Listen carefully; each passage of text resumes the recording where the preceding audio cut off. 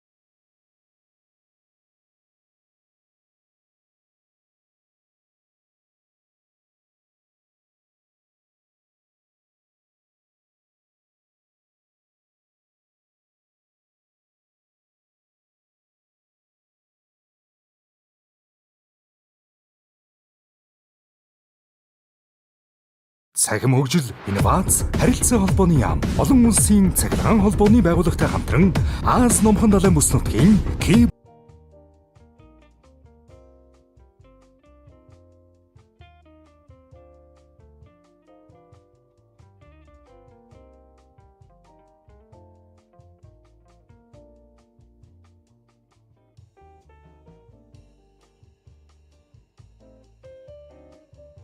чиг хандлагуудыг хэлэлцэж, хариу арга хэмжээ авах, хамгаалалтыг сайжруулах шийдлүүдийн талаар санал солилцох юм байна.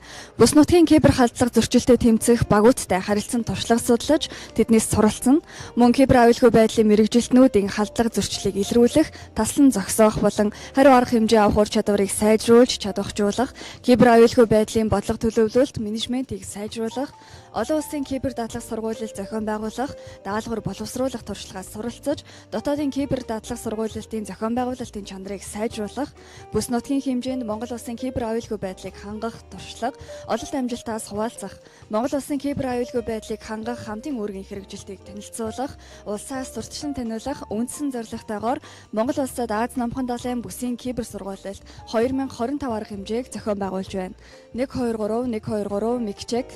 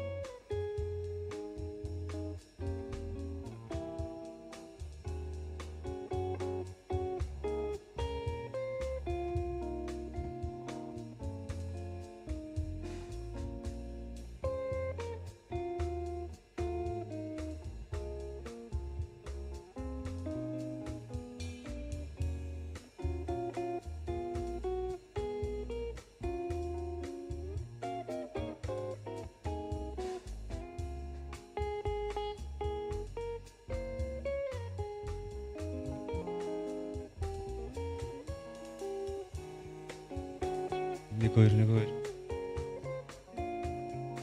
Нэг.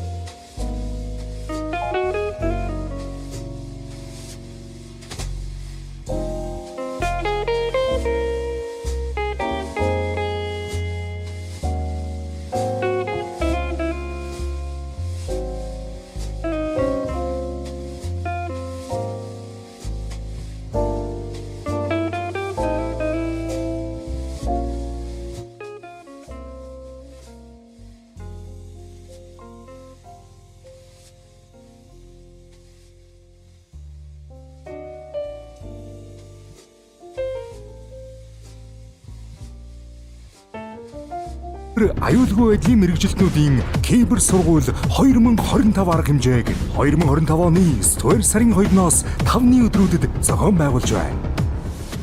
Хил хязгааргүй цахим орон зайд кибер аюулгүй байдал бол таны баталгаа.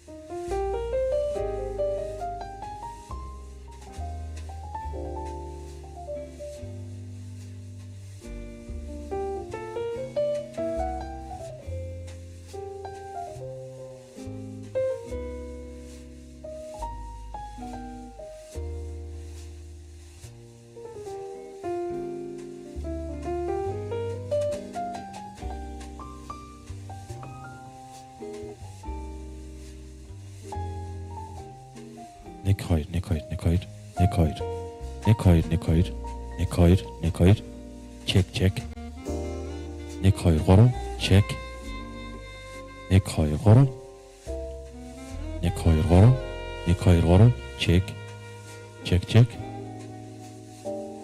нэг хоёр гурав нэг хоёр гурав нэг хоёр гурав нэг хоёр гурав нэг хоёр гурав чек чек за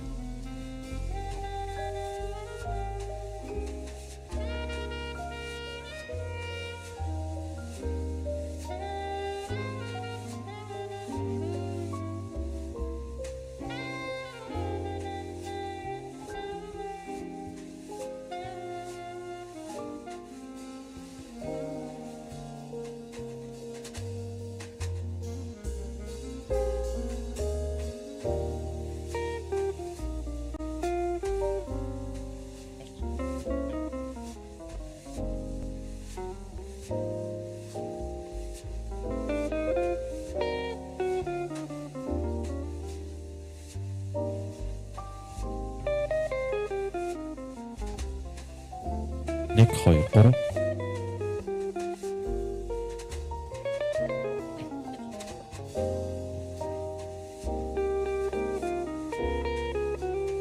нэг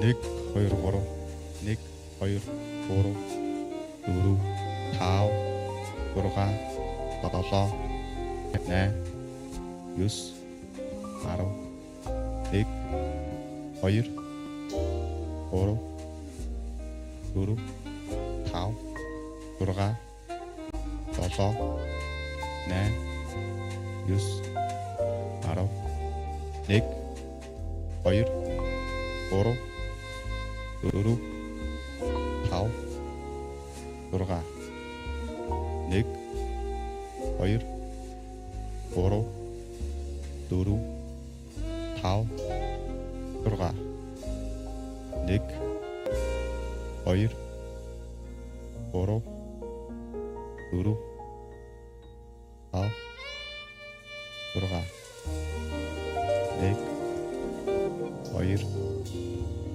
гурав дөрөв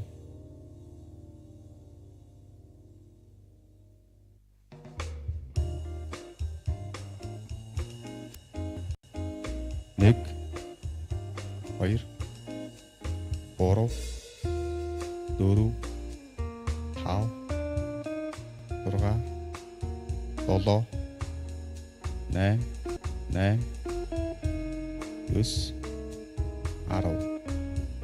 нэг хоёр гурав дөрөв тав гурван долоо 8 9 10 нэг хоёр гурав дөрөв тав гурван нэг хоёр гурав дөрөв тав гурван нэг хоёр нэг хоёр нэг хоёр нэг хоёр нэг хоёр нэг хоёр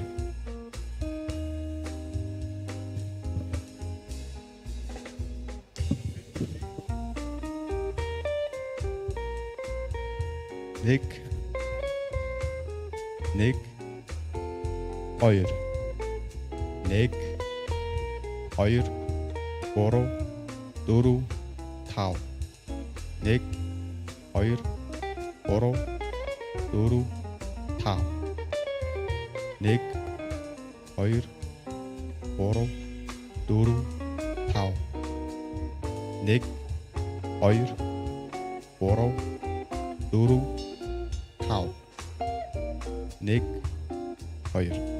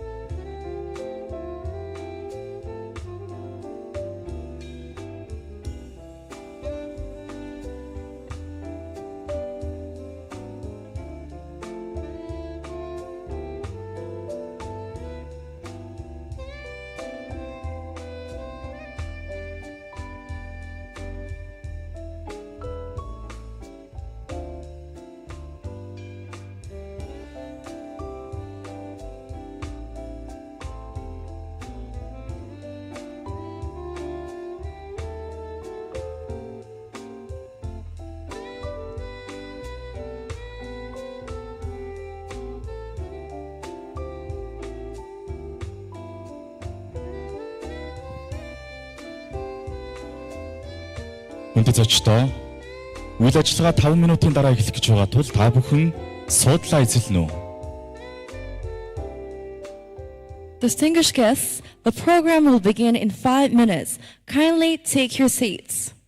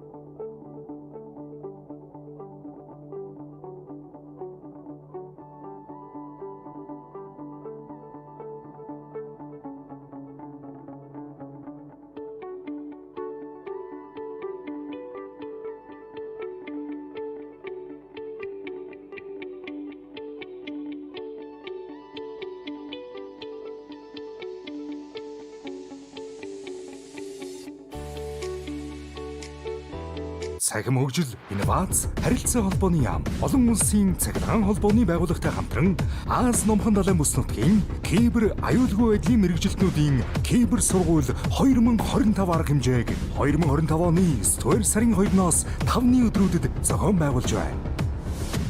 Хил хязгааргүй цахим орон зайд кибер аюулгүй байдал бол таны баталгаа. Бид хамтдаа цахим аюулгүй ирээдүйг бүтээж чадна. Кибер сургууль 2025.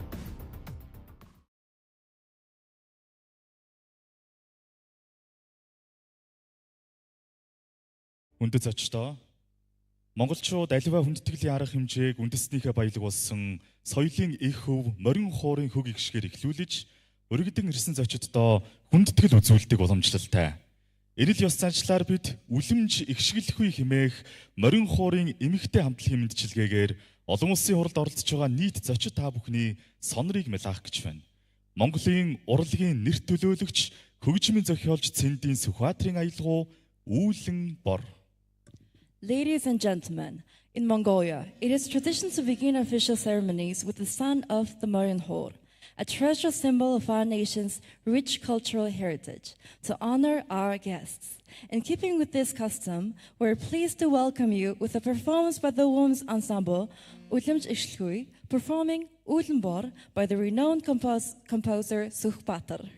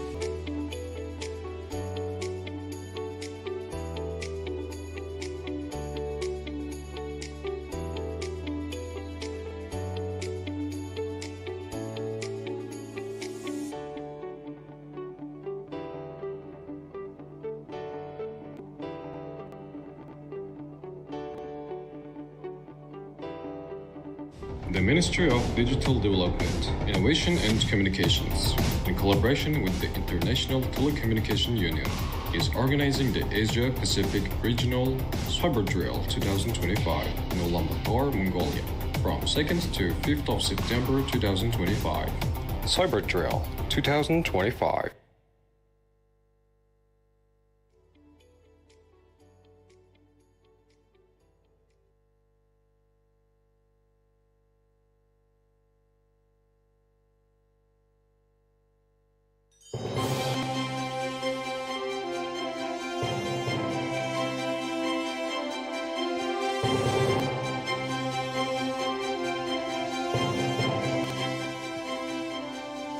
Аз намхан бүсийн кибер сургуульд 2025 олон улсын арга хэмжээний нээлтийн ёслол морилон зочид эрхэмсэг хадагтай ноён та бүхэндээ чин сэтгэлээсээ талархлаа дэвшүүлье. Your Excellencies, distinguished guests, ladies and gentlemen, we extend our warmest gratitude to joining us at the opening of the Asia-Pacific Regional Cyber Drill 2025. Өнөөдрийн танхимд Аз намхан талын бүс нутгийн улс орнуудын кибер аюулгүй байдлын салбарын төлөөлөл, бодлого боловсруулагчид, судлаачид, мэрэгжилтнүүд нэгэн дээвэрд ор цуглаад байна. Энэхүү уралдаан нь бүс нутгийн хамтын ажиллагааг үргэлжлүүлэхээс гадна кибер орчны тулгамдсан сорилтуудыг хамтдаа шийдвэрлэх, шинэ шийдэл, сайн туршлагыг хуваалцах чухал үйл явдал болж байна. Today, this hall brings together representatives from across all Asia-Pacific region, policymakers, researchers, and cybersecurity professionals under one roof. This event not only strengthens regional cooperation, but also creates a vital platform to address pressing cybersecurity challenges, share best practices, and explore innovative solutions. Дэлхийд даяар дижитал шилжид хурдцтай өрнөж байгаа энэ цаг үед мэдээллийн аюулгүй байдал нь улс орон бүрийн эдийн засаг, нийгэм, үндэсний аюулгүй байдлын салшгүй нэг хэсэг болсон байна. Тиймээс өнөөдрийн уулзалтанд кибер халдлага зөрчилдөд тэмцэх төвөд болон бус салбарын мэрэгжлийн байгууллагуудын кибер халдлагад хариу үзүүлэх, хүний нөөцийг чадварчлуулах, кибер аюулгүй байдлын бэлэн байдлыг хангах, хамгаалалтыг сайжруулах, гадаад хамтын ажиллагааг өргөжүүлж, бүс нутгийн орнуудтай харилцан туршлага солилцож, илүү найдвартай, аюулгүй дижитал ирээдүг бүтээх түүхэн алхам байх болно гэдэгт итгэлтэй байна. As the digital transformation accelerates globally, cybersecurity has become inseparable from the economic, social, and national security of every nation. Today's gathering is therefore a historic step forward, strengthening our human capacity, improving readiness, expanding cooperation, and building a safer, more secure digital future together. Аз нөхөдлөн бүсийн кибер сургууль 2025 олон улсын арга хэмжээ нь кибер аюулгүй байдлын хурал, сургалт, кибер сургуулилт гэсэн хэсгүүдээс бүрдэх бөгөөд 26 орны кибер аюулгүй байдлыг хангах үйл ажиллагаа хариуцсан байгууллагын 200 гаруй төлөөлөл оролцож байна. Та бүхэндээ тусгайлан талархлаа илэрхийлье.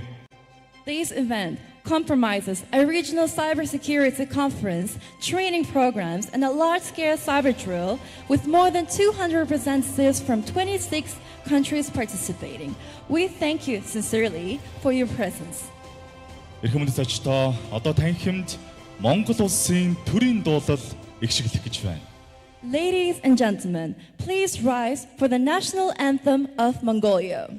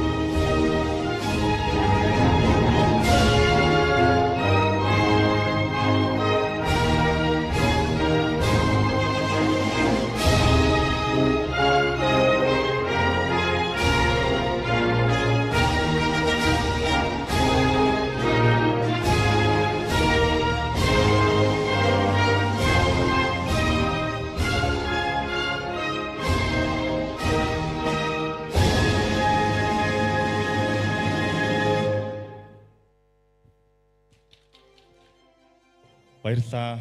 Монгол улсад кибер аюулгүй байдлын тухай хууль 2021 онд батлагдсанаар кибер орчин дахь мэдээллийн аюулгүй байдлыг хангах эргэцэн орчин бүрдсэн гэж хэлж болно.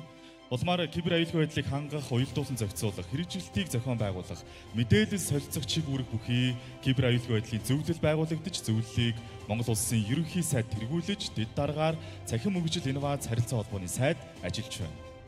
In 2021, Mongolia enacted its law on cybersecurity, establishing the legal foundation for information security in cyberspace. To implement this law, the Cybersecurity Council was created, chaired by the Prime Minister of Mongolia and co-chaired by the Minister of Digital Development, Innovation and Communications.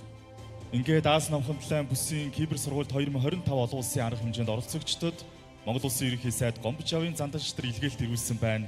Илгээлтийг унш танилцуулах хэмээн тайзнаа ерөнхий сайдын зөвлөх цогт бэлгүүн дарыг хүндэтгэн урьж байна. We are honored to announce that His Excellency, Mr. Gamjao Zandanshatar, the Prime Minister of Mongolia, has sent a special message for this occasion. May I now respectfully invite Mr. Tsokt Bilgundar, advisor to the Prime Minister, to deliver the message, Prime Minister's message.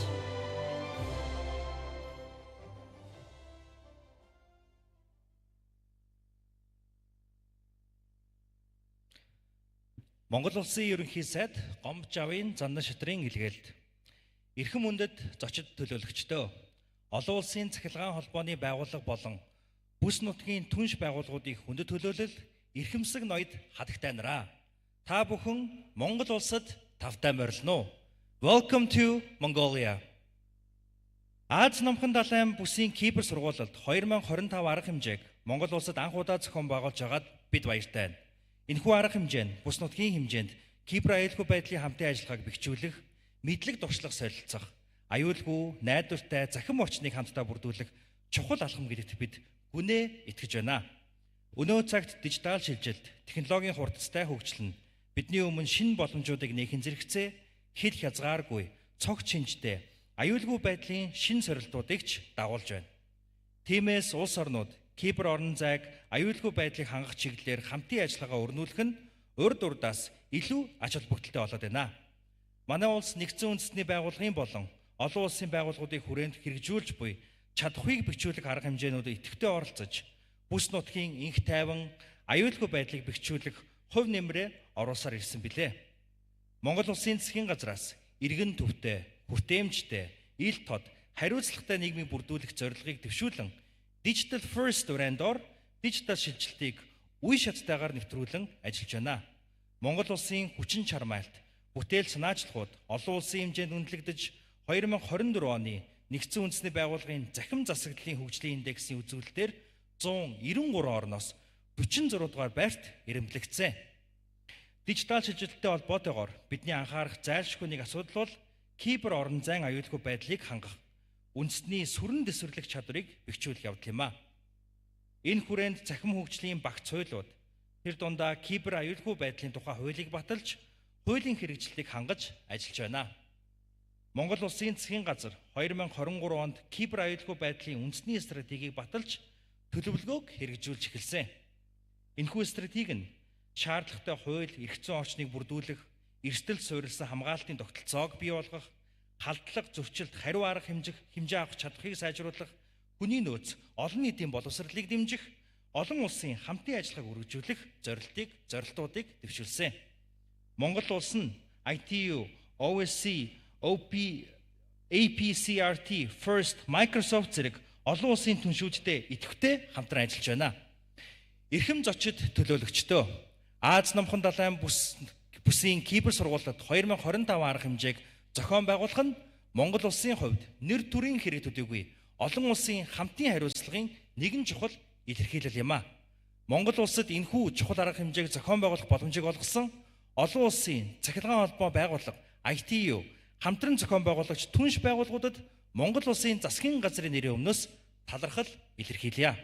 Та бүхэнд Кипр сургуулилтад амжилт хүсье. Монгол улсын ерөнхий сайд Гомбоч авийн Зандан Шатар. Баярлалаа.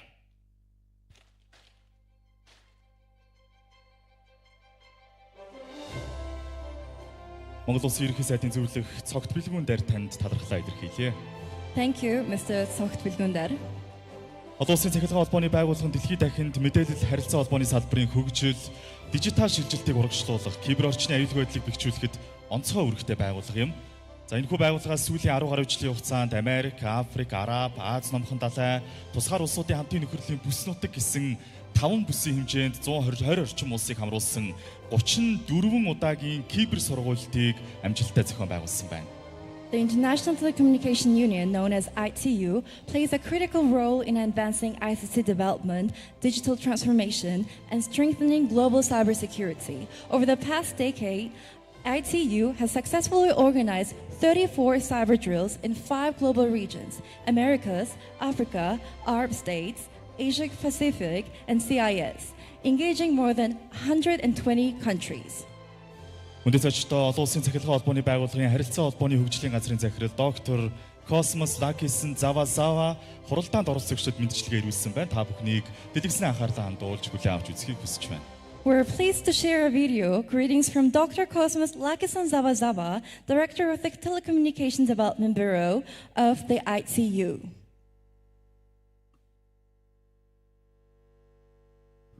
Your Excellency, Prime Minister of Mongolia, Your Excellency, United Nations Resident Coordinator, distinguished delegates and participants, I am delighted to be joining all of you virtually for the opening of the 2025 ITU Regional Asia Pacific Cyber Drill. As the Director of ITU's Telecommunication Development Bureau, I am delighted that the number of people using the Internet is steadily increasing. Our 2024 data shows that 5.5 billion people are online. That represents 68% of the world's population, compared with the 65% just 1 year earlier, and the year-on-year growth rate increasing from 2.7 in 2023 to 3.4% in 2024. This trend is also seen in Asia and the Pacific region. On the other hand, we also know that the newly connected are particularly susceptible to cyber risks, especially children and older persons. I am pleased to note that ITU's Global Cybersecurity Index shows that 76% of countries in Asia and the Pacific have a National Computer Incident Response Team, or CERT, but only 45% of both have CERTs and are running cybersecurity simulation exercises or cyber drills. The variability among the 38 member states measured in this region indicates a cybersecurity commitment divide. As the cybersecurity incidents become more frequent and complex, there is a need to narrow this commitment gap and enhance cybersecurity capabilities through interregional, regional, and sub-regional cyber drills and capacity development. That is why we have been supporting Asia and the Pacific member states in line with ITU Asia Pacific regional initiatives. We also recognize the importance of deepening collaboration and partnerships with international, regional, and national agencies. We are grateful for the partners who are delivering trainings and scenario-based exercises over the course of this week. That includes Interpol, UNIDIR, Forum of Incident Response and Security Teams, and the Cybersecurity Brunei. Additionally, this year ITU launched the Pathways to Cybersecurity within the Pacific project in collaboration with APNIC Foundation, and the National University of Vanuatu, and with the support of MIAC Japan. It is encouraging to note that progress is being made on a number of fronts. I saw your commitment at our recent global cyber drill that attracted 136 countries to Dubai, where we sponsored 2 persons per country, and most of the countries here today were duly represented. Later this year, ITU's World Telecommunication Development Conference will be held in Baku, Azerbaijan, from 17 to 28 November 2025. I hope many of those participating today will also contribute to this landmark conference, especially from a cybersecurity perspective. I would like to reiterate my gratitude and thanks to His Excellency the Prime Minister of Mongolia for your commitment and presence at this event, the Minister of Digital Development, Innovation and Communications for kindly co-organizing this cyber drill, as well as to the Cybersecurity Council of Mongolia for supporting this week's activities. In closing, I sincerely wish all of you fruitful and enriching discussions today, along with engaging training and exercises in the days to come. I thank you.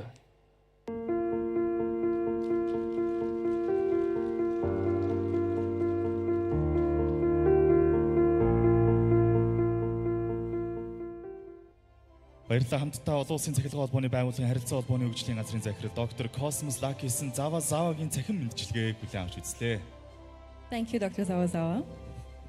Кибер аюулгүй байдал дижитал шилжилт бол зөвхөн технологийн биш, хүний эрх, хөгжлийн доктортой байдлын салшгүй нэг хэсэг болж байна. Энэ ч утгаараа нэгдсэн үндэсний байгууллага дэлхийд дахинд кибер орчны аюулгүй байдлыг хангах, бүх хүнийг орхигдуулахгүйгээр дижитал хөгжилд хамруулах чиглэлээр тэргүүлэх үүрэгтэйгээр ажиллаж байна.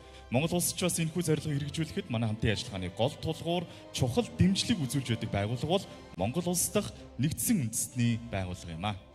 Cybersecurity and digital transformations are not only technological issues, but also fundamental human rights and sustainable development. The United Nations plays a leading role in promoting global cybersecurity and ensuring inclusive digital development. Here in Mongolia, the United Nations has been a vital partner in these efforts. Ингээд та бүхнийхээ өмнө Монгол улс дахь нэгдсэн үндэстний байгууллагын суурин зохицуулагч Яп Ван Херденийг хүндэтгэн урьж байна. It is now my honor to invite Mr. Jaap van Heerden, UN Resident Coordinator in Mongolia, to deliver his remarks.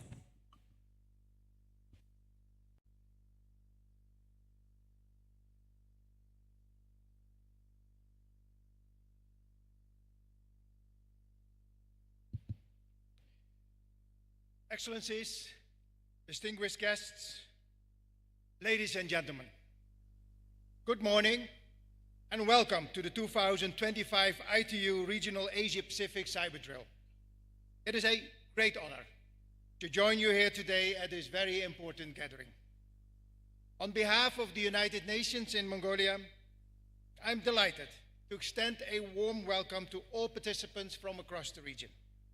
Your presence here reflects a shared commitment to building a safer, more resilient digital future for all of us.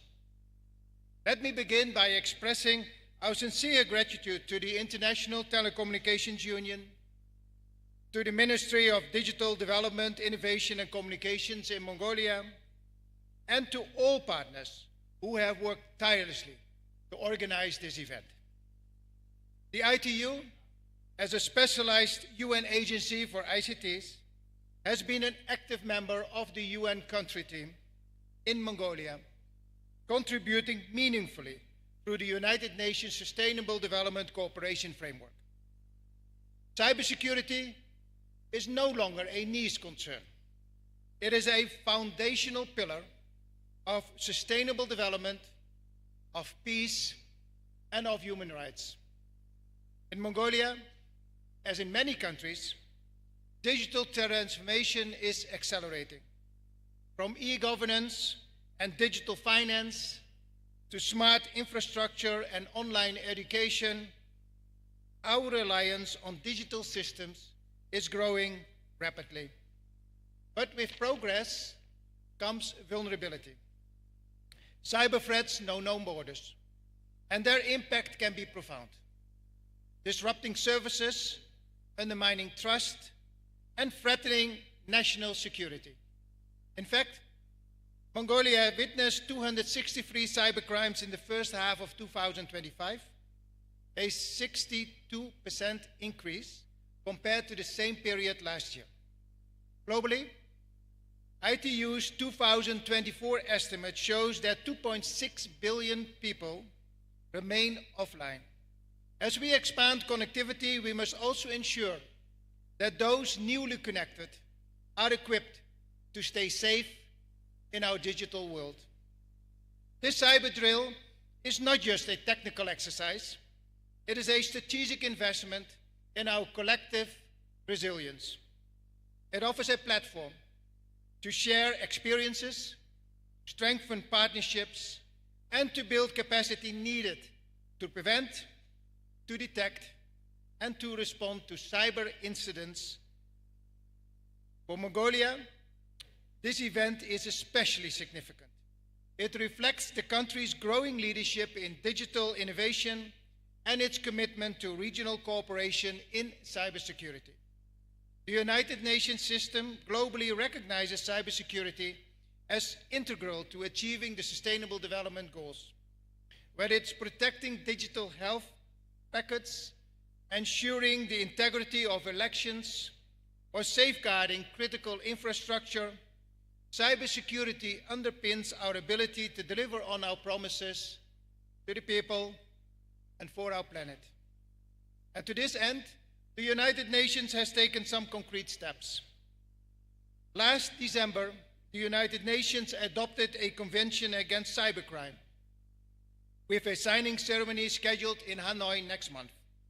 I encourage countries to review and to actively engage with this very important instrument. The Global Digital Compact emphasizes digital trust and safety, encouraging collaboration among national online safety institutions. This Global Digital Compact was adopted at the Pact of the Future last year, September. Tools like the ITU's Global Cybersecurity Index are vital for understanding the current state of cybersecurity ecosystems. The United Nations Institute for Disarmament Research, UNIDR, contributes to cyber diplomacy through research, capacity building, and multilateral engagement. In Mongolia, UNDP has supported digital public infrastructure and recently conducted an AI readiness landscape assessment. including implications for information security. The United Nations Office on Drugs and Crime, UNODC, works closely with Mongolian authorities, including the police, to address cybercrime. As we begin this week of learning, collaboration, and innovation, I encourage all of us to think beyond technology. Let us consider the human dimension of cybersecurity, the need for trust, the need for inclusion, and the need for ethical governance. Let us build systems that not only protect data, but also empower people. Thank you to our hosts and organizer once again. I wish you all a very productive and a very inspiring cyber drill. Thank you very much. Bye, Ella.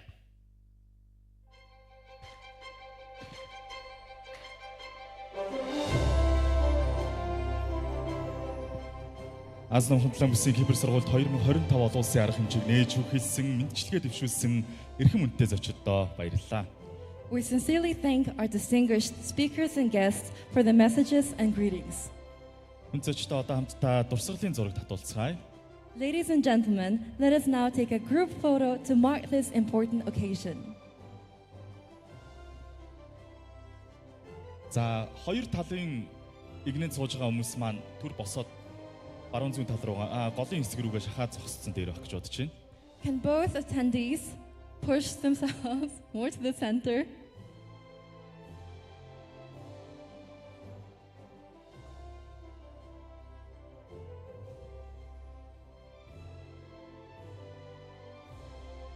За уртлын игнэний хүмүүс маань сууж исэн болох юм байна. За бүхнийг суудлаасаа босхийг хүсэж байна. Хоёрдугаар игнэнээс эхлээд. From second row onwards, please stand up.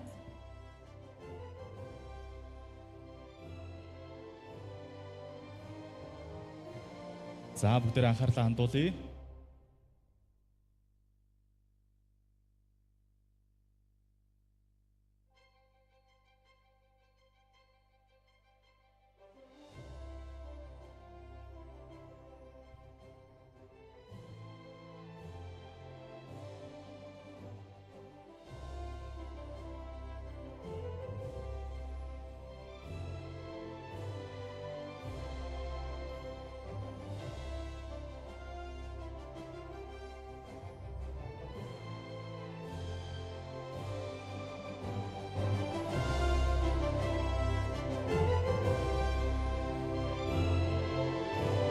За баярлалаа. Одоо урд игнэнд сууж байгаа хүндтэй зочид та бүхнийг тайзан дээр гарч ирээ хамтдаа зургаад татуулахыг хүсэж байна. The first row, please come forward for a photo session.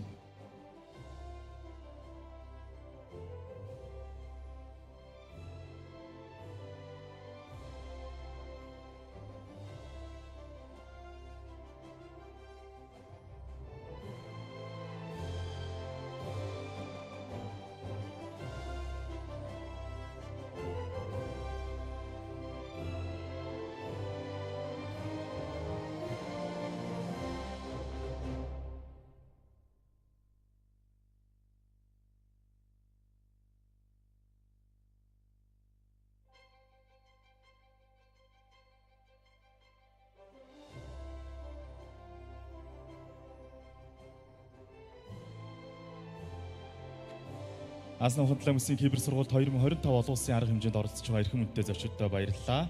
Одоо бид үйл ажиллагааныхаа ихтгэл хилцүүлгийн хэсэг рүү шилжиж байгаа учраас та бүхнийг үйл ажиллагааны үүдний хэсгээс англи, монгол орчуулгын төхөөрөмж авахыг хүсэж байна. Please allow me to inform you that you may find simultaneous translation device at the entrance. Монгол Улс харилцаа холбоо мэдээллийн технологийн салбар үүсч хөгжөөд 104 жилийн ойтойгоо золгож байна. Морин өртөө цагаан утастай цахилгаан мэдээ дамжуулагч ихэлсэн Монголын харилцаа холбоо мэдээллийн технологийн түүх өнөөдөр хиймэл дагуул 5G сүлжээ дижитал шилжилтийн эрен үед хүрч Монгол улс цахим хөгжлөөр Азид 13-т дэлхийд 46 дугаарт ирэмблэгдэж байгаа билээ. Thank you. This year marks the 104th anniversary of the establishment of Mongolia's communications and ICT sector. From the days of the postal relay and the telegraph to today's era of satellite, 5G, and digital transformation, Mongolia now ranks 13th in Asia and 46th globally in digital development. Ингээд та бүхэн хөтлөгчний анхаарлаа хандуулж Монгол улсын харилцаа холбоо мэдээллийн технологийн салбарын түүхэн замналыг харуулсан дүрс бичлэгийг хүлээн авч үзхийг хүсэж байна. We now invite you to turn your attention to the screen for a presentation to the historic journey of Mongolian communications and ICT sector.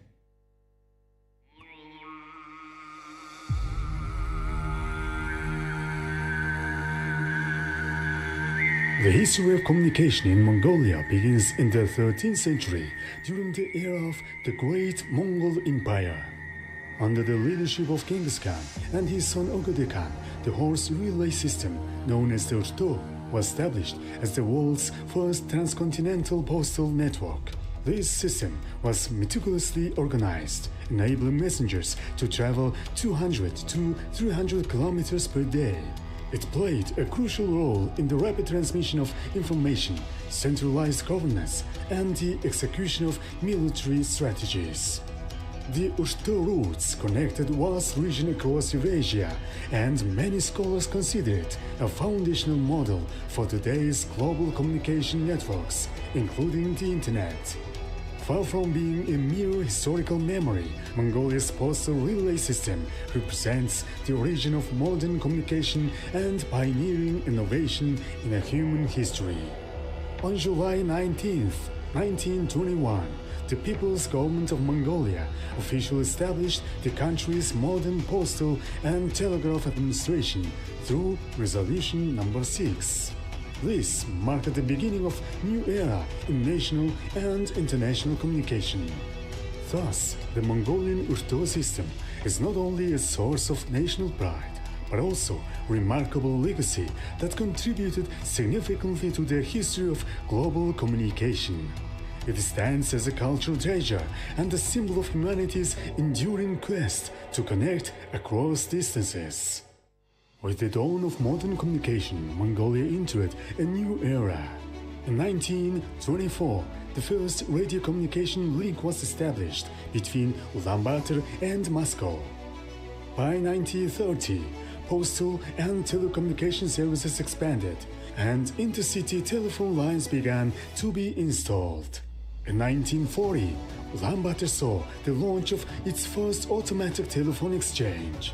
In 1961, Mongolia became a member of the International Telecommunication Union, ITU. By 1964, nationwide radio and television broadcasting services were introduced. In 1970, radio relay lines and carrier wave systems connected cities and provinces. In 1981, Mongolia established international telephone communication via satellite. In 1990, the sector underwent reform, opening the door to private enterprise. By 1991, the E10 telephone exchange was commissioned. In 1994, Datacom became the first company to offer internet services. In 1995, the Communications Regulatory Commission was founded. In 1995, Mongolia's first GSM mobile service was launched by Mobicom. In 1997, the first public internet center began operations. In 1998, SkyTel introduced CDMA wireless technology. From 1999, provincial centers began connecting to the internet. In 2001, broadband services were rolled out nationwide. By 2005, mobile phone users surpassed 1 million. In 2006, third-generation wireless technology, WCDMA, was introduced. In 2009, digital television services were launched, and the National Data Center was established. In 2011, 4G LTE officially began. In 2014, the development of e-government platform e-Mongolia commenced. By 2019, mobile users reached 4 million and internet usage exceeded 80% of the population. In 2020, the e-Mongolia system was officially launched, integrating over 500 government services. And in 2025, Mongolia entered the 5G era with the deployment of nationwide cellular coverage.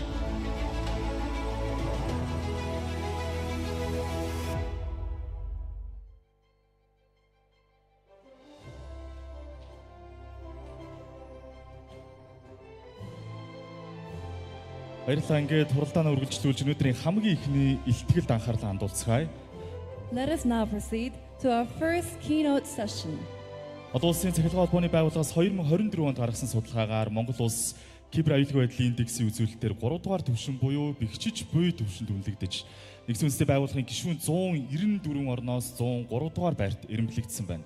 Энэ нь 2020 оны үзүүлэлттэй харьцуулахад 17 байр урагшилсан сайн үзүүлэлттэй идэж кибер халдлага зөрчилдөд тэмцэх чадвах олон улсын хамтын ажиллагааны үзүүлэлт хамгийн сул буюу 30 гаруй хувьтай байгаа юм байна.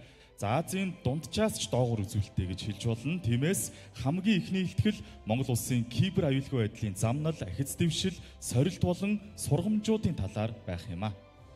According to ITU's 2024 assessment, Mongolia was ranked level 3, maturing in the global cybersecurity index, standing at 103rd out of 194 UN member states, 17 places higher from 2020. While progress has been made, capacity in incident response and international cooperation remains below the regional average. Our first spotlight presentation is therefore on Mongolia's cybersecurity journey, progress, challenge, and lessons learned. Ингээд илтгэлийг танилцуулсан хэмээн тайзнаа Монгол Улсын их хурл засгийн газрын гишүүн, цахим хөгжил, инновац, харилцаа холбооны сайд Энх баярын Батшигур таныг тайзнаа хүндэтгэн өрье. Please welcome to the stage Mr. Batshigor Enkhbayar, Member of Parliament and Minister of Digital Development, Innovation and Communication.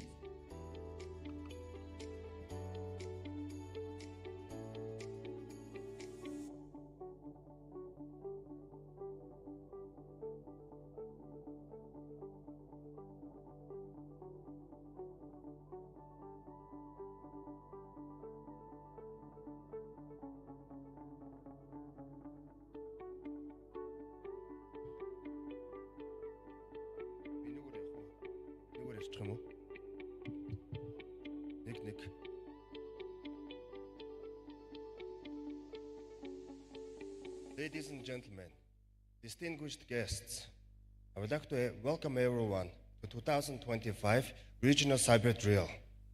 It is Mongolia's honor to host this event today, and I believe within the next few days, the event will bear very productive and fruitful results that will benefit all our partners.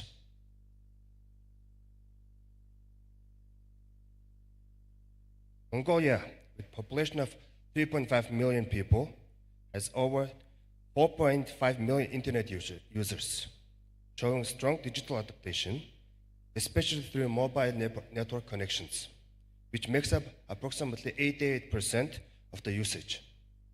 Urban internet penetration is 85.3%, while rural areas are 67.6%. However, while literacy is almost universal at 99.3%, digital skill remains low at 43.8%. This means 3 out of 10 citizens cannot fully benefit from e-services. And statistics shows Mongolia has approximately 4.5 million internet users with 3.8 million smart devices and 184,000 registered IP addresses. The challenge ahead is clear. Connectivity must be matched with digital skills, so every Mongolian can participate and benefit from the age of digital development.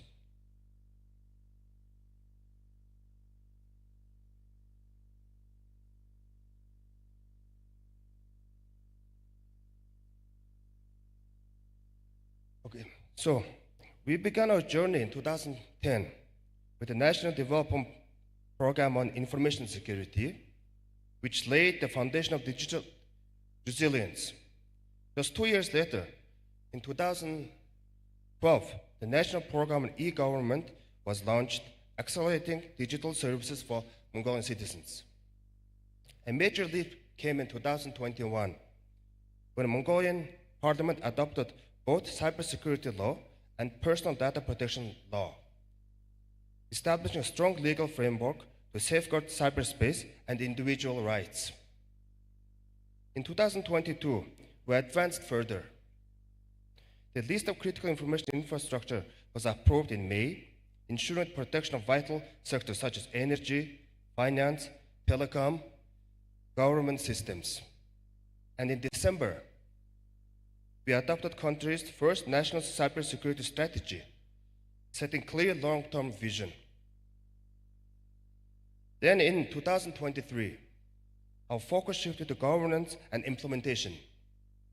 Cybersecurity Council was established in February to provide national level coordination.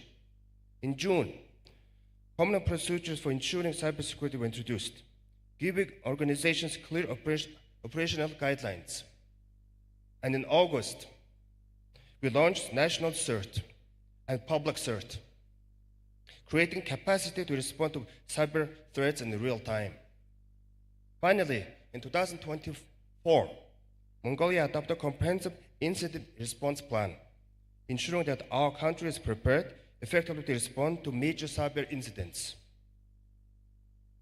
This journey shows steady progress from laying the groundwork to building laws and strategy to establishing operational response. Together, these milestones demonstrate Mongolia's commitment to building secure and resilient digital future.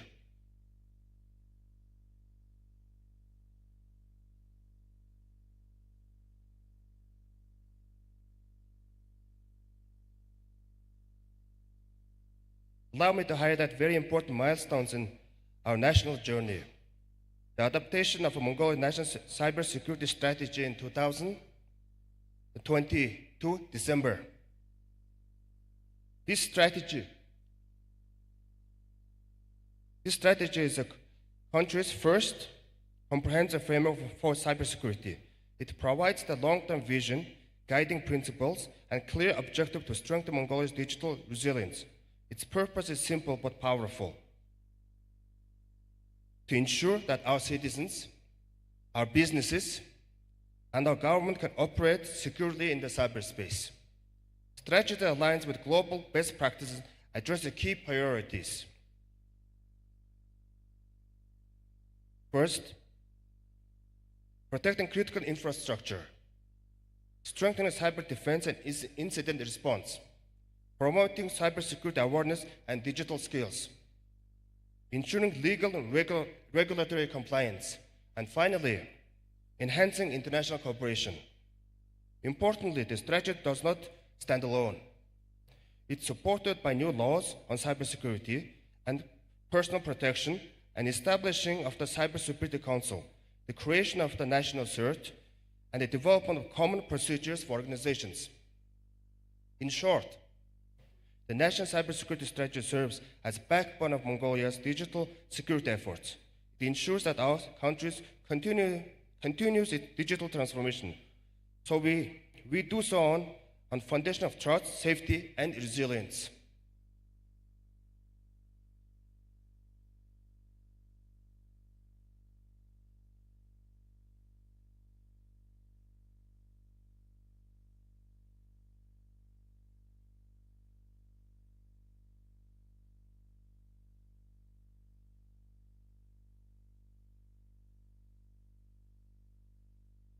In this phase, second phase,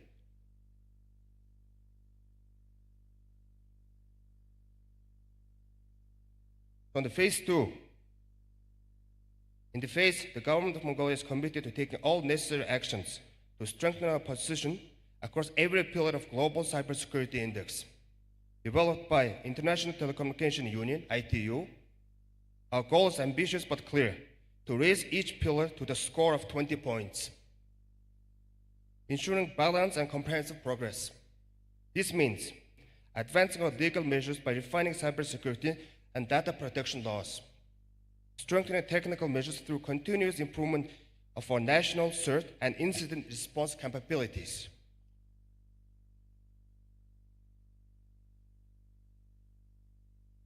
The Expanding organizational measures, including the role of Cybersecurity Council and interagency coordination.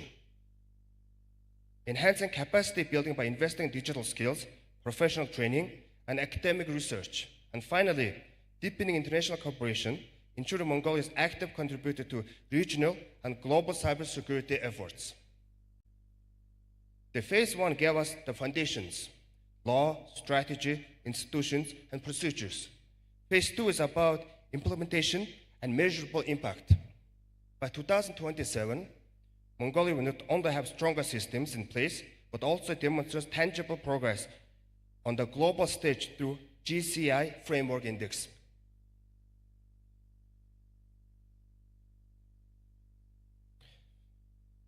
But this is on this slide we're showing national cybersecurity structure currently Mongolia have.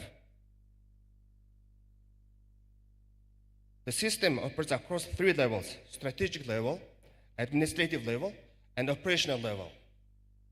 At the strategic level, the Prime Minister is the chair of the Cybersecurity Council, which defines national priorities and overall direction. Cybersecurity Council Secretariat supports this by coordinating activities, organizing quarterly meetings, and ensuring collaboration across institutions. At the administrative level, General Intelligence Agency, Ministry of Digital Development, Innovation, and Communications, and the Military Cybersecurity Command provides oversight and sector-specific leadership. At the operational level, Mongolia has 3 state-owned specialized CERTs. First, the military CERT, which protects defense sector network and its systems. The national CERT, which focuses on protecting government organizations with critical information infrastructure, as well as entities connected to government integrated data network. The public CERT, third CERT, which supports private sector organizations, including those with critical information infrastructure and other legal entities and general public. Additionally, Cybercrime Department under National Police Agency plays a vital role in investigating and combating cybercrime, strengthening the link between law enforcement and cybersecurity operations. So, together these organizations form a coordinated structure for safeguard Mongolia's cyberspace against cyber threats and criminal activities.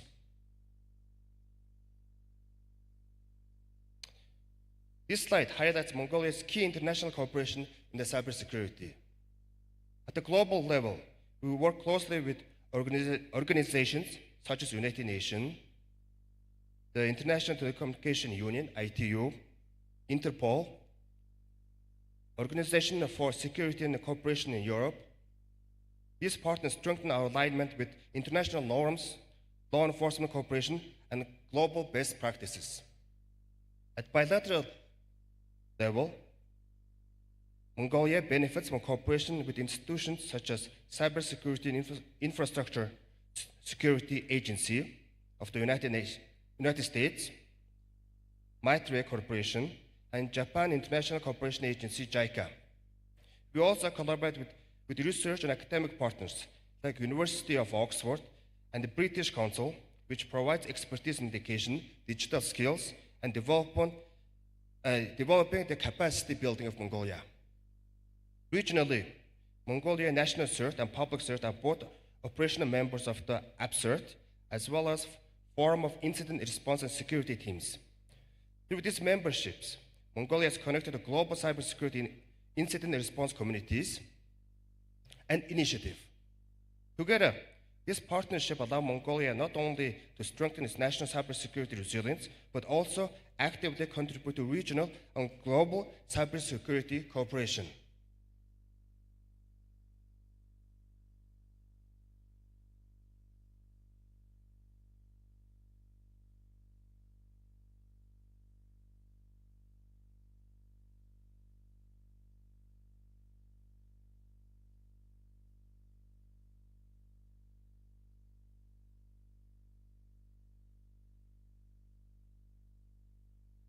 According to Global Cybersecurity Index 2024, Mongolia has been making steady progress in recent years, and our score demonstrates the growing attention we are giving to policy, legal frameworks, and organizations' readiness.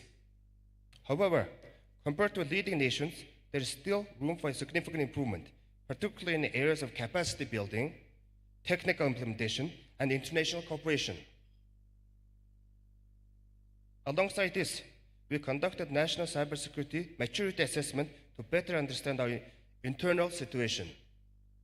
The assessment highlighted our strengths, such as adaptation of the personal data protection law, development of the national cybersecurity strategy, and increasing collaboration between government, private sector, and academia.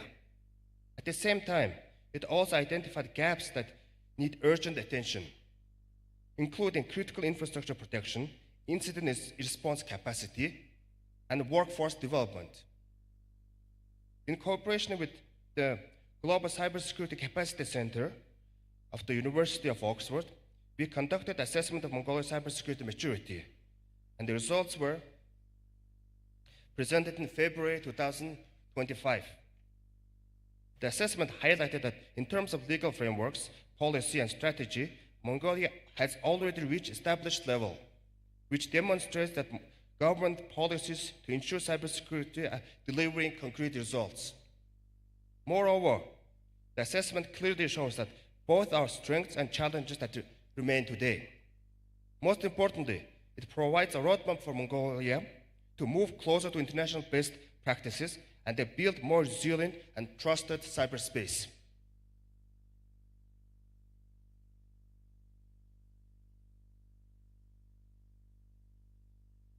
Finally, I would like to highlight the key challenges for Mongolia in facing cybersecurity and the actions we must take to address them, to mitigate them. Our challenges are clear. There's a lack of research and development initiatives, ongoing shortage in skills and retention, and legacy international technology and operational technology systems in critical infrastructure. Public awareness for cybersecurity remains still low, while funding and information sharing are still insufficient.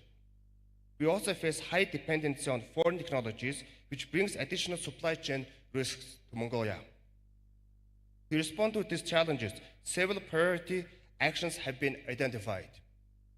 First, building secure digital economy by promoting safe digital trade, e-commerce, and fintech, as well as establishing a robust public key infrastructures. Secondly, strengthening capacity building skills by developing cybersecurity professionals, researchers, and policymakers, while also raising public awareness. Third, ensuring strong governance and policy through improving the legal environment and setting national baseline standards.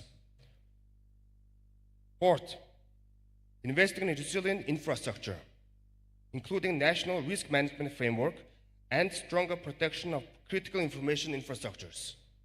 And finally, enhancing global cooperation by expanding our engagement with the international community and creating more gateways for timely information sharing. By addressing these challenges with concrete actions, Mongolia will be better prepared to strengthen its resilience, protect its critical assets, and fully harness the opportunities of the digital economy.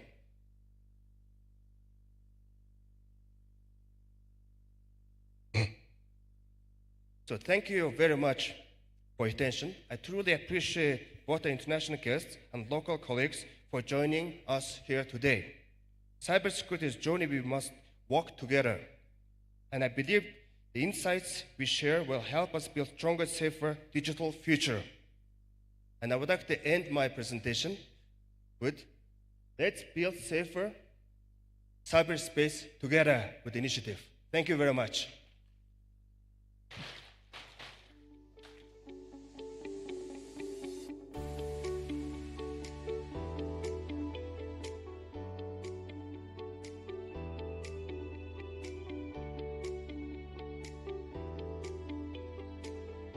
Монгол Улсын их хурлын азрын гишүүн Цахим мөгжлийн инновац харилцаа холбооны сайд энх баярын Батшуугар танд талархлаа илэрхийлье.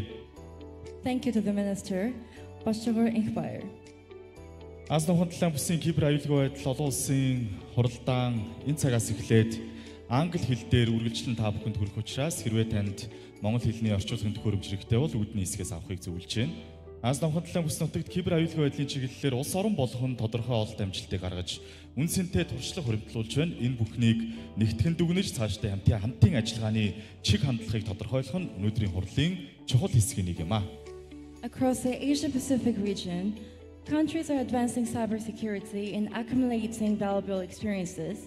Summarizing these lessons and defining the future direction of cooperation is one of today's central objectives. Ингээд Аз номхон талаан бүсийн кибер аюулгүй байдал ололт амжилт сургамжууд сэдвээр ихтгэл тавина уу хэмээн олон улсын цахилгаан холбооны байгууллагын Аз номхон далайн бүсийн газрын захирал Ацуко Окудаг тайзнаа хүндэтгэн өрж байна.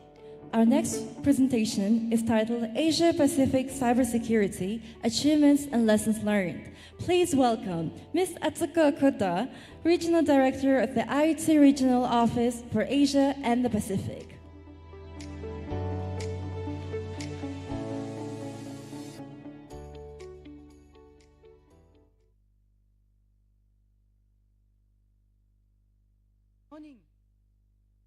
Good morning, everyone. My name is Atsuko Okuda, Regional Director of ITU Regional Office for Asia and the Pacific. I'd like to start my presentation with sincere appreciation to the government of Mongolia for hosting the 2025 Regional Cyber Drill. As we can see from the interest and the great participation from all across Asia and the Pacific, I believe that this event is a critical milestone for all of us in the region. Now, I would like to start my presentation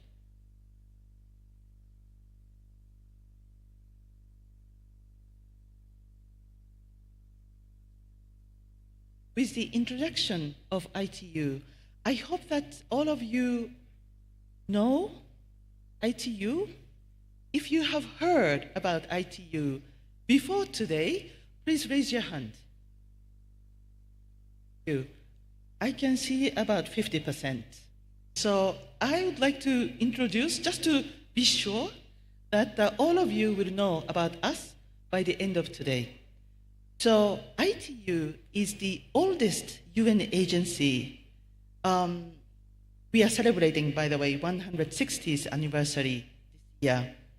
So you can do the calculation of when we were established. And we are the specialized agency for information and communication technology as the UN specialized agency. And we have a very specific mandate. Our mandate is to connect the unconnected and advance sustainable digital transformation.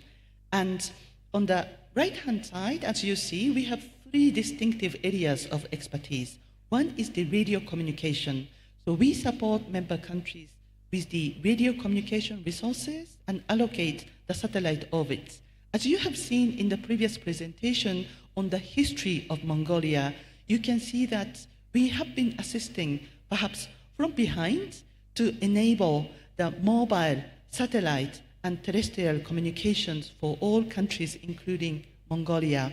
And we also have a big group of standardization, because we don't think the standards when we use mobile phones, but there is a lot of technology standards that enable all of us to communicate globally with the videos and photos.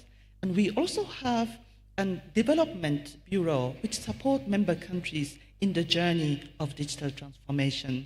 And one key interesting aspect of ITU is that we have industry and academia members as well. And if your companies or universities are not yet ITU members, we would invite you to consider becoming an ITU member, because we have a lot of resources and activities which benefit from your expertise, as well as you can benefit from ITU resources. Now, in Asia and the Pacific, our office is based in Bangkok, and we were given the mandate by our member countries to achieve these 5 regional initiatives. And I would like to highlight the regional initiative number 5, we are mandated to contribute to the secure and resilient ICT infrastructure. So all the work that I talk about today on ITU's cybersecurity work is implemented to achieve the regional initiative. So let me start and unpack a little bit on what is that cybersecurity work of ITU. Globally, as well as in Asia and the Pacific, we have 5 big buckets, so to speak, starting with, I hope you can see, the data and advocacy, incident response, strategy policy, skills development, and online safety.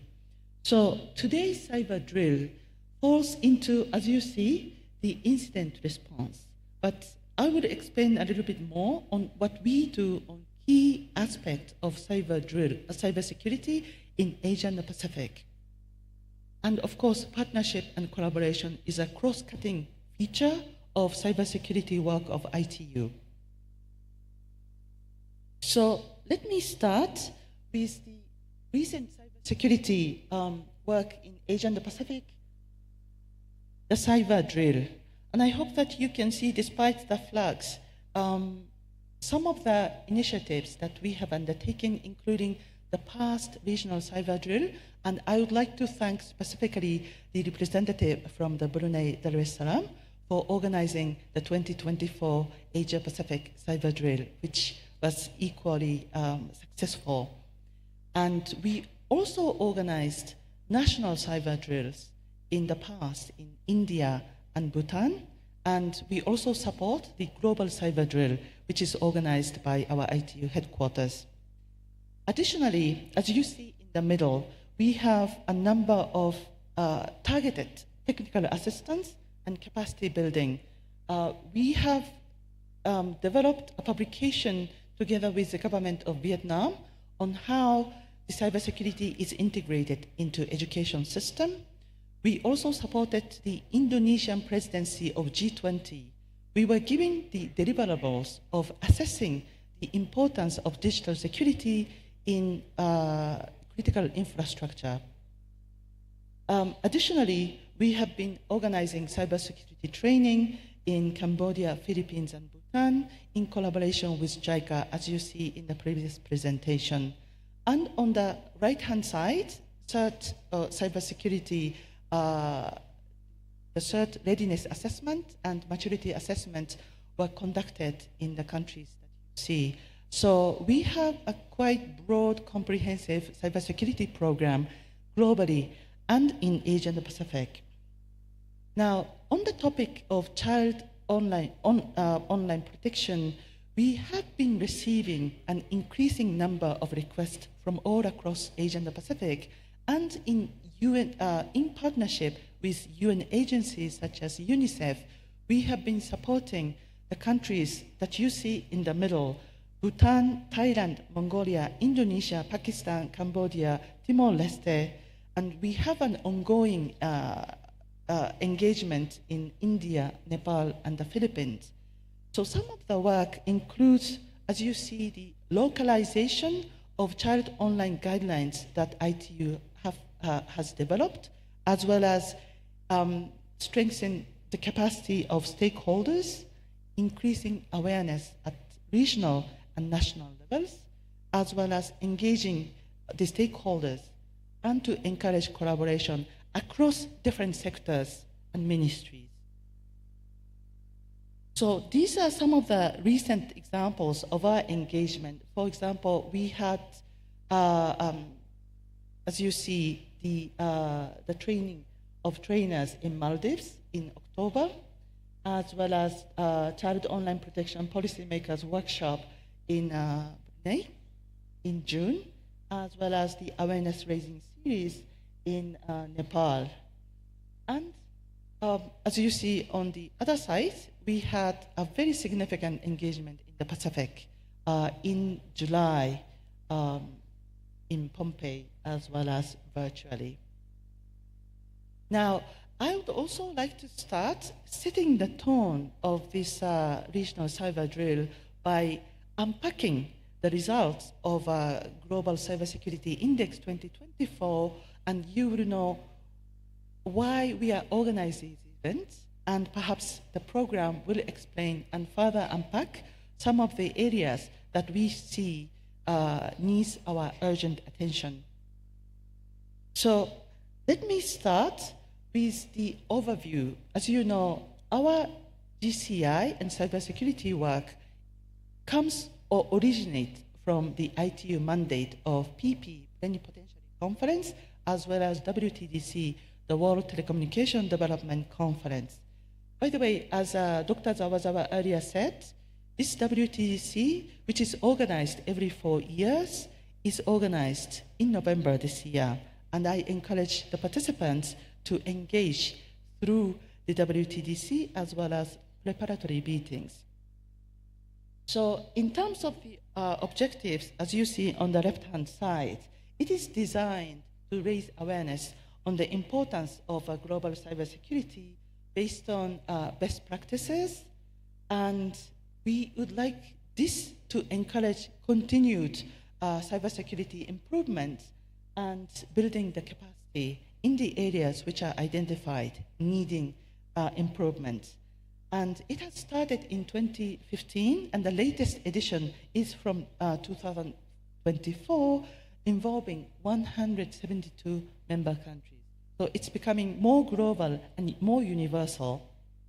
And as you can see on the right-hand side, we can also see steady increase all across the different groups of member countries. And I will go a little bit further and unpack even further on what that means to all of us.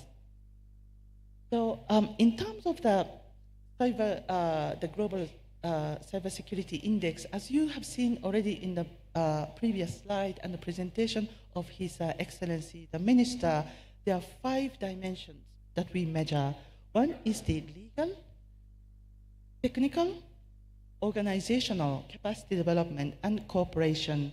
And we have 83 measures across the 5 pillars. And this is the step that we take, starting from the questionnaire. And I would like to thank the focal points in Mongolia as well as all across Asia and the Pacific who are filling out these questionnaires in time.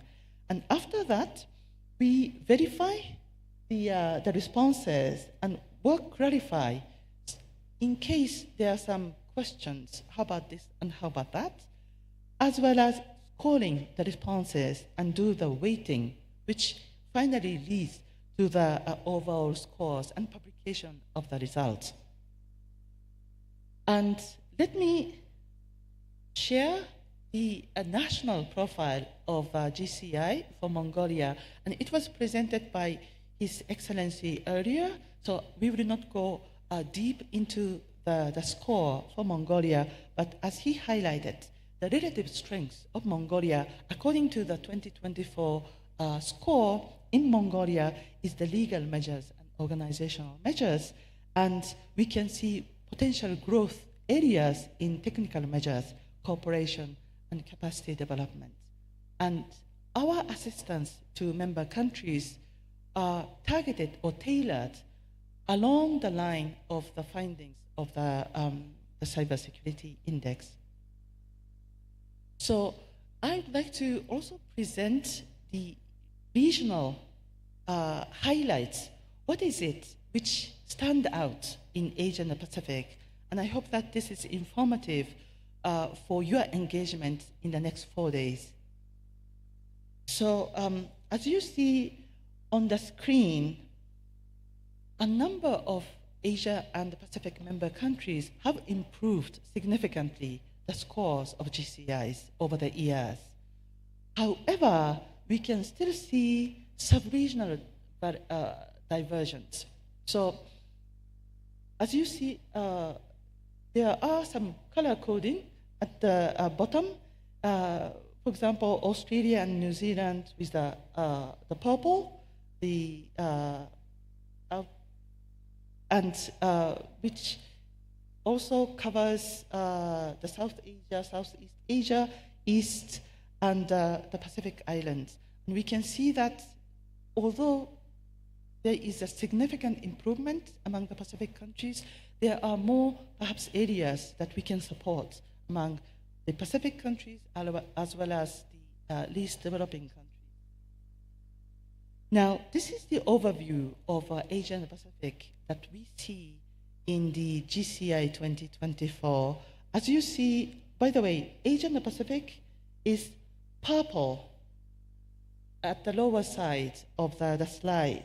And as you can see, we have global leaders from the right-hand side, as well as the countries which are beginning to establish the cybersecurity measures. And we encourage the regional cooperation through a platform like this regional cyber drill to interact, to share good practices and lessons learned, and collectively bring all of us to the right-hand side. And let me just further unpack what are these salient features of Asia and the Pacific. As you see on the screen, there are areas that we can pay more attention, including the privacy, the breach notification, and data protection.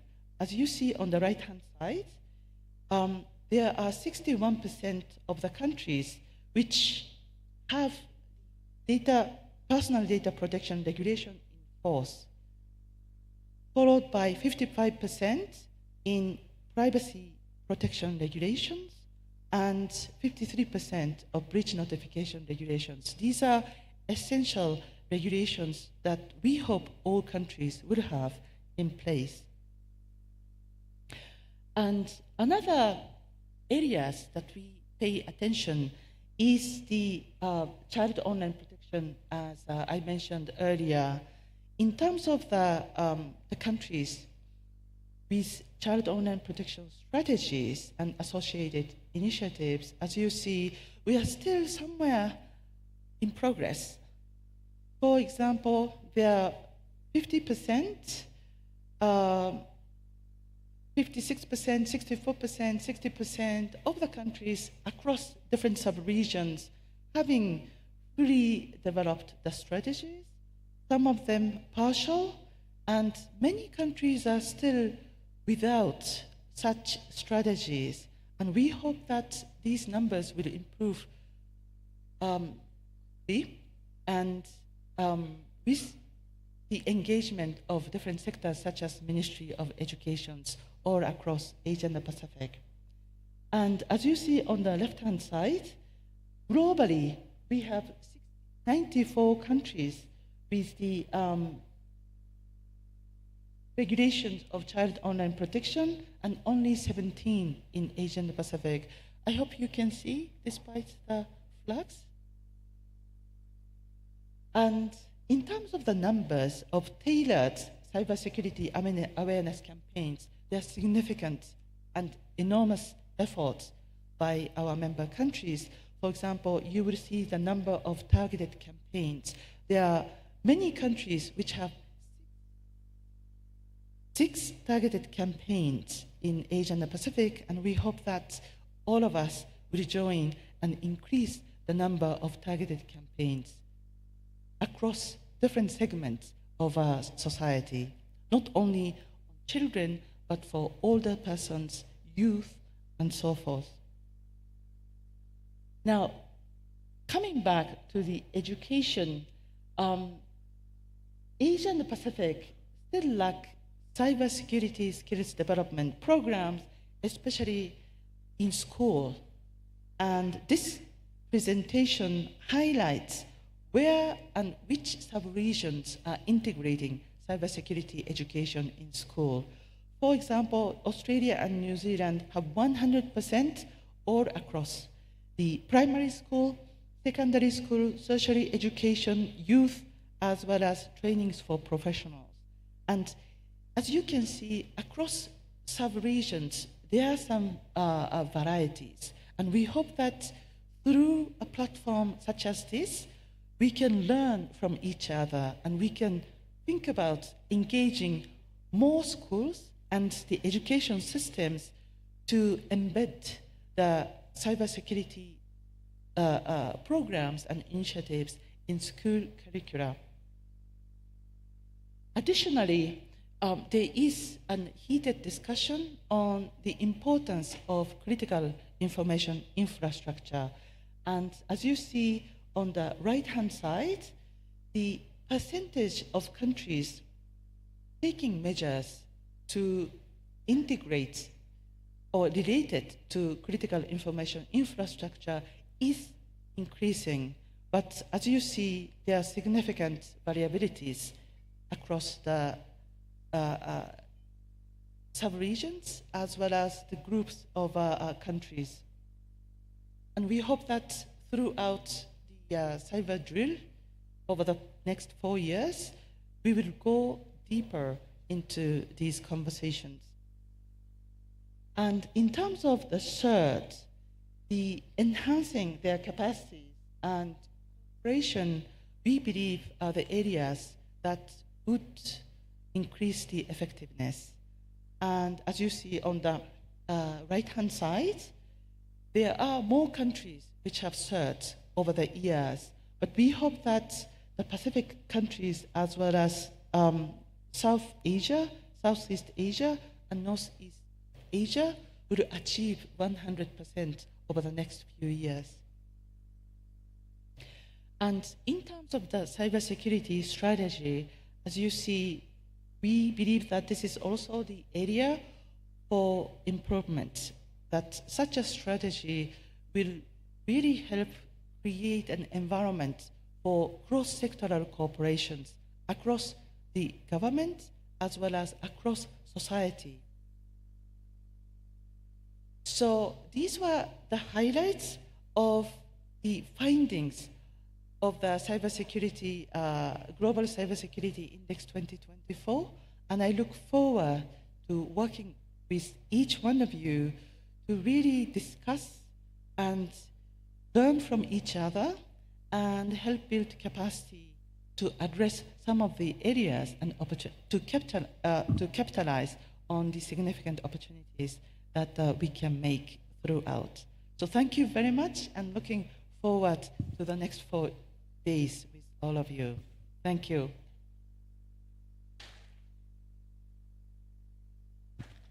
Thank you, Ms. Atsuka Okuda, for your valuable presentation. Now we will be having a 10-minute of a networking break, and then we will come back to our first panel discussion.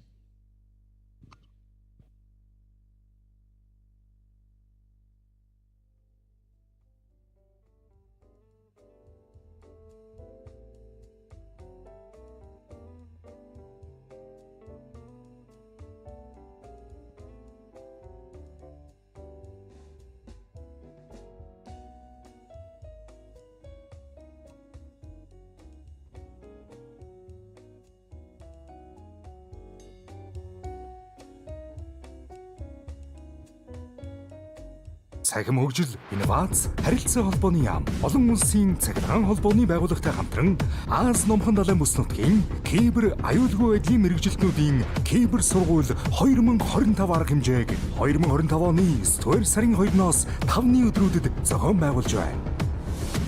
Хил хязгааргүй цахим орон зайд кибер аюулгүй байдал бол таны баталгаа. Бид хамтдаа цахим аюулгүй ирээдүйг бүтээж чадна. Кибер сургууль 2025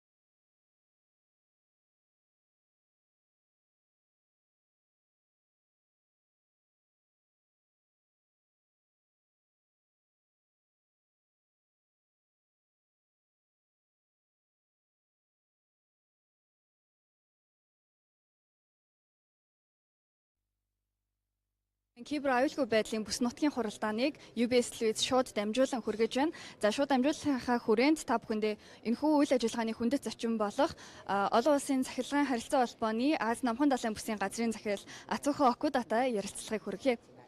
За таны хувьд how would you define the main goal of the Asia Pacific Kibber Drill 2025? Thank you very much for inviting me to this interview.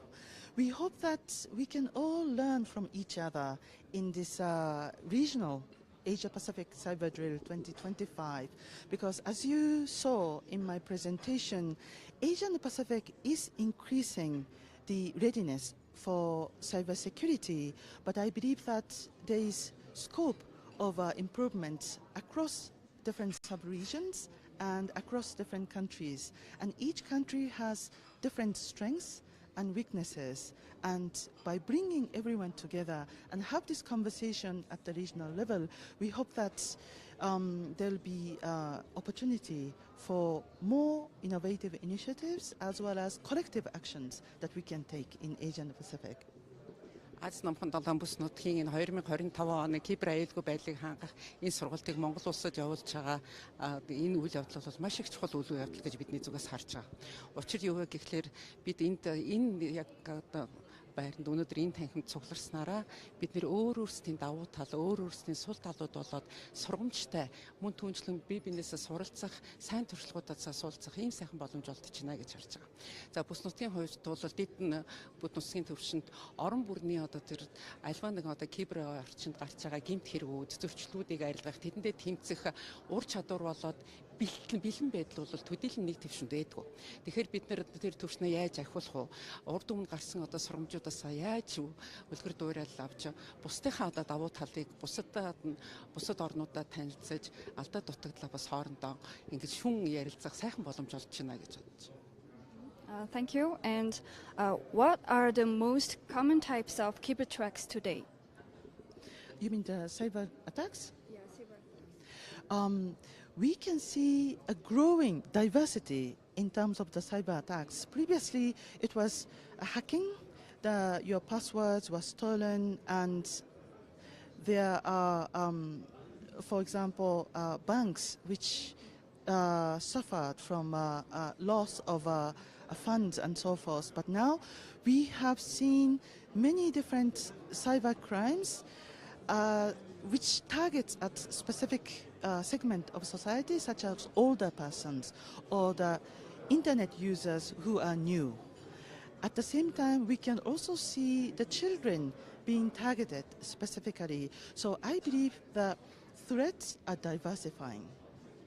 За тэгэхээр өнөөдөр бол одоо кибер орчинд гарч байгаа одоо олон нийтийн сүлжээнд гарч байгаа гэмт хэрэгүүдийн төрөл бол улам бүр их өргөн далаацтай ингэж өөрчлөгдөж ирж байна. Хувирч байна, хувьсж байна. Урд өмнө яадаг байсан гэхлээр үндсэнтэй одоо хүмүүсийн пас түлхүүр үгийн нэвтэрж орох юм уу, хакердах гих зэрэг гэмт хэрэгүүд бол нэлээд гардаг байсан бол одоо нийгмийн тодорхой бүлгүүд рүү чиглэгдсэн бүр зорилттой тийм дотлох зөрчил гэмт хэрэгүүд бол олон гарч байгаа. Нэг ялангуяа жишээлх юм бол арилжааны банкуудын төвшөнд. Арилжааны банкуудын тэр их олон одоо хамгаалттай сүлжээг нэвтэрж орж арилжааны банкудаас мөнгөн хөрөнгө болоод санхүүгийн их усүрдэг бас лойвэрдах ийм хэрэгүүд их гарч байгаа. Мөн хүүхдүүдийн насанд хүрээгүй хүүхдүүдийг нийгмийн сүлжээнээр дамжуулаад бас тэдгээрийн эрхийг зөрчих асуудлууд гарч ийн. Настай, ахмад настай хүмүүс их ч гэсэн эмзэг бүлэг гэж хараад энэ кибер орчинд бол бас товтлогоо бол баггүй их гарч байгаа. Okay. And what is new risks to AI and emerging technologies pose to cyber security? Thank you. So this is a huge and emerging threat because AI is very clever. It can perhaps bypass the security measures such as password that we have because, for example, AI monitors and keep track of our personal data. But at the same time, what is perhaps more urgent in terms of the priority is the fact that 2.6 billion people are still estimated offline. So our challenge is how to make sure that these 2.6 billion people get connected, can benefit from the the AI as well as other digital technology, but at the same time in a safe and secure way. So that's the major challenge that we are facing at the moment. Хиймэл оюун ухаан өөрөө маш их эрг үр дагавар авчирч эдийн засаг болоод хувь хүний амьдралд их ач тусаа үзүүлэх тийм хүчтэй хэрэгсэл боловч нөгөөтэйгүр хиймэл оюун ухаан гэдэг чинь бол өнөөдөр ямар нэгэн түлхүүр үг цоожиг эвдэх тийм их хүчтэй болцсон байна шүү дээ. Дэлхийн нийтээр даян дэлхийд бол 2.6 тэрбум хүн офлайн сүлжээнд нэгдээгүй байгаа. Тэдгээр хүмүүсийг сүлжээнд нэвтрэх боломжоор нь хангаад мөн түншлэн хиймэл оюун ухааны давуу талуудын тэр хүмүүст эрг талаас нь тэр хиймэл оюун ухааны боломжуудыг ашиглаж ирэх юм бол өнөөдөр эдийн засаг болоод нийгэмд их эрг үр дүн гарна гэж харж байна. Okay, thank you so much. Have a great day. Thank you very much. За үзэгч та бүхэнд шууд дамжуулалтаараа олон улсын цахилгаан харилцааны байгууллагын Аз намхан далайн бүсийн газрын захирал Ацуко Окудата ярилцлагыг хүргэлээ. Цахим хөгжил, инновац, харилцаа холбооны яам, олон улсын цахилгаан холбооны байгууллагатай хамтран Аз номхон далайн бүс нутгийн кибер аюулгүй байдлын мэрэгжилтнүүдийн кибер сургууль 2025 арга хэмжээг 2025 оны 9 сарын 2-оос 5-ны өдрүүдэд зохион байгуулж байна.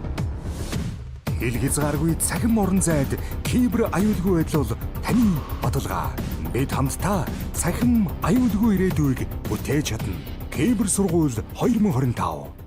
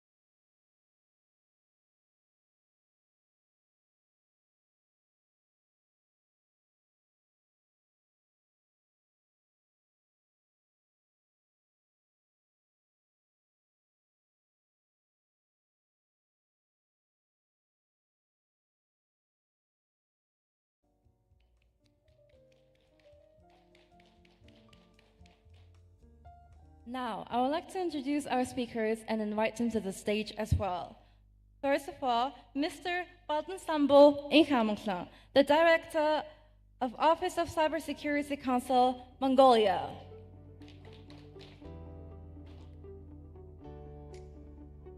Mr. Jay Anson, the Director of Digital Residency Office and Chief Information Security Officer, Ministry of Finance of Palau.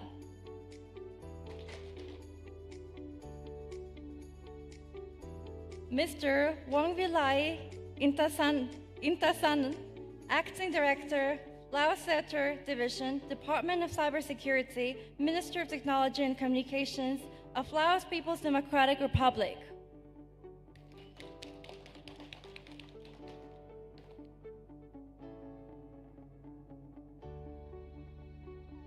And finally, Mr. Shamsul Bahri Haji Khamis, the Interim Commissioner of Cybersecurity of Brunei.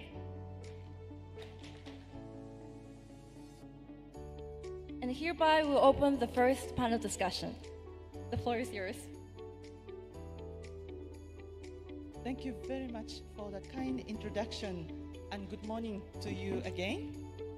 As I mentioned in my presentation, now we will go a little bit deeper, and this session will hear more about the national level cybersecurity measures, initiatives, which are being implemented.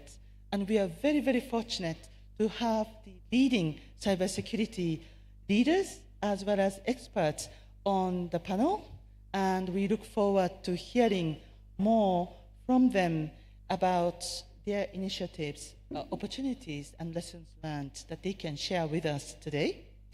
Now, I feel old with this panelists with me, and I would like to perhaps give the floor to each of you to share with us first your background and who you are, and then we will start the first round of questions. Please go ahead. So, hello everyone, and welcome to Mongolia, all the representatives from International Telecommunication Union and participants from Asia Pacific country. So I would like to introduce myself. So my name is Baldan Sambo. I am the head of Office of Cybersecurity Council of Mongolia. Thank you.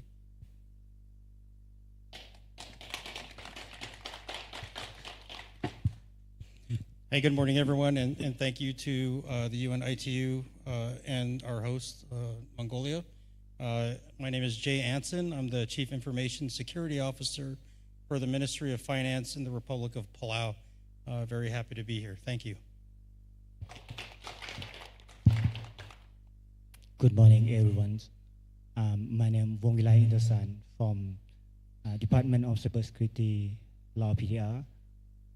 First of all, we also would like to thank the ITU to invite us to become here and also support the fund to join.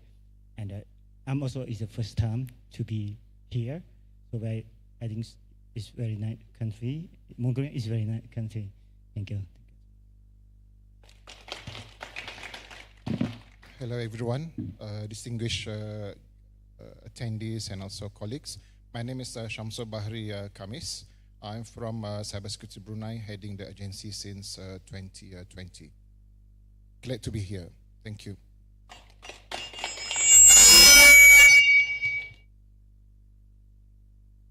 Thank you. Thank you very much for the kind introduction. And I would like to start with individual questions based on the GCI score of your country as well as your national initiatives. And on the second round, I will ask one question to all of you about your perspectives and views about GCI 2024 and what you think are the challenges and opportunities. And if we have time, we would like to open the floor for your questions to the panelists. So on that note, can we start with Mr. Baldan Samu Amgalang? I hope that I'm pronouncing your name properly. Thank you, thank you. So the question for you is, According to the GCI 2024, Mongolia has relative strengths in its legal and organizational measures. Could you please highlight the priorities and good practices that have contributed to strengthening national cyber resilience and share what lessons could be valuable for other countries in Asia and the Pacific as they work to enhance their cybersecurity ecosystems? So thank you. It's very good questions. So yeah, as you said, the Mongolia has very good question on legislation pillar and organizations pillar. So legislation raised by 10 points up to 19.18, and organization pillar also raised by 10 scores up to 13. So yeah. So first, I would like to say that it was the political leadership. So, you know, Mongolia is a parliamentary country, so every law is approved by its Parliament of Mongolia. So in 2021, Mongolia has approved the package of laws that supports the digital transformation. So it includes cybersecurity law and personal data protection law amendment, and also electronic signature law amendment, and also public information law. So it was very good laws that supports the digital transformation. So at that time, the lawmakers wasn't aware of the cybersecurity and personal data protection. So current minister and minister prior to the former minister showed its dedication to its political leadership on that cybersecurity law. Yeah, it was the first one. So now we have already cybersecurity law, personal data protection law, and this year we are going to amend to the cybersecurity law. So as we foresee, it's not only about the amendment to cybersecurity law, it's going to be amendment to Criminal Act and law on violation and etc. and national audit law. So that's what we foresee. And also, as you said, we have reasonable score on organization pillar. So yeah, we have very good developed national cybersecurity strategy between 2022 to 2027. So it implemented into 5 pillars also. So first one is legal environment, and second one is protection of critical infrastructure. Third one is human resource, and fourth one is cooperation, and last one is cyber resilience. And also we have implemented the cybersecurity maturity model. That's, I think, pushed forward our score to higher. So from my personal point of view, I like to advise that please assess your situation as much as possible. For instance, every country, I think, has the cybersecurity index by ITO, and also add on more maybe cybersecurity maturity model and national level risk assessment. That will help you to coordinate your current situation and where we are and where to go. Yeah. Thank you very much. And you touched upon very important points, including the need for constant updates to the measures after, of course, you have the measures in place. So I'm glad to hear that there are these movements to make sure the policies and strategies are up to date. Thank you. So I would like to move on to Mr. Shamsul Bahri Haji Kamis. Our question to you is, as a host of the 2024 Asia-Pacific Regional Cyber Drill, Brunei Dar es Salaam played a central role in shaping last year's exercise. From your perspective, what were the key lessons learned and takeaways from that experience? And how can participants apply these insights to maximize the value of this year's 2025 edition? In addition, how does Brunei view the role of cyber drills at the national, regional, and global levels in strengthening overall cyber resilience? Thank you, Madam Chair. I think first and foremost, I would like to thank the ITU and also the Ministry of Digital Development, Innovation and Communication of Mongolia for hosting all of us here in this meaningful gathering of like-minded cybersecurity professionals today. Just to start off with, last year's ITU Cyber Drill in Brunei couldn't actually come at a better time for us because I think around 18 months before that, we had actually enacted our Cybersecurity Act. If you don't mind, if I just go through what the Cybersecurity Act is all about and how it is relevant to the cyber drill or cyber exercise that we had done last year and continue to attend or be involved in the following years. Okay, just to share that Cybersecurity Act that we had implemented or legislated requires or authorizes the taking of measures to prevent, manage, and respond to cybersecurity threats and incidents, and to regulate owners of critical information infrastructure and for matters related to those mentioned. In the legislation itself, cybersecurity exercises are actually made obligatory or mandatory legally to all the critical information infrastructure, which we are currently designating since the law was enacted a few years ago. It's a long, laborious process, but we are doing this bit by bit, and then so far we are targeting by the end of the year at least 8 or 9 organizations will be designated as a critical information infrastructure. These cybersecurity exercises, which I had mentioned as obligatory just now, enables organizations to assess and validate their planning and operational capabilities, identifying areas for improvements, and also continuous cycle of assessment, validation, and improvement through a regular cyber exercise regime. So it covers people and process and also technology. The ones that we are currently looking at with ITU Cyber Drill is mainly related to technology. It is still useful, but there are a few plans under our Cybersecurity Act, or in particular our Code of Practice, which is a supplementary document. Cybersecurity Act, I think, or legislation, as everyone knows, is a very high-level law or legislation. It needs, the how part. How are you going to do or implement the legislation? So this is where Code of Practice comes in. And this had been published the moment that Cybersecurity Act was enacted last time.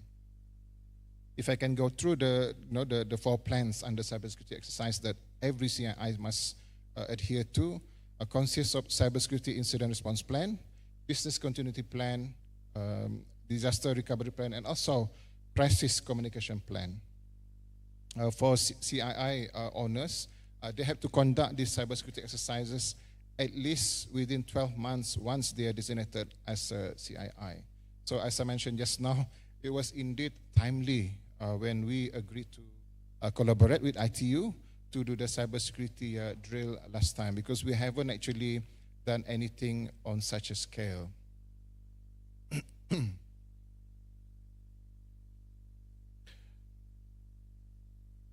Before this, I mean, Madam, you asked us about how we actually, learn from it, and then the key takeaways from the cyber drill last year.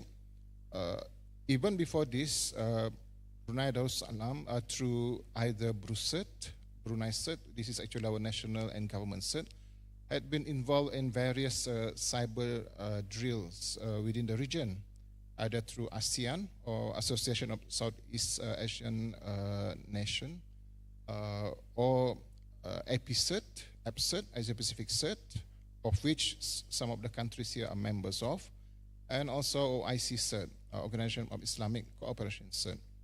Of course, these are all done on a technical level. In another forum, ASEAN-Japan Cybersecurity Policy and Working Group, the cybersecurity exercises are very much strategic in nature, in the form of tabletop exercise or TTX, which involves decision-making by the leadership and also non-technical key teams. the two exercises actually complement each other. So I think what we can learn from last year's exercise or drill, that if I can kindly suggest that, ITU can combine these two together. But we were actually quite lucky last year. On top of the cyber drill itself, there was a technical track covering crisis management plan, which I think countries like Brunei and probably some other countries are still lacking of. So if we have combined drills covering people, process technology, or on the technical operation and also strategic areas, I think that would be ideal. For me, that is the key takeaway and lessons learned from last year's exercise or cyber drill. Thank you, Madam Chair. Thank you very much for your insights. And I hope that these regional or perhaps sub-regional cyber drills will become or continue to become the platforms for you to share the good practices. And I hope that the participants learned a lot from the Cybersecurity Act that came into effect in Brunei Darussalam. Thank you very much for sharing with us your insights. Now, I would like to invite Mr. Wong Wilai Intasan of Lao PDR. Mr. Intasan, Lao PDR has made important progress in advancing its national cybersecurity agenda, including the establishment of Lao CERT and initiatives to strengthen the protection of critical information infrastructure. Looking ahead, what do you see as the strategic priorities for further enhancing national cyber resilience, and what lessons from Lao PDR's journey could serve as guidance for other developing countries facing similar constraints? Yeah, thank you for your question.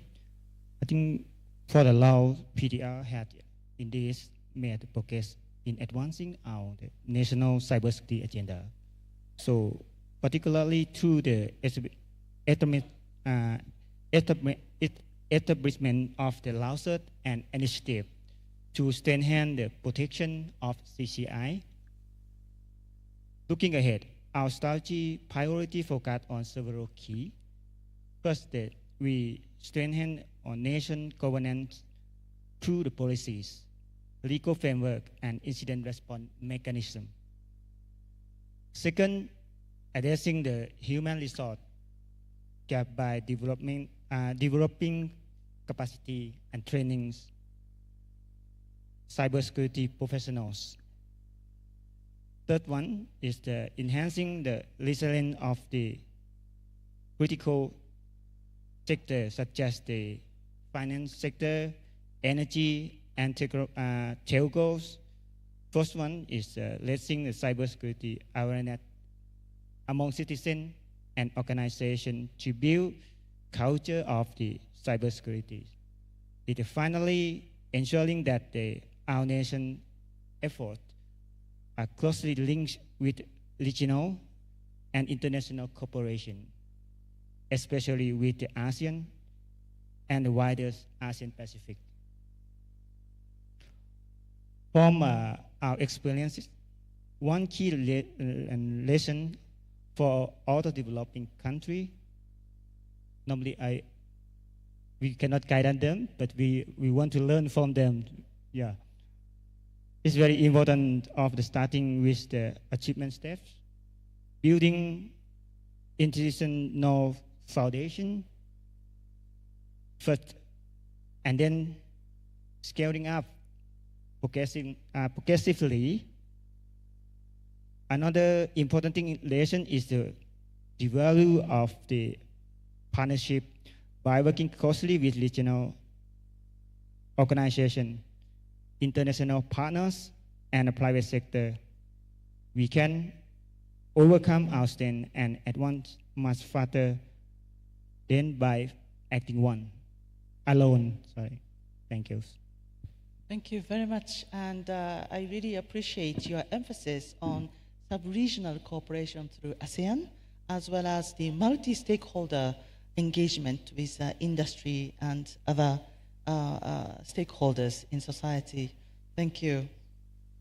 Then I would like to invite Mr. Jay Anson. The question we have to you is, as the newest ITU member state since September last year, welcome to ITU. Palau has demonstrated a heightened engagement in cybersecurity with strong commitment from the country's highest leadership. From your perspective, what factors have driven this renewed prioritization, and what key lessons or recommendations from Palau's experience could support other small island developing states in strengthening their national cyber resilience? Thank you, Director, for that question. It is very relevant to what we're going through now in Palau. I would say what really got our top officials and politicians up to the president interested in cybersecurity was our pivot after the COVID pandemic to diversify our economy away from just tourism. Palau is, before COVID, did about 80% GDP was just from tourism, and then we saw how vulnerable we were afterwards. And one of those shifts was to fintech. We have a digital residency program, and we're also working on a stable coin, and we're looking at other initiatives where they're both environmentally friendly and it's easy to scale using the technology that's available. But with that scalability, as we've heard from a lot of people already today, comes increased cybersecurity risk. And that became very apparent last year. I've been with the Ministry of Finance for just going on just shy of 3 years now. So the first year I was kind of raising the alarm, like, we don't have any cybersecurity law, we don't have any cybersecurity capacity.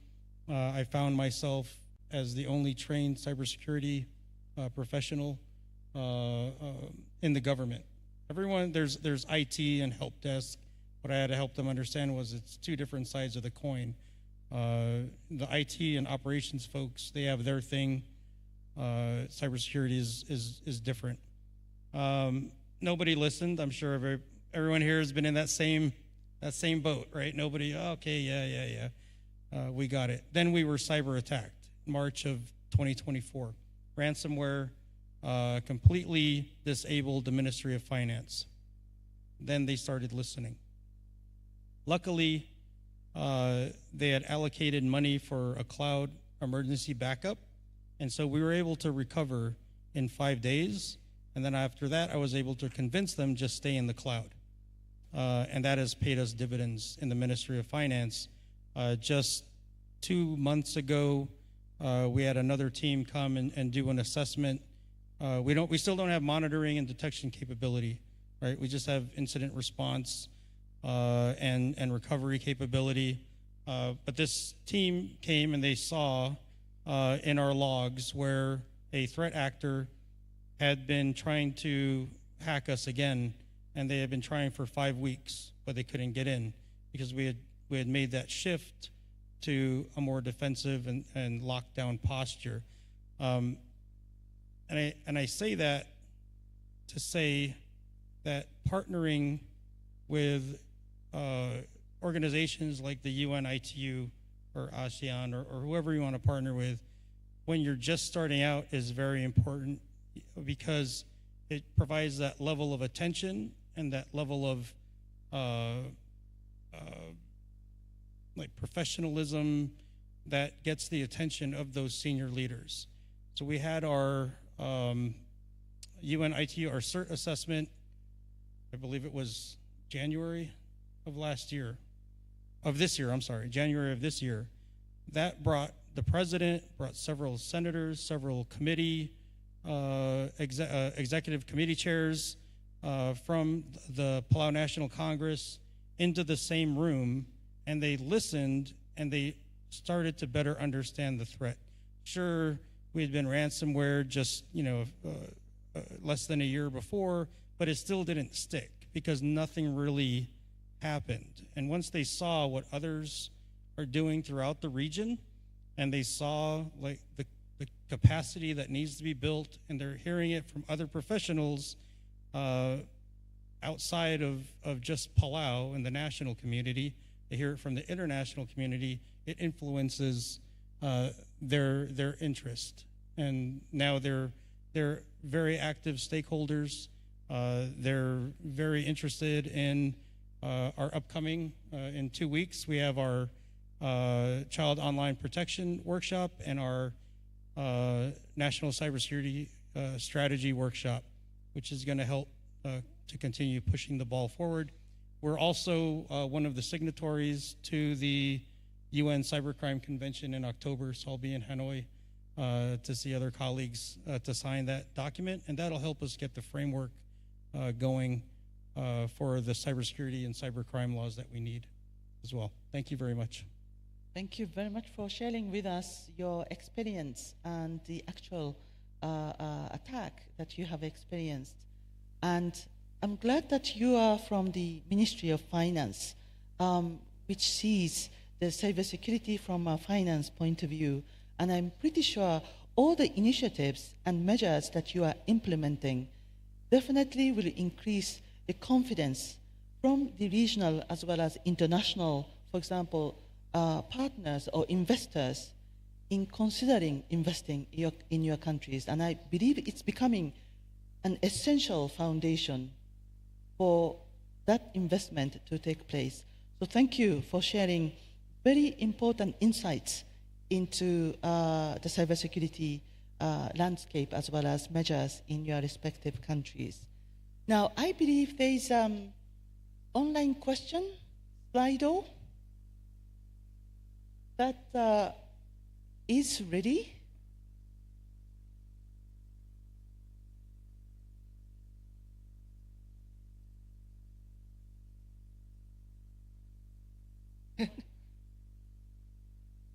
Okay, so one of the questions is for the delegate from Brunei, and it is about how does Brunei raise cybersecurity awareness among the public, especially SMEs and vulnerable communities?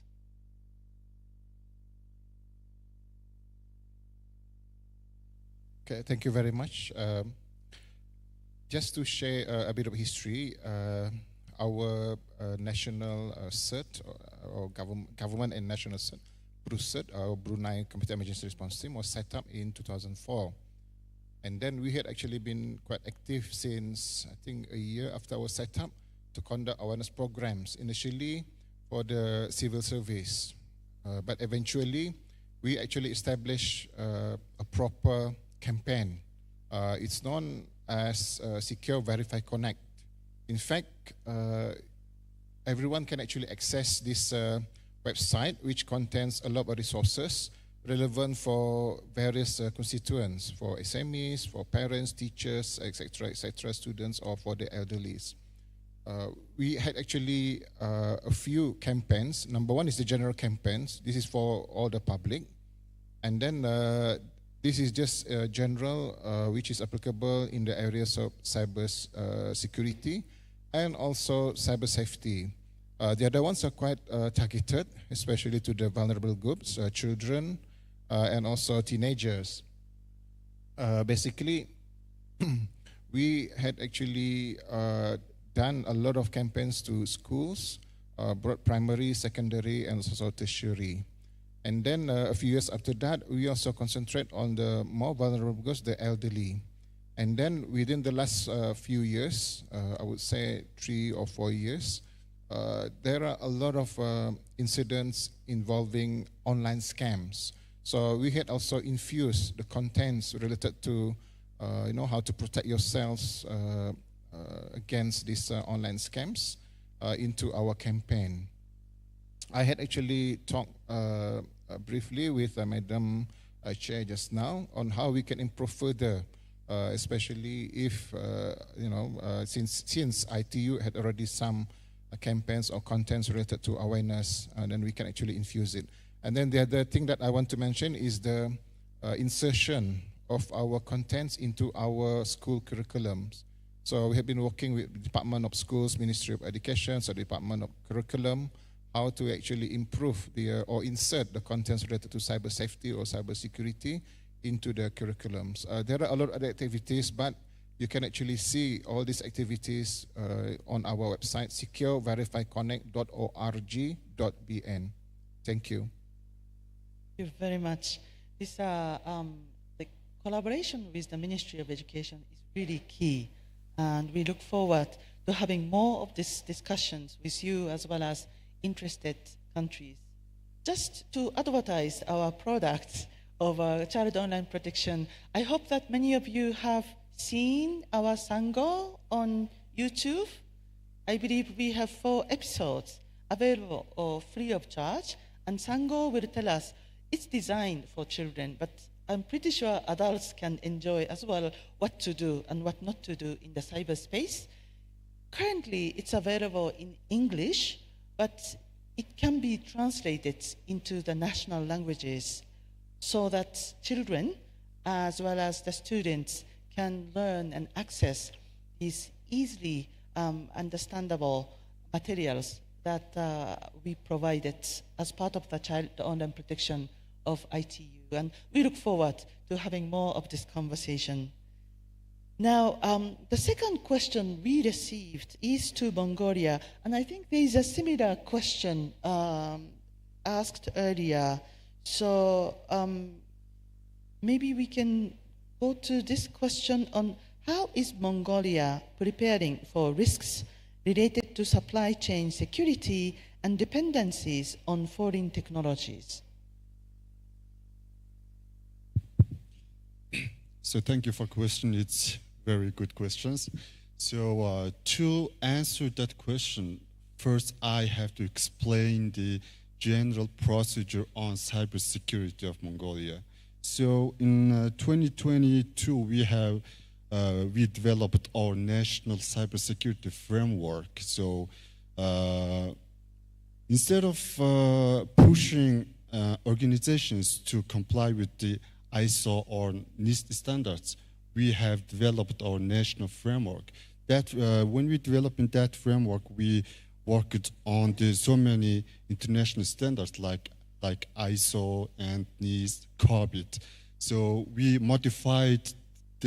mixed them and modified them into the Mongolian local economies. You know, Mongolian economy is growing economy. We don't have so much capacity to provide our cybersecurity, so we have to soften all the requirements to the Mongolian economy. So we like that framework is Mongolian cybersecurity Bible.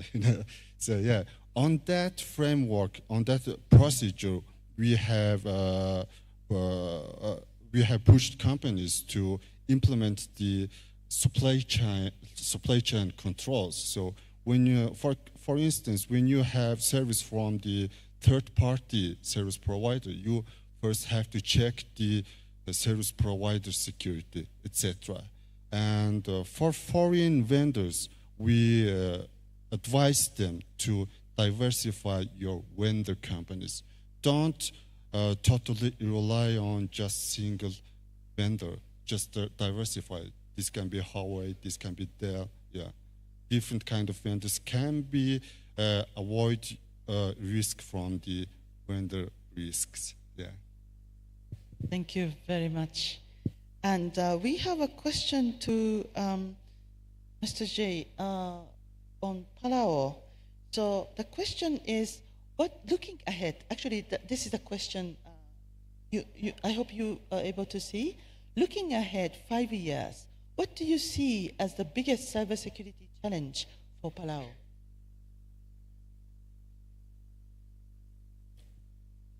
I'm going to retire and not be able to help them anymore. Okay, so in all seriousness, I'd say the biggest challenge, right, is in 5 years is going to be the change of administrations, and and we have to get. So right now, everything is really, it's policy and regulation and standard operating procedures at the ministry level and below. There's no laws, there's no national cybersecurity strategy, no national ICT policy that an incoming administration would inherit and be able to just continue following that roadmap. That's where it's important to get to adapt frameworks and become signatories to different conventions that'll obligate the country, to continue the course that we're on. So I think that's going to be the biggest challenge, is making sure we get those systems and obligations in place before the next election. Thank you. Ms. Anson, there's one more question for you. What are cybersecurity measures different for the Ministry of Finance systems? So maybe the question is about your national cybersecurity responsibility and sectoral cybersecurity responsibility, and how you are managing perhaps both of them. Yeah, that's a great question as well. So what we did, right? I can only work inside of. I'm an ex-Army guy. I retired from the U.S. Army. So there's something called improving your foxhole, right? Once you dig it, you're in there. You make it more comfortable because you're going to sleep in it. You're going to eat in it. So I can only do what was within the scope of my authority in the Ministry of Finance. And we were postured very well when we were cyber attacked to recover, right? But we've had other cyber attacks, other ransomware attacks in other parts of the government. The National Development Bank was ransomwared November of last year. We had a denial of service attack. The Ministry of Justice. We had another ransomware attack in February on the Ministry of Health that shut down the hospital systems. And I was there to help them, but I can only do so much because they have their own minister, they have their own IT folks. So sharing is caring. What we were able to accomplish, though, was use the Ministry of Finance as kind of a pilot. So we captured all the lessons learned. We captured templates for cybersecurity playbooks, incident response playbooks, policies based on NIST and ISO 27001 frameworks, and we share those. It's all in a shared drive. They have access to it. So we try to be as far lean as far forward as possible, but at the end of the day, they have their own operational challenges and their own resource constraints, which I keep going back to. It's important to establish a national level standard, because then everybody has to come up and meet that standard. Right now, it's very disparate across Palau. It's a very small country, or a very small government, but you see the stovepipes whenever something happens, where they will ask for help up to a certain extent, and then they're like, okay, we got it. Go away, Jay. Go back to the Ministry of Finance. We got it.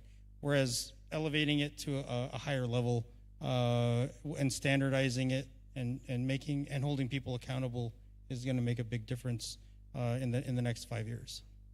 Thank you. Thank you very much, and thank you for the wonderful and very pertinent questions from the audience. Is there any additional question that you'd like to ask? Now is the opportunity, although it's just before lunch. Okay. So perhaps we can move on to the last round of questions. I would like to hear personally your views on my earlier presentation regarding the GCI 2024. What stands out for you? What do you think are the challenges and opportunities in your country as well as for Asia and the Pacific? So if I can start with you to share with us the Mongolian perspectives, that would be great. So the same question to all of you, if you can share your perspectives. So in this regard, I would like to share our experience on international collaboration.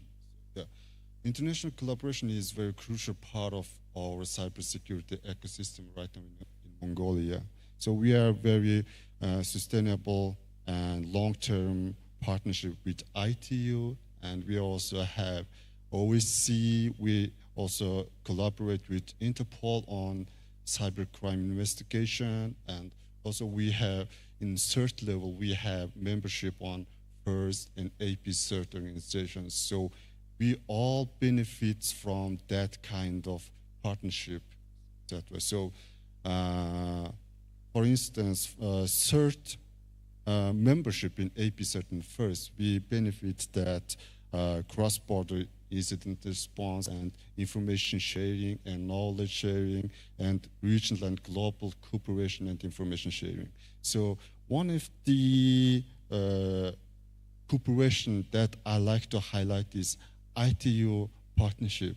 So before the beginning of all the process in Mongolia, establishing today's ecosystem, we had assessment. We conducted jointly assessment with ITU on CERT readiness assessment. So that was the foundation of today's ecosystem. So through that assessment, ITU recommended us what would be the position of the CSERT and what is the apex and capex of that CSERT. It means financial consideration. In even the premises and network structure. So it was very detailed and well-developed recommendation and advisories. So that helped us to develop today's ecosystem. So I have to say thank you for ITU for this assessment. So today, in the scope of this cyber drill, it's already time for evaluate the established CSERT. So, as you know, ITU is going to evaluate the maturity of the CSERTs in this week. So this is very important. So Mongolia, the government of Mongolia is always seeking to expand our cooperation and collaboration with its regional and global entities and with foreign countries. So we will expand our cooperation with memorandum of understanding and we will join also mutual legal assessment. So we will be very open to all of you to collaborate with in the cybersecurity field. Thank you very much. And I really appreciate your kind words about ITU's support to Mongolia. And here I would like to thank specifically my colleagues, Calvin and Marwan, who came all the way from Geneva. They are actually supporting all of you in Asia and the Pacific and beyond.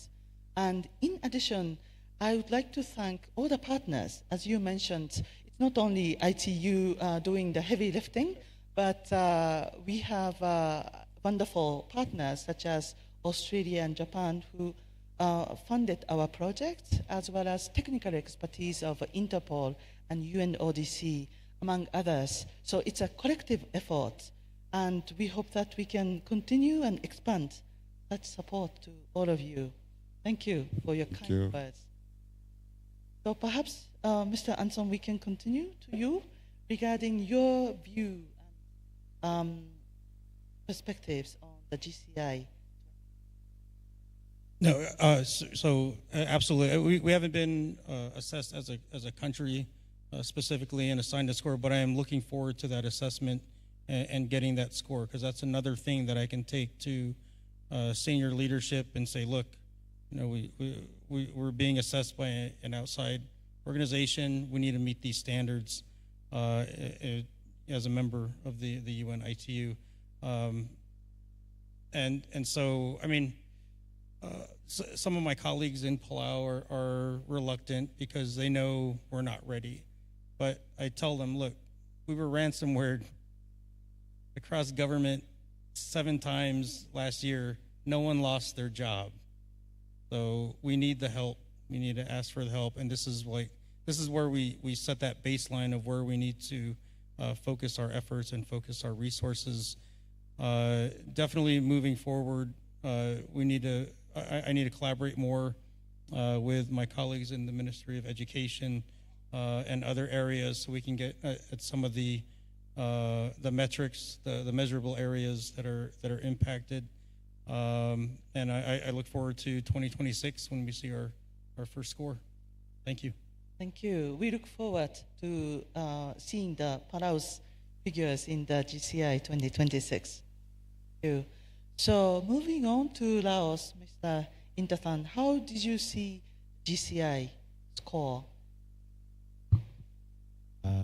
Thank you for the question. As your presentation, so actually I haven't checked that what the index for the Laos, for the cybersecurity in Laos, but I would like to say something from our historical, that before the Laos was established, we also have the guideline, base guideline from the ITU to help us very much to build, to establish the cert start from the division under the Lao National Internet Center. Until now, it's become the Department of Cybersecurity, and it's bigger than.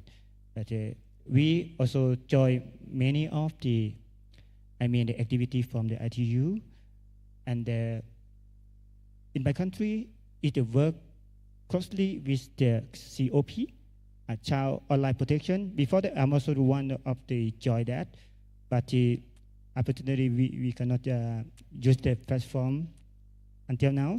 So it allowed to have the organization named Women Union. It's the work for the women and the children. We also support them, like AwareNet and all the public related with women and children. So not only the part of the ITU, as you mentioned, with the UNODC and many kind of the organization that come to Laos to help for the training, for the capacity building, not only cybersecurity, widely, another relating with the economic development also, that we come to here, we also support document from UN, UNODC, support the funding to come to here.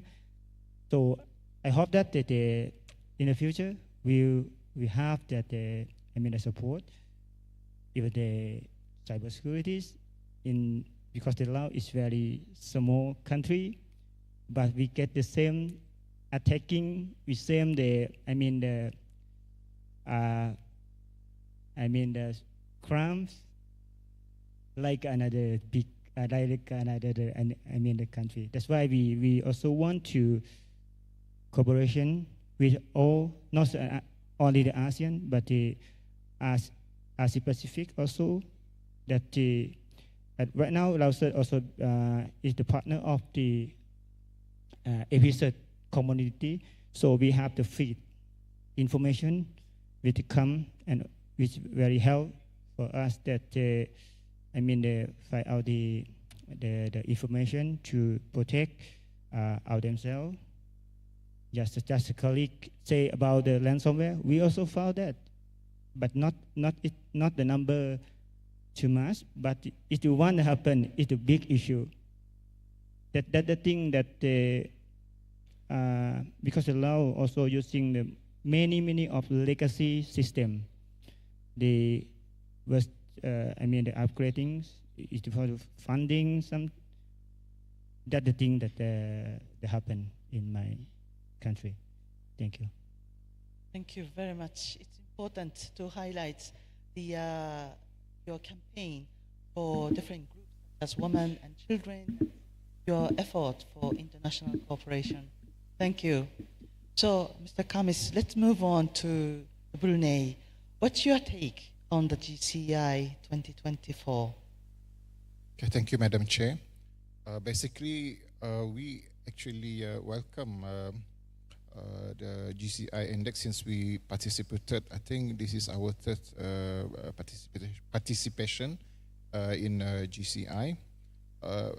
Why we are actually quite, what do you call this, adamant in participating in every edition, simply because it can actually point to our weaknesses, our areas that we haven't actually addressed properly. So this is basically, you know, an external party pointing to us, okay, you haven't done this, you haven't done that. So for the GCI 2024 edition, we had actually identified 3 big areas that we need to concentrate on. Number 1 is on the National Cybersecurity Strategy. The National Cybersecurity Strategy actually had been produced in 2018 and updated in 2022. But our biggest mistake is that we didn't actually socialize this to all the relevant stakeholders. It's just published internally within certain stakeholders, in which ITU pointed out that shouldn't be the case. It has to be published and made known by all the relevant stakeholders. That is number 1. Number 2 is the lack of updates on and operationalization of the Child Online Protection Framework, which ITU had formulated many years ago. It's only reviewed recently, again thanks to ITU support, that we actually done the Child Online Protection workshop for policymakers last June, and then we received the report recently, and then we will be engaging those stakeholders again on how to actually move forward with Child Online Protection Framework and operationalize it properly this time around. And then number 3, I think this is the most critical one, is on the capacity building measures. This actually identify our lack of cybersecurity ecosystem like 2 or 3 years back. And then since then, we actually started some programs on how to actually develop the local workforce, the competencies of the local workforce in cybersecurity through various measures. One of them is basically just to adopt the NIST, or National Institute of Standards and Technology of US. They have this nice framework, National Initiative for Cyber Education, which actually determines the level of competencies at various levels, whether it's operational, technical, tactical, or management. So we are adopting this and identify the gaps. In fact, we are going to do a local workforce survey with Deloitte and Touche within these few months, probably by the end of the year, and determine in terms of not just identifying the numbers needed for cybersecurity workforce in Brunei, but also the level of competency gaps that the local workforce is currently having, so that we can actually determine and tailor our program accordingly to develop the local cybersecurity ecosystem. So all in all, we welcome our participation, we welcome ITU's initiative in determining the GCI for nation states. So we look forward to the next edition. Thank you, Madam Chair. Thank you very much for your point, especially on the capacity development, because I believe this is key for all of us. And perhaps in the next 4 days, you will hear more. We have a dedicated project, in fact, funded by MIC Japan, building the capacity of youth in cybersecurity, and we are offering the internship opportunities. So if there are agencies who wish to accommodate our trainees in your program, they can support perhaps online or offline with the knowledge that they have gained through our project. We want to connect the learning with the professional experience, and we will be definitely interested in partnering with you. And additionally, this is where perhaps we can look more holistically. How can we work with education to build such cybersecurity professional capacity in the country? I think we need, of course, short-term, but medium-term and long-term plan, because cybersecurity skills are one of the skills gaps globally, and I believe we need more of these professionals moving forward. So thank you very much. They are all very important and pertinent points that you shared with us today. Now, I want to open last time for questions from the audience. Or maybe you have some questions that you want to formulate over lunch. That's okay for me too. If that's the case, perhaps we should adjourn this session and move on to the lunch. But before that, I would like to propose a round of applause for the excellent panelists for this session. And I hope that you enjoyed these panel discussions with the excellent cybersecurity leaders of Asia and the Pacific. And now I would like to give the floor back to you.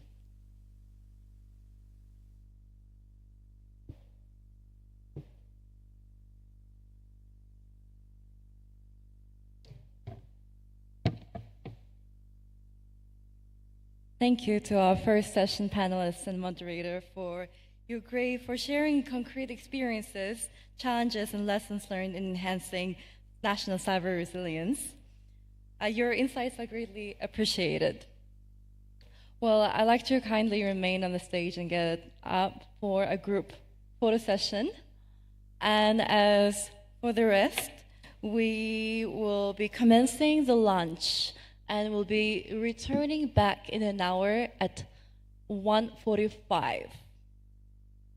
Please do not forget to come back at 1:45 p.m.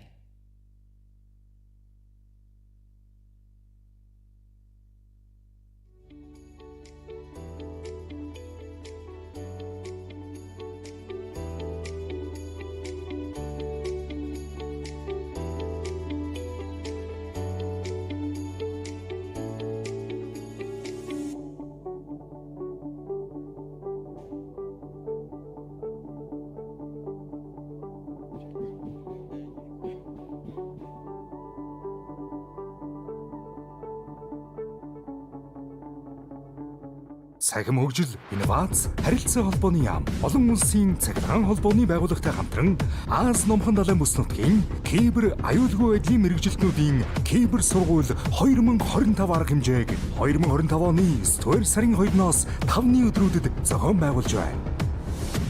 Хил хязгааргүй цахим орон зайд кибер аюулгүй байдал бол таны баталгаа. Бид хамтдаа цахим аюулгүй ирээдүйг бүтээж чадна. Кибер сургууль 2025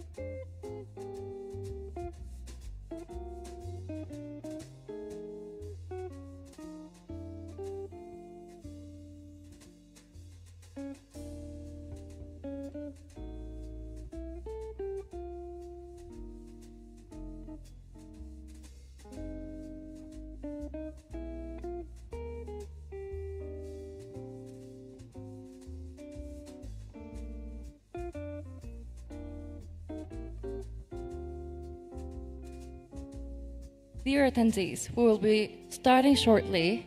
Please return back to the hall.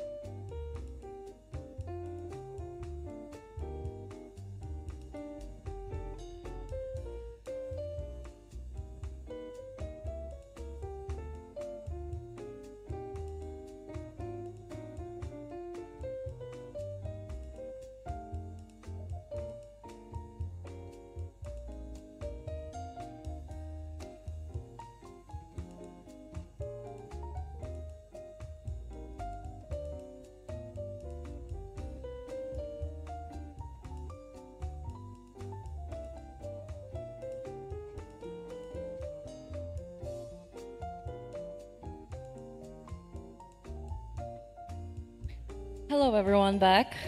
I hope everyone had an enjoyable, very well-deserved lunch break. Thank you, everyone, for your participation. And hereby, we're pleased to continue Pacific Cyber Trail. Now, I would like to invite to the stage Mr. Marwan bin Rashid, the Cybersecurity Coordinator at ITU, to give his presentation on the cyber resilience in the age of AI, opportunities and risks. Please welcome him.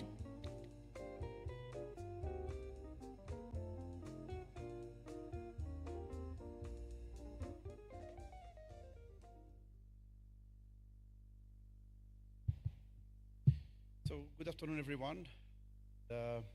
Starting, let me first introduce myself. My name is Marwan bin Rashid. I'm a cybersecurity coordinator in ITU Geneva headquarters. So my today presentation will be about cyber resilience in the age of AI's opportunities and risk. So in this presentation, we'll try to go through the basic understanding what is AI technologies, and then we'll try to build an AI systems. So we'll try to share with you some examples, or practical example of AI and how we can use the AI in our today's life. Then we move how to apply AI in cybersecurity with a concrete example as well. And then we conclude by advantage and disadvantage and the risk that we can have from the AI technologies. So before, let me start with the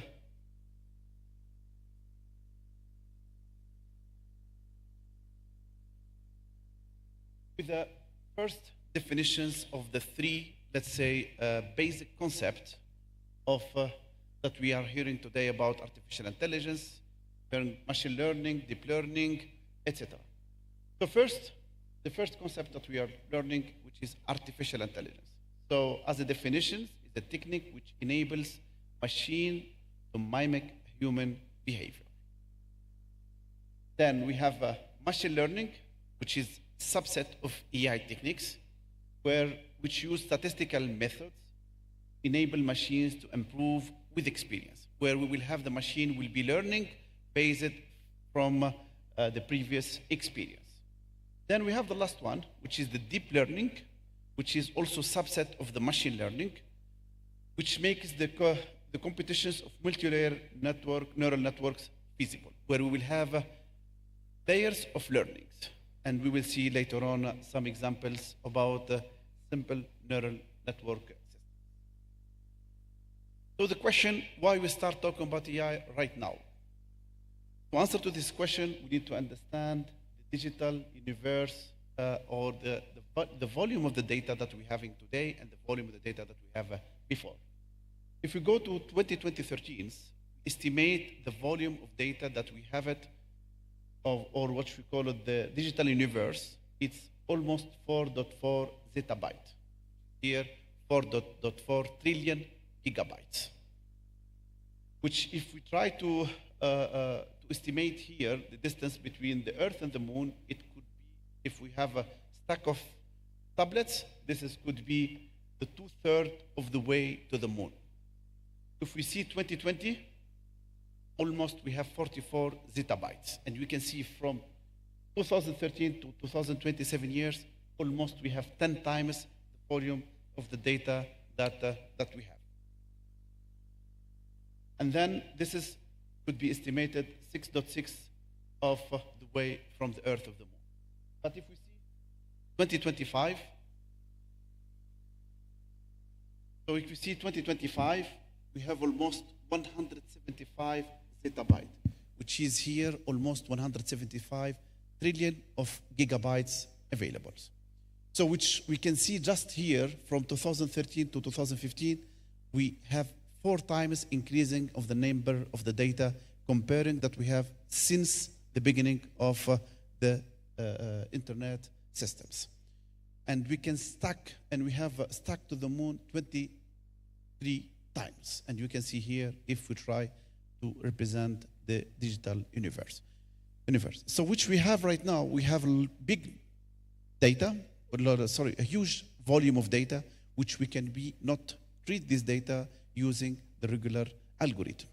So what we need to have special algorithms or techniques, which is mainly the AI technologies. Also, this is not a new technologies. If you'd like to back to the history, the first AI concept was developed in 1940, even before the World War II, and was started here with the basic calculations of and or not calculation, which is here, the basic logic calculations, till reaching the 2012, where we have the deep learning with the pre-training systems. And then you can see the history of the development of the AI technology and the neural systems since that time. So this is not a new technologies that we can see it is very, very old technologies and very, very old concept, which was since 1940.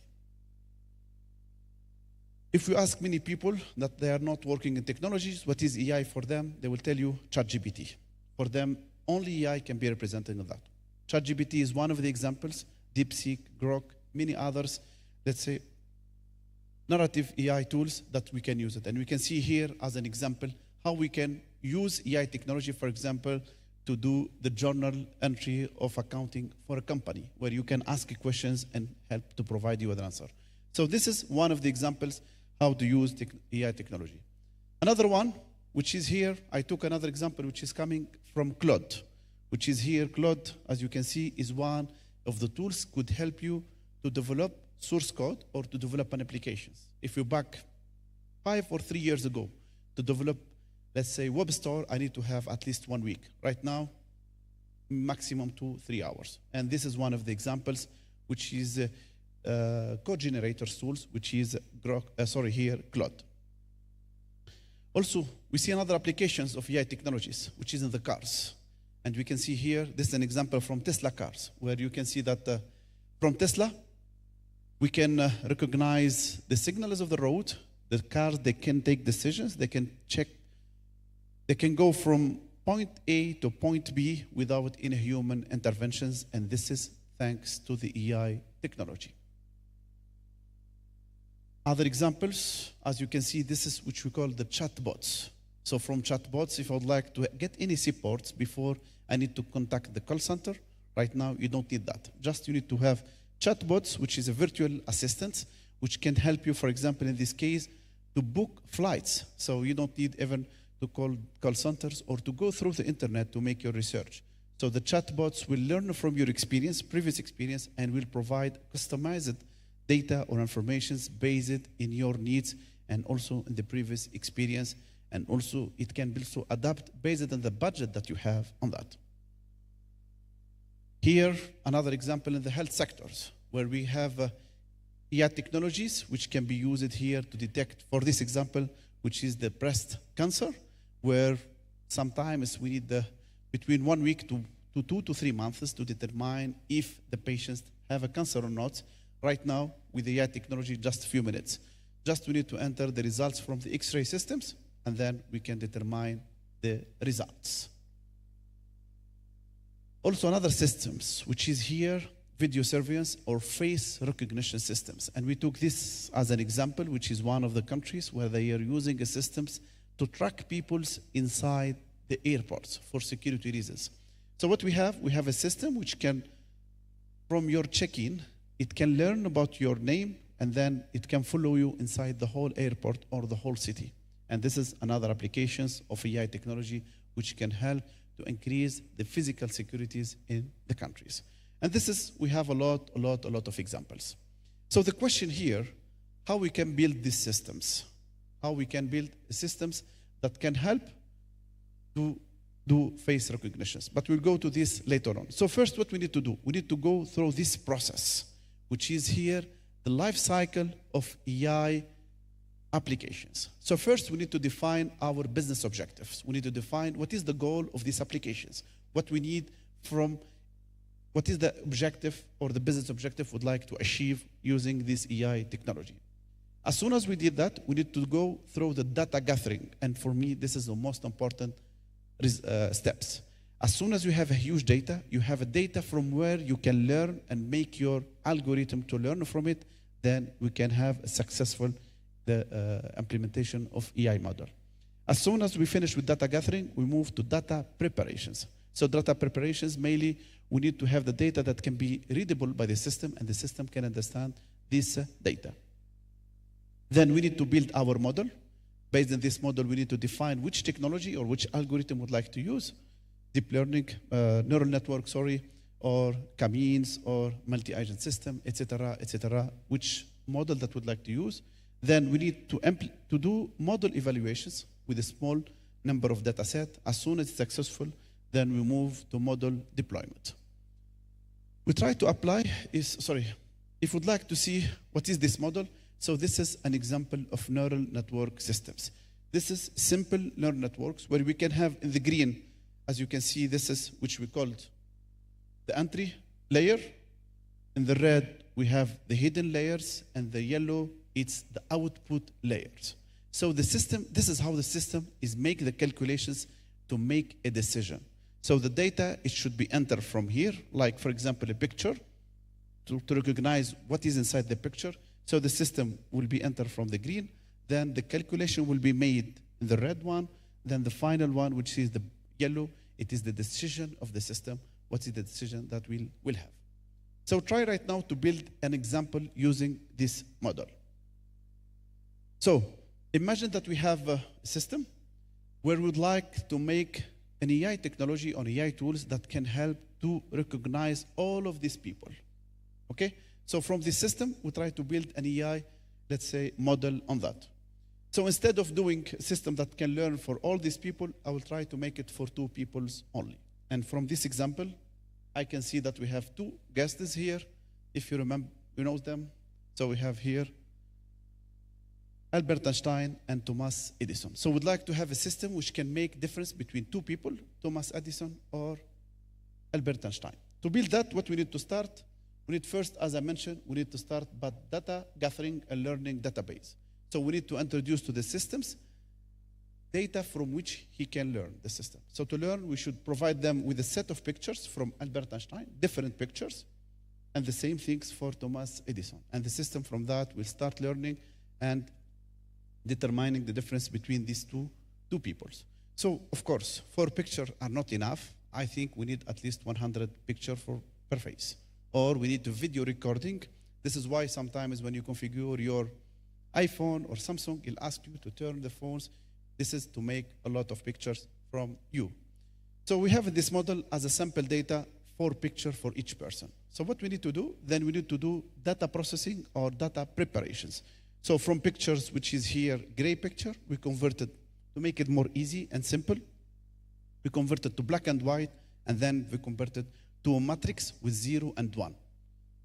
Excuse me. So the system will be easily understand the 0 and 1 and can make learning from this matrix. As we do that, so we need to enter the pictures inside from the gray to the black, then to matrix 0, 1 inside the model. So this is the learning model. I will not be going through the whole explanation of this algorithm, but normally it should be something doing this calculation, which we called here the activation functions. And then we need to select what is also the threshold. In this case, you can see it here is 0.5. So we're not going through this. Just only things. After doing these calculations, we have a threshold which is 0.5. If the number less than 0.5 for me is Albert Einstein. If the number is above or greater than 0.5, it will be Thomas Edison. So this is how we'll make the systems. I will force the system to learn in order always all calculations will be less than 0.5. It should be for Albert Einstein. Greater than 0.5, like in this case 0.87, it will be Thomas Edison. And here the same system. And you can see here how the signal is moving. How the signal is moving is like similar to the human neural systems. So we'll do the same things here. You will have number of iteration of calculations. I will not be going through this because this will take a little bit of time. Some of you maybe knows the process, how it is calculations, and how we calculate, which is called the weightage of the system. So for the model evaluations, now we need to evaluate the successful of our system. So we should take a picture which is never used or seen by the system, okay? So this system, we use this picture to learn. Then to test, we should have different picture which is never seen by the systems, which is mainly these 2 pictures. So to do this evaluation, we apply the same things, but then we see the value which is here 0.34, which is less than 0.5, then is Albert Einstein. If it is above or greater than 0.5, like this case 0.86, is Thomas Edison. So this is in general how the system is calculating, or how ChatGPT using AI technology or anyone, how it works inside. So inside is not something magic, it just is like calculations using neural network systems. If you'd like to apply this is in cybersecurities, what we can find. So we have a lot of tools that is available right now which are using AI technology, like spam detections, automated software vulnerability detections, next generation of antivirus, which right now are available a lot, malware detection and classification systems, etc., etc. Website detections, next generation firewalls, etc. So try right now to build the systems which is for malware detections and classification, which is similar to the system that we built for human classifications. So for this system, what we need to build, we need to provide the system to learn. In order to learn, we need to introduce different files. So we need to have malicious executables or Benjen executables. So we'd like to have a systems which can make classifications of malwares inside one of the files. Then the system, as soon as we train it, then we'll build a predictive model. From this predictive model, as soon as we introduce known executable, the system could determine this is malicious or Benjen file. So this is, in general, the system, how it works. To implement it in practical, so we need first, as an example here, just I'm trying to how to apply this in cybersecurity. We need to have a tools which can help us to analyze and build a report from file. So I will use in this case QuickBooks. So QuickBooks, if I introduce PDF file, it will make analysis and provide me of the behavior of the file. If there is connection to DNS, if there is any try to send data through FTP, etc. So the report, it should be something similar to this. If you'd like to read it more carefully, it could be something like this. For example, from this PDF file, we can see is making DNS request, HTTP traffic, security alert, etc. So we can see like this diagnostic or checklist to see if it is the file tried to make any activities similar or not. If yes, then we have 1. If no, it will be 0. By the end, what we will try to build, I'm trying to build a system from where the input layer, it will be like a matrix, which is similar to the image, from what that I make the system to learn, and then it will make classifications of, here the system try to calculations and classification of the files, if it is adware, spyware, worm, Trojan, rootkit, backdoor, keyloggers, ransomware, or it is Benjen's files. So from this, how an example, how we can apply AI technologies in practical. So right now we'd like to move to the next one, which is mainly here, the benefit of AI in cyber security. Mainly here, AI technologies, it can help on real-time detections. So we have AI-powered can continuously to monitor the various systems, and they have more powerful, let's say, capabilities in order to detect in real-time attacks. Also, we have an advanced threat detections, and this is which is the difference and the big difference comparing to the regular algorithms, where the system can determine or detect known or unknown attacks, because the regular systems or algorithm they are using based on signatures. But the AI technologies, it mainly based in analysis of behavior and predictions, and from that we can have an advanced threat detection systems, which can help to reduce the number of false positives as the system can learn better, and they can have better detections of known attacks, which can help to reduce the false positive. Also, in terms of scale up and speed, the AI algorithm, they can provide results in more real time and more less time. Also, it is more adaptable. Also can provide predictive analysis based in the behavior, reduced workloads in terms of people needed, the time needed, etc., which can help to have a better cost efficiency. From the limitations, we have data quality dependency. And this is depending on the data that you have for learning, will be affecting the result and the quality of the system that you developed. If you have big number of data or high volume of data, then your result will be much better. If you have less data, then you have, let's say, less accuracy of the result, or if you have also data which is not relevant, which can also affect the quality of the result that you have. Complex integrations. This technology requires a huge network system, huge hardware and software resources. Then it will be complicated in terms of integration, interpretabilities. Sometimes we cannot interpret or understand the thinking and how the system take the decisions, which sometimes require a lot of analysis from our side. As I mentioned, resource requirement, mainly human resources, and also in hardware, etc. Maintenance and updates, which require continuous learning, continuous updates, and this is also costly sometimes. The last thing, human skills. This is require a lot of skills, and you need to have specialized professional in AIs, and if you have developing models in cybersecurity, then you will have experts in AI and cybersecurity. I think with that, I can conclude these presentations. I will open the floor if you have any questions. Otherwise, we can move to next panel. Thank you very much. Thank you.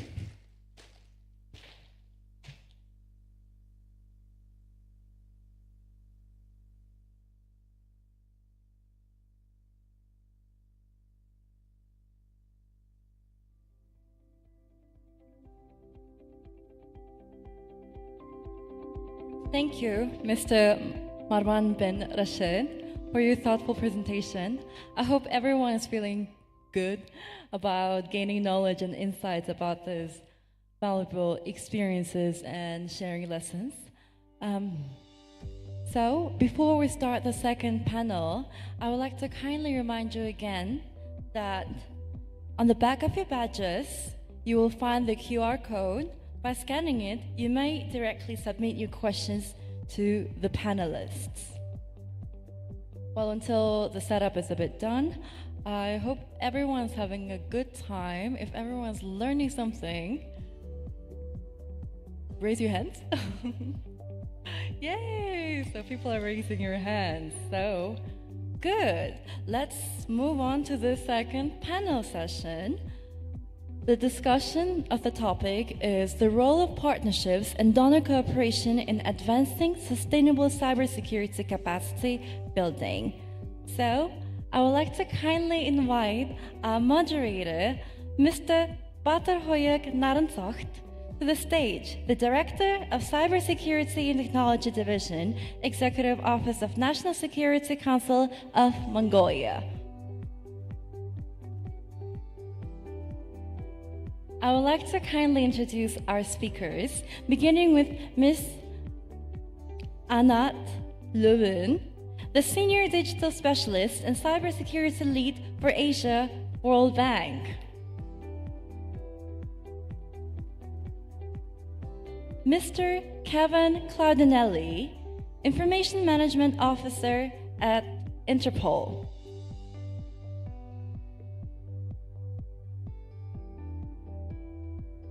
And finally, our last panelist, Mr. Pavel Mraz, the cybersecurity researcher at the United Nations Institute for Disarmament Research. Thank you. Hereby, the second panel starts.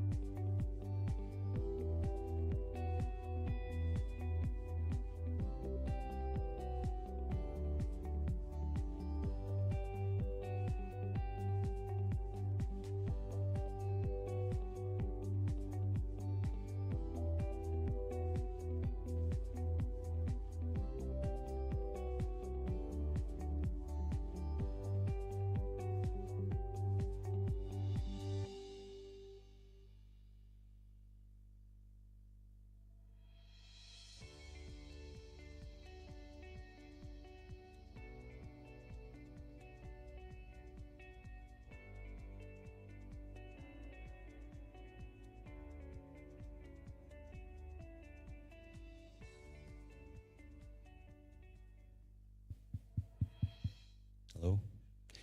Good afternoon, distinguished guests, colleagues, and cybersecurity champions across the Asia-Pacific region. I'm Batarhoyuk Naransocht, and I'm honored to moderate today's panel on the role of partnership and donor cooperation in advancing sustainable cybersecurity capacity building. Cybersecurity is not just a technical challenge, as we mentioned earlier today, and it is a strategic one. And today, we are joined by three experts who represent the very pillars of the global cooperation.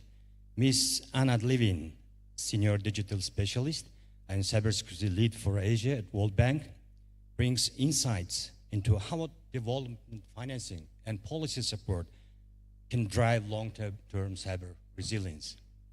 And Mr. Kevin Andy, Information Management Officer from Interpol, brings a law enforcement perspective to operational partnership and cross-border threat mitigation. And Mr. Pavel Mraz, cybersecurity researcher from the United Nations Institute for Disarmament Research, helps us think about cybersecurity through the lens of international peace, stability, and responsible state behavior. Together, they reflect the diversity of actors which is needed to build long-lasting cyber capacity. It is not just technology again. It is but it trust, governance, and global solidarity. Let's make this session a space for honest dialogue and shared learning and practical vision. The future of cybersecurity depends on how well we cooperate. And now we take the conversation forward. I would like to start my first question to Ms. Anna Levin from World Bank. The World Bank has been a key donor in advancing cybersecurity capacity building globally. As part of its financing and analytical work offering, how does the bank strategically leverage partnership with governments, private entities, and regional bodies to ensure the long-term sustainability, impactful investment, and the ownership of capacity building projects? Give us, please, some good practices example. Thanks very much, and hello to everybody. Now everybody is settled in after lunch, and I think we need another Mongolian cultural performance to wake all of us up, but we'll do our best. How the World Bank partners with governments is really through our financing program. So, you know, the World Bank is the bank, and countries are our clients, and they can come borrow from us for large-scale investments in the area of digital transformation, which includes cybersecurity. And I wanted to tell you a moment about a new toolkit that we've developed internally at the bank that is our cybersecurity toolkit for lending, basically for lending on cybersecurity in developing countries.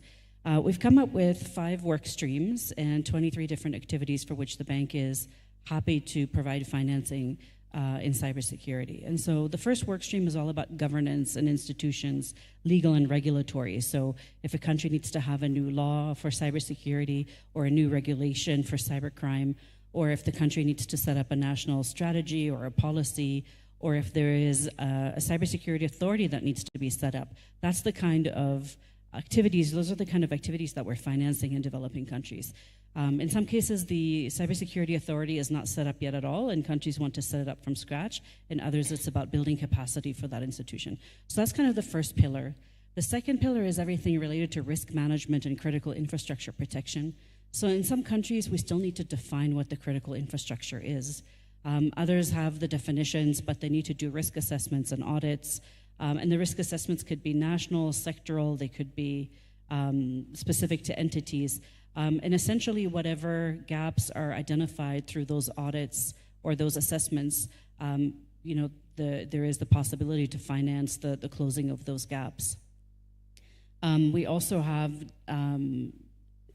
we've also put aside some consideration if countries are interested in doing information sharing platforms either within the country or regionally when it comes to discussing risks with one another and vulnerabilities with one another within countries. So one of the things we're finding is that the central cybersecurity instance often doesn't really have free-flowing information with sectoral cybersecurity instances in a country.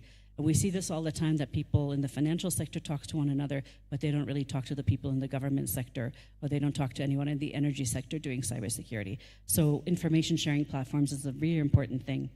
But the next pillar that we're doing is incident response. So this is where a lot of the financing can go for countries that want to set up a CERT or a SOC or a backup CERT and SOC or sectoral CERTs and SOCs. All of that is something that can be financed, hardware, software, anything that relates to incident response. So here we also have information sharing platforms in terms of responding to an incident. and having the protocols in place for trusted sharing of information.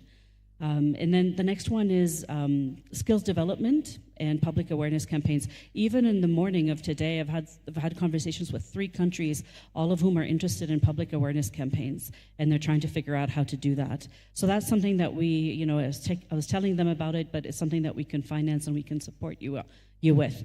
But if there's one thing that countries keep asking us about, it's training, training, and more training. And in many cases, countries want to do the work themselves. They just want to be trained on how to do the work. They really want that upskilling. And so there's a lot of different training that's the possibility for us to fund, including national cyber academies and including working with the education ministry to update curriculum in secondary schools in order to create that pipeline of talent for cybersecurity that the country needs. And then the last work stream we have is to support the creation of a local cybersecurity industry, so a local cybersecurity ecosystem. So we are now supporting some 56 countries to the tune of about $300 million in cybersecurity lending across the world. But we also have a multi-donor trust fund for cybersecurity where different high-income countries such as US, Germany, Estonia, Korea, Japan, Israel, UK, Netherlands, I'm sure I'm forgetting some, are all members of our cybersecurity trust fund. And we are able to implement some smaller scale assistance like diagnostics, workshops and trainings, etc., through the cybersecurity trust fund. And we're active to the tune of about $20 million on that, although don't quote me on the number, but it's around there. So what I'm trying to say is these are all partnerships with governments, be they high-income governments who work with us on the trust fund, or the governments who are our clients who would like to grab a loan to be able to make cyber reforms. How we partner with private sector, we don't really partner with private sector. There oftentimes companies come up to me and say, Anat, we've got this great product, this great service. We do fantastic things on cybersecurity. We know we can make a difference in a developing country. Let's sit down and figure out how we can work together. It doesn't work like that at the World Bank. So everything that the bank does is published for procurement, and then private sector companies can bid on it. And so there really isn't that much direct partnership.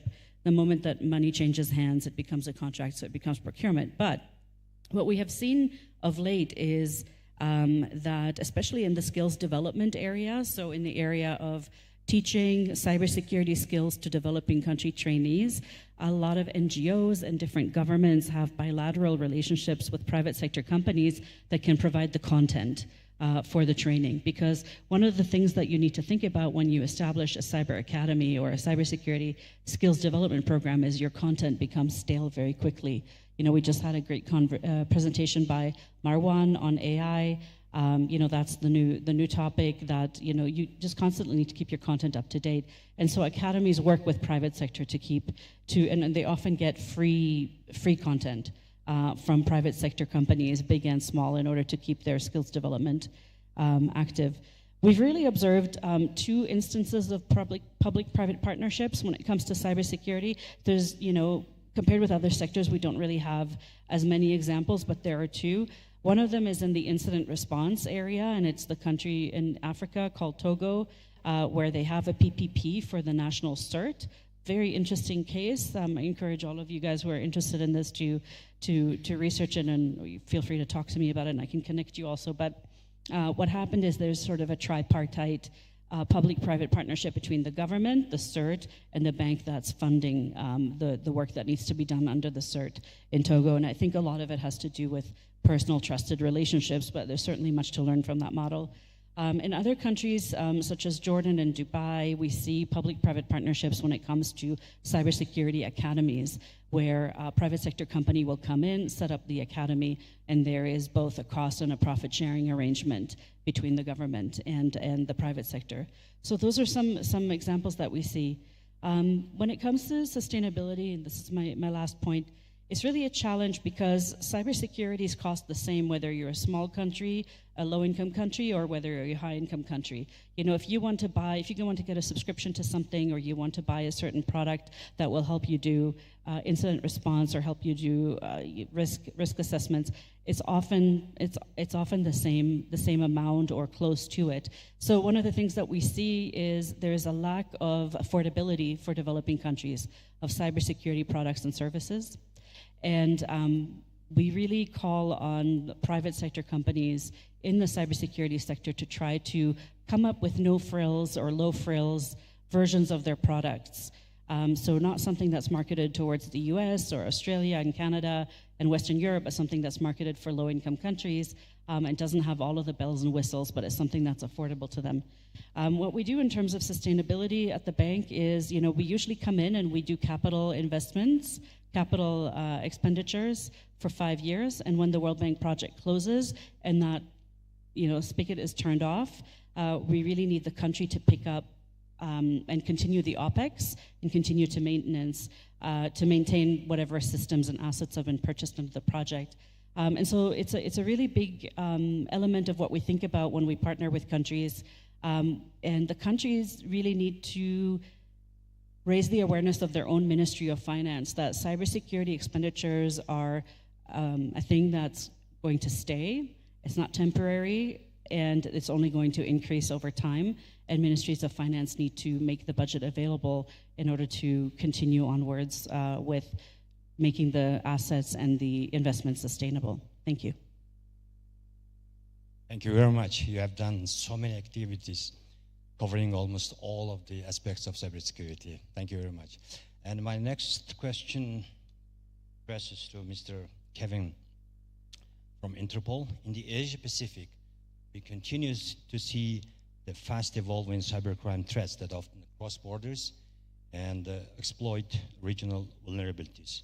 From the Interpol's perspective, what are the most pressing cybercrime trends in the region, and how can partnership with donors and national agencies be leveraged to build more coordinated and sustainable responses? Thank you for your question. Good afternoon, everyone. And if you are asking, I'm obviously not Miss Alia. I was just brought to this panel just today. But I think what is common between the two of us will be maybe the rhetoric that I will just do. That would have been the thing that we both would talk the same language.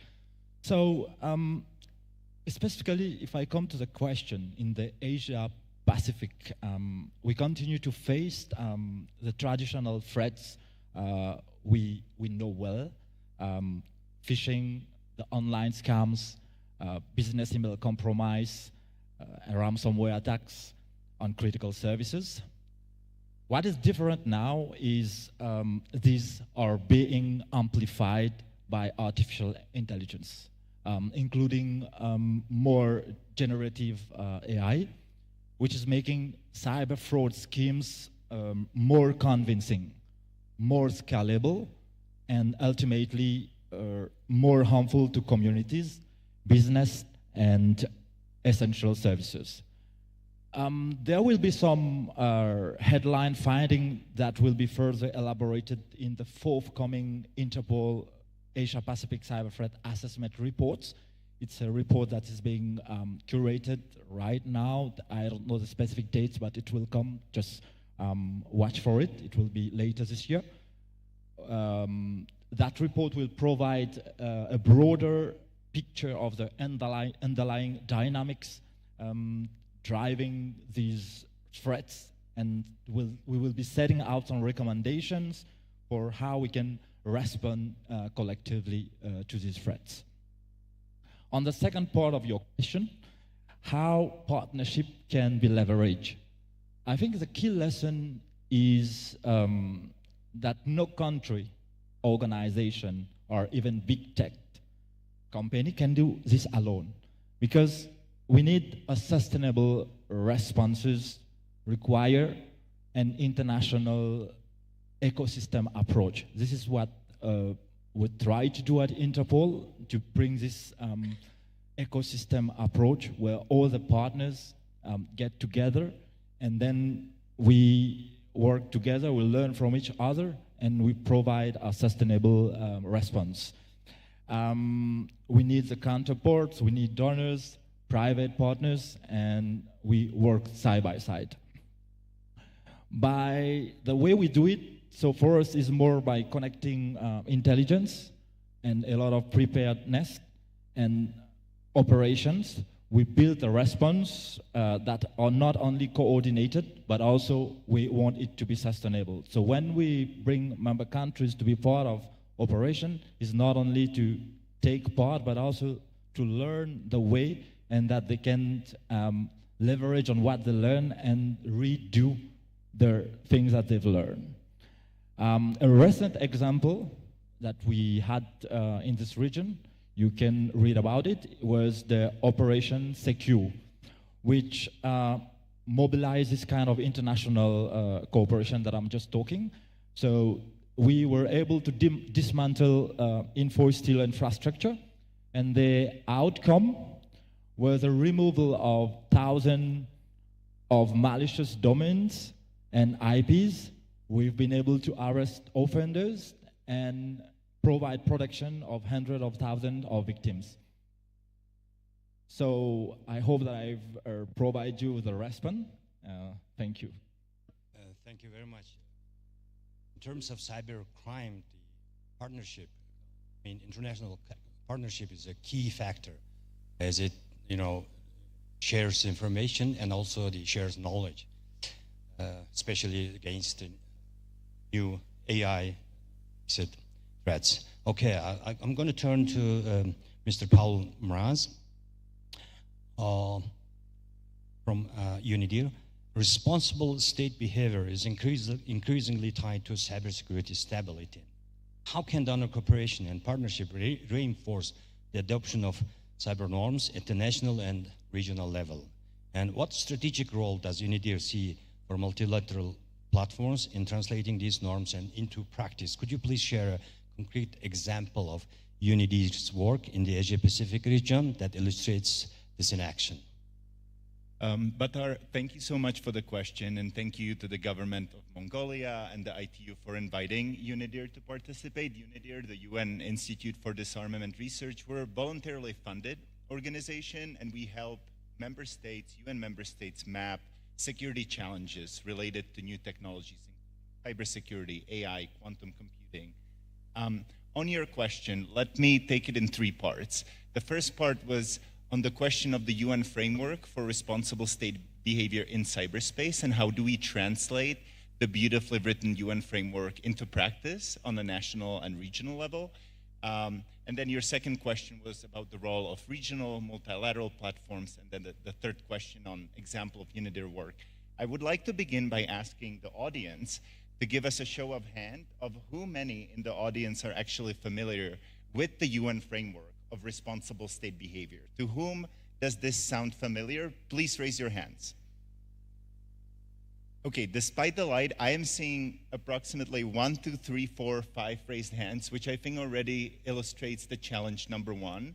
We have a challenge with raising awareness about the fact that the UN framework exists in the first place. And that challenge can be divided into two sub-challenges. There's a horizontal awareness and vertical awareness. By horizontal awareness, I mean not all UN member states have the capacity to participate in all multilateral negotiations related to cyberspace governance. So there is already one challenge where we need to build capacities in governments that do not yet have the capacity to meaningfully contribute, participate, and shape these global discussions. The vertical is even when we have countries that have the capacity to deploy diplomats to UN negotiations and negotiate, whether it's the UN framework of responsible state behavior or the recently negotiated UN Cybercrime Convention. When we have diplomats, those diplomats are struggling with convincing their national ecosystem that adopting and translating the UN framework into a national practice is a meaningful endeavor. So there's already a challenge number one. Challenge number two, when it comes down to capacity building, what is the role of multilateral and regional platforms? I think when it comes down to multilateral platforms like the UN, this is where developing countries can really make their voices heard in terms of what's needed in terms of capacity building on a national level. The UN has just concluded a 5-year process talking about cybersecurity.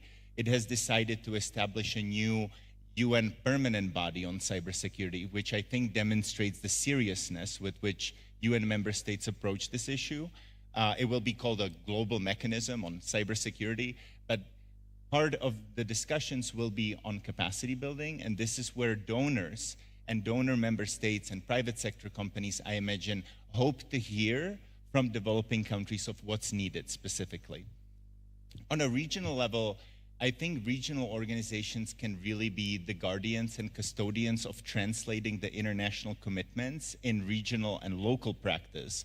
One good example would be ASEAN recently. You've mentioned cyber norms, and there are 11 norms of responsible state behavior in cyberspace. They vary from very technical to very general ones. Some of the technical ones could be protecting your own critical infrastructure, not endangering the critical infrastructure of other states, assuring your own supply chain security, and so on. But all these norms, they need to be translated into national legislation and practice. ASEAN has recently adopted a checklist, which allows, and it's locally, regionally tailored checklist. It allows any government to look at the norms they want to prioritize. For example, if you really want to step up your protection of critical infrastructure, you can take a look at the ASEAN checklist, and you can see what measures you can adopt in terms of national legislation, in terms of technology, in terms of upskilling people. And Anat already mentioned some. For example, designating critical infrastructure sectors is part of this game. So that's where regional organizations can help the most. On your last question of example of UNIDIR work, we really believe not in sort of one-off courses or off-the-shelf courses. We believe that cybersecurity capacity building should be tailored to local needs, and that requires a certain project design. It means don't just design a training course and then try to sell it to countries regardless of whether they need it or not. We really believe that you need 4 R's, essentially. You need the right training for the right people at the right time and on the right subject. And that usually means conducting a scoping consultations with the governments before you even start thinking about cybersecurity training in a program to understand what are the government's goals for cybersecurity in the next 3 years, for example, and how can the training that you're providing throughout those 3-year period support the government to achieve its own goals. So one good example would be, for example, rewriting national cybersecurity strategy. Or if country is already thinking about adopting artificial intelligence or moving toward post-quantum cryptography, you can provide that training. But if, as Anat mentioned, the country is at very early stage of thinking only about establishing national CERT, cyber agency strategy, perhaps trainings on artificial intelligence and quantum transition are too early on. So you can deliver a great training, but if it's not at the right time for the right people, it will go to waste. So this is what we do in the Asia-Pacific region. We also, importantly, include tabletop exercises in everything that we do. We do see, and this is not a challenge just for Asia-Pacific, this is a challenge across the world. A lot of government officials seem to believe that cybersecurity is a problem for the IT department. But when you run a national cyber drill, a cybersecurity exercise, at a strategic level, and you demonstrate what can happen when a cyber attack is successful in terms of affecting electricity, water distribution, energy distribution systems, then suddenly officials realize that a crisis is not just an issue for an IT department. It can actually require a coordinated response of the entire government, Ministry of Transportation, Ministry of Energy, at a strategic and managerial level. And this is how we demonstrate to government officials why the UN framework is so important, why uptake on a national level can be beneficial, and how cybersecurity is not just an issue for an IT department. I'll leave it at that, and over back to you. Thank you very much, Pablo Mraz. And I like the idea of 4R approach and with tailored training.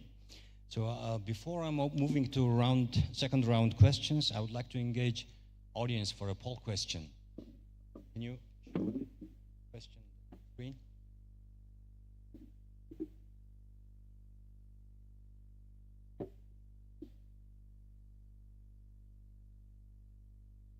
Use the QR code.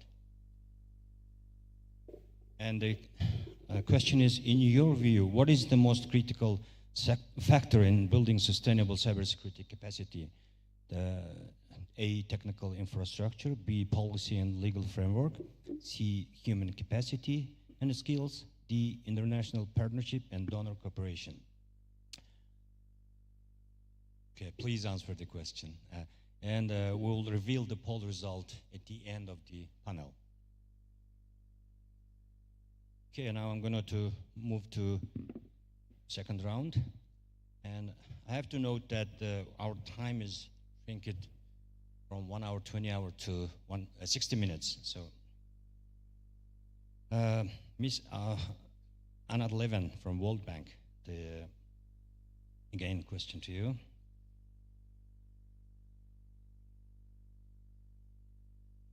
The World Bank has been supporting numerous cybersecurity initiatives globally, including in the Asia Pacific.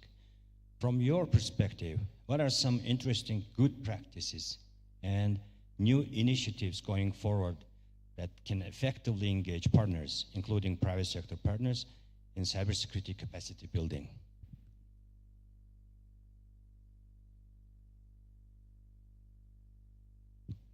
Thanks very much.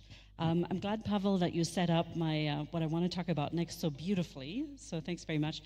One of the things I wanted to say is that developing countries, governments often say to us, we need training not only for us, for the general population or for the government, we need training for the prime minister. We need training for the finance minister. We need training for the vice president. You know, they basically need executive level, C-suite level training for everyone who's a decision maker. And who has the decision-making power over budgets for cybersecurity, because those who don't understand are not going to be able to help out. And we do really need to turn the decision makers into champions of cybersecurity. So that's certainly one of the things. Okay, so the question is really about what's new. What's new? What are some new and exciting things that we're working on? And I am so happy to talk about that. And some of it has to do with skills development, what you just mentioned, Pavel. And the kinds of trainings that we need to do. So all of us know that there is a huge scarcity of cybersecurity talent, and that there are different estimates of what the gap is of cybersecurity professionals in the market, and it's about 4 million people has been estimated of late as the gap in cybersecurity talent across the world. And that gap is obviously all the more challenging in developing countries where we don't have necessarily the same level of offerings in terms of training as we do elsewhere. So what do you really do? A lot of countries come to us and ask us to help them set up a national cyber academy. And as I mentioned earlier, it's part of our offering in our toolkit, our cybersecurity lending toolkit. But what we've done recently is we've really analyzed this issue. You know, what does it mean to set up a national cybersecurity academy? What does it look like? And you mentioned a couple of those things, Pavel, that, you know, a spade is not a spade. It needs to be customized to the local context. In the next few months, we'll be publishing a note, and I hope that, you know, we'll be able to reach all of you when we do publish it, about what are the good practices of establishing a national level cyber academy. And so some of it really relates to also what you mentioned earlier. You need to do assessments, maybe a workforce assessment. You know, what do you want your cybersecurity workforce to look like? Where are your gaps? What kind of training is currently being provided in your market? Is it nothing at all? Is there something there? Where is the gap? But specifically, in order to meet the vision of your digital strategy, what kind of workforce do you need? So what do you need to train people in? So that's kind of one question. And the paper that we will be publishing soon really walks you through what kinds of assessments and diagnostics you can consider doing before you get started. It also talks a lot about partnerships with private sector. I mentioned earlier that not only when you set up a national cyber academy, you really want to know what kind of talent do the companies in my country need? You know, what do they need to hit the ground running? And let me make sure that I train what the companies need. So this is another area of partnering with the private sector to identify the needs, but also then to find placement for the graduates, which is really important as well, because they need to get that experience right out the school. So what we've learned through this process is, and we interviewed 23 different kinds of cyber academies. So we spent a lot of times in meetings with people who are running academies from all over the world. The academies we interviewed are from Jordan, from Singapore, from Panama, from God knows, everywhere, South Africa, all over the world, the Balkans, Dominican Republic, a lot of geographic diversity, a lot of diversity in terms of also high income and low income countries. And we distilled everything that we were told into lessons learned. So we have a taxonomy of what kind of cyber academies you can choose. The bottom line is it's a choose your own adventure. You really need to pick something that works for you. So, and there are lots of different models out there, it turns out. They're not all the same. It's definitely apples and oranges.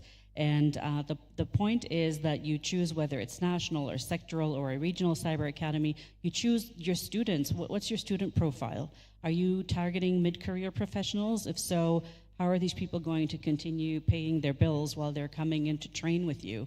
You know, so a lot of it also has to deal with how can you attract the right students. It's not just a matter of people signing up and saying, here, I'm paying the tuition. You want to attract the right people. Are you attracting people straight out of university? Are you attracting people who are reskilling? How do you keep your content up to date? Those are all questions that we kind of walk people through. There's a 12-step program, and afterwards we realized there are other 12-step programs out there that are probably more famous. But basically, the 12-step program really walks you through how to make those decisions in order to come to the cyber academy that you ought to set up in your country. So that's one of the new things that's coming up, and we hope people will use it.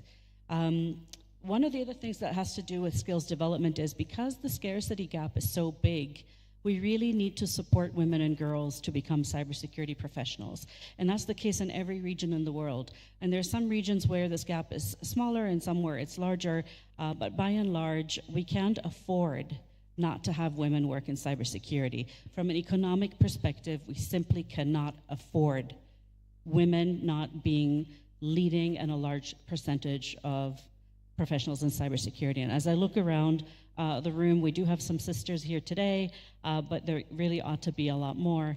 And that's something that all of us donors, everybody needs to work on. And I encourage you also to think about this in your day-to-day lives. You know, what can you do to encourage female professionals to be part of this journey?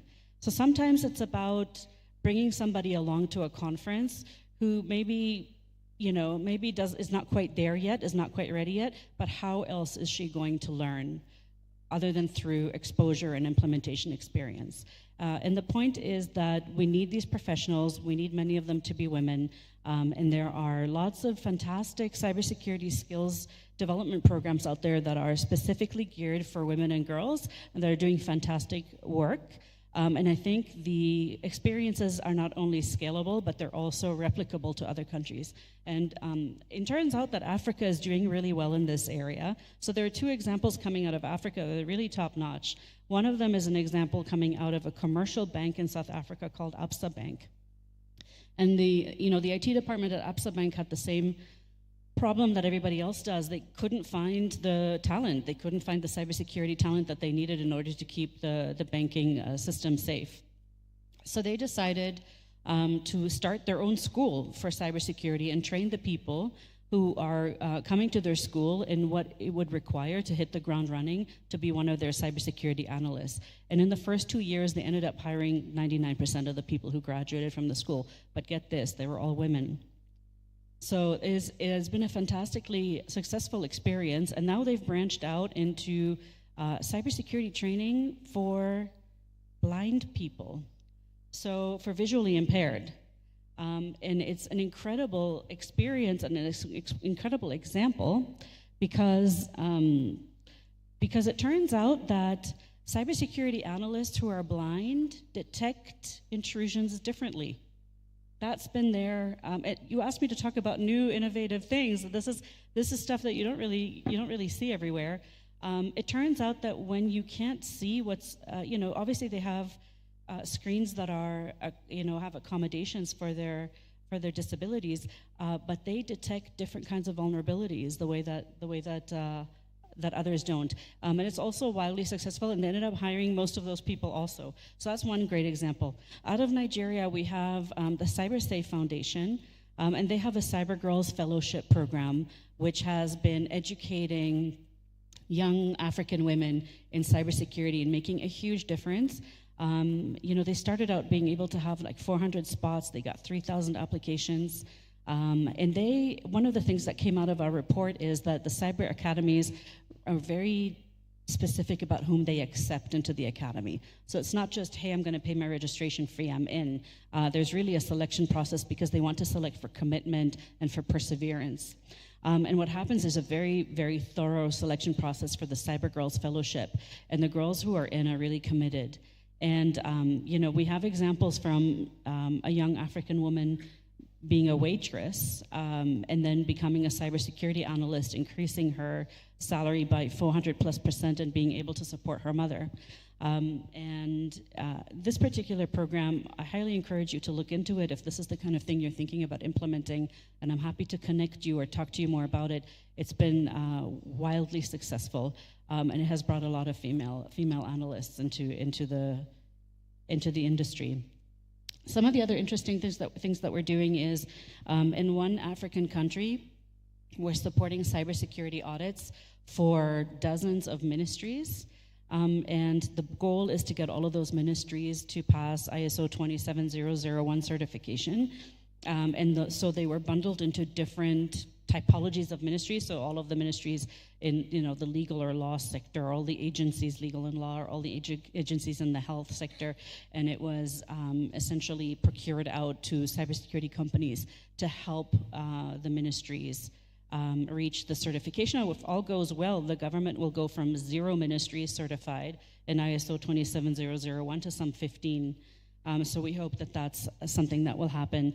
And in another African country, we are supporting the building of a national cert, and at the same time, they will build the backup cert. So they're going to go from 0 to 2 certs in that country because both of those are going to be done at the same time. Lastly, I wanted to tell you about another program that's hopefully coming up soon. There's a lot of discussion about it in the Cybersecurity for Development community. And I hope to encourage people to come along on this. And it really pertains to the scarcity of data when it comes to cybersecurity. So I know I don't have to tell all of you, you need data to make decisions, you need data to make informed decisions, you need data to know what the trends are and what's happening. And we do have the ITU Cybersecurity Index, which is fantastic, and I'm a huge fan of the whole team that puts it out. Big shout out to Caroline if she hears this, and Orhan and the whole team. Really fantastic work. The bottom line is that's all we have.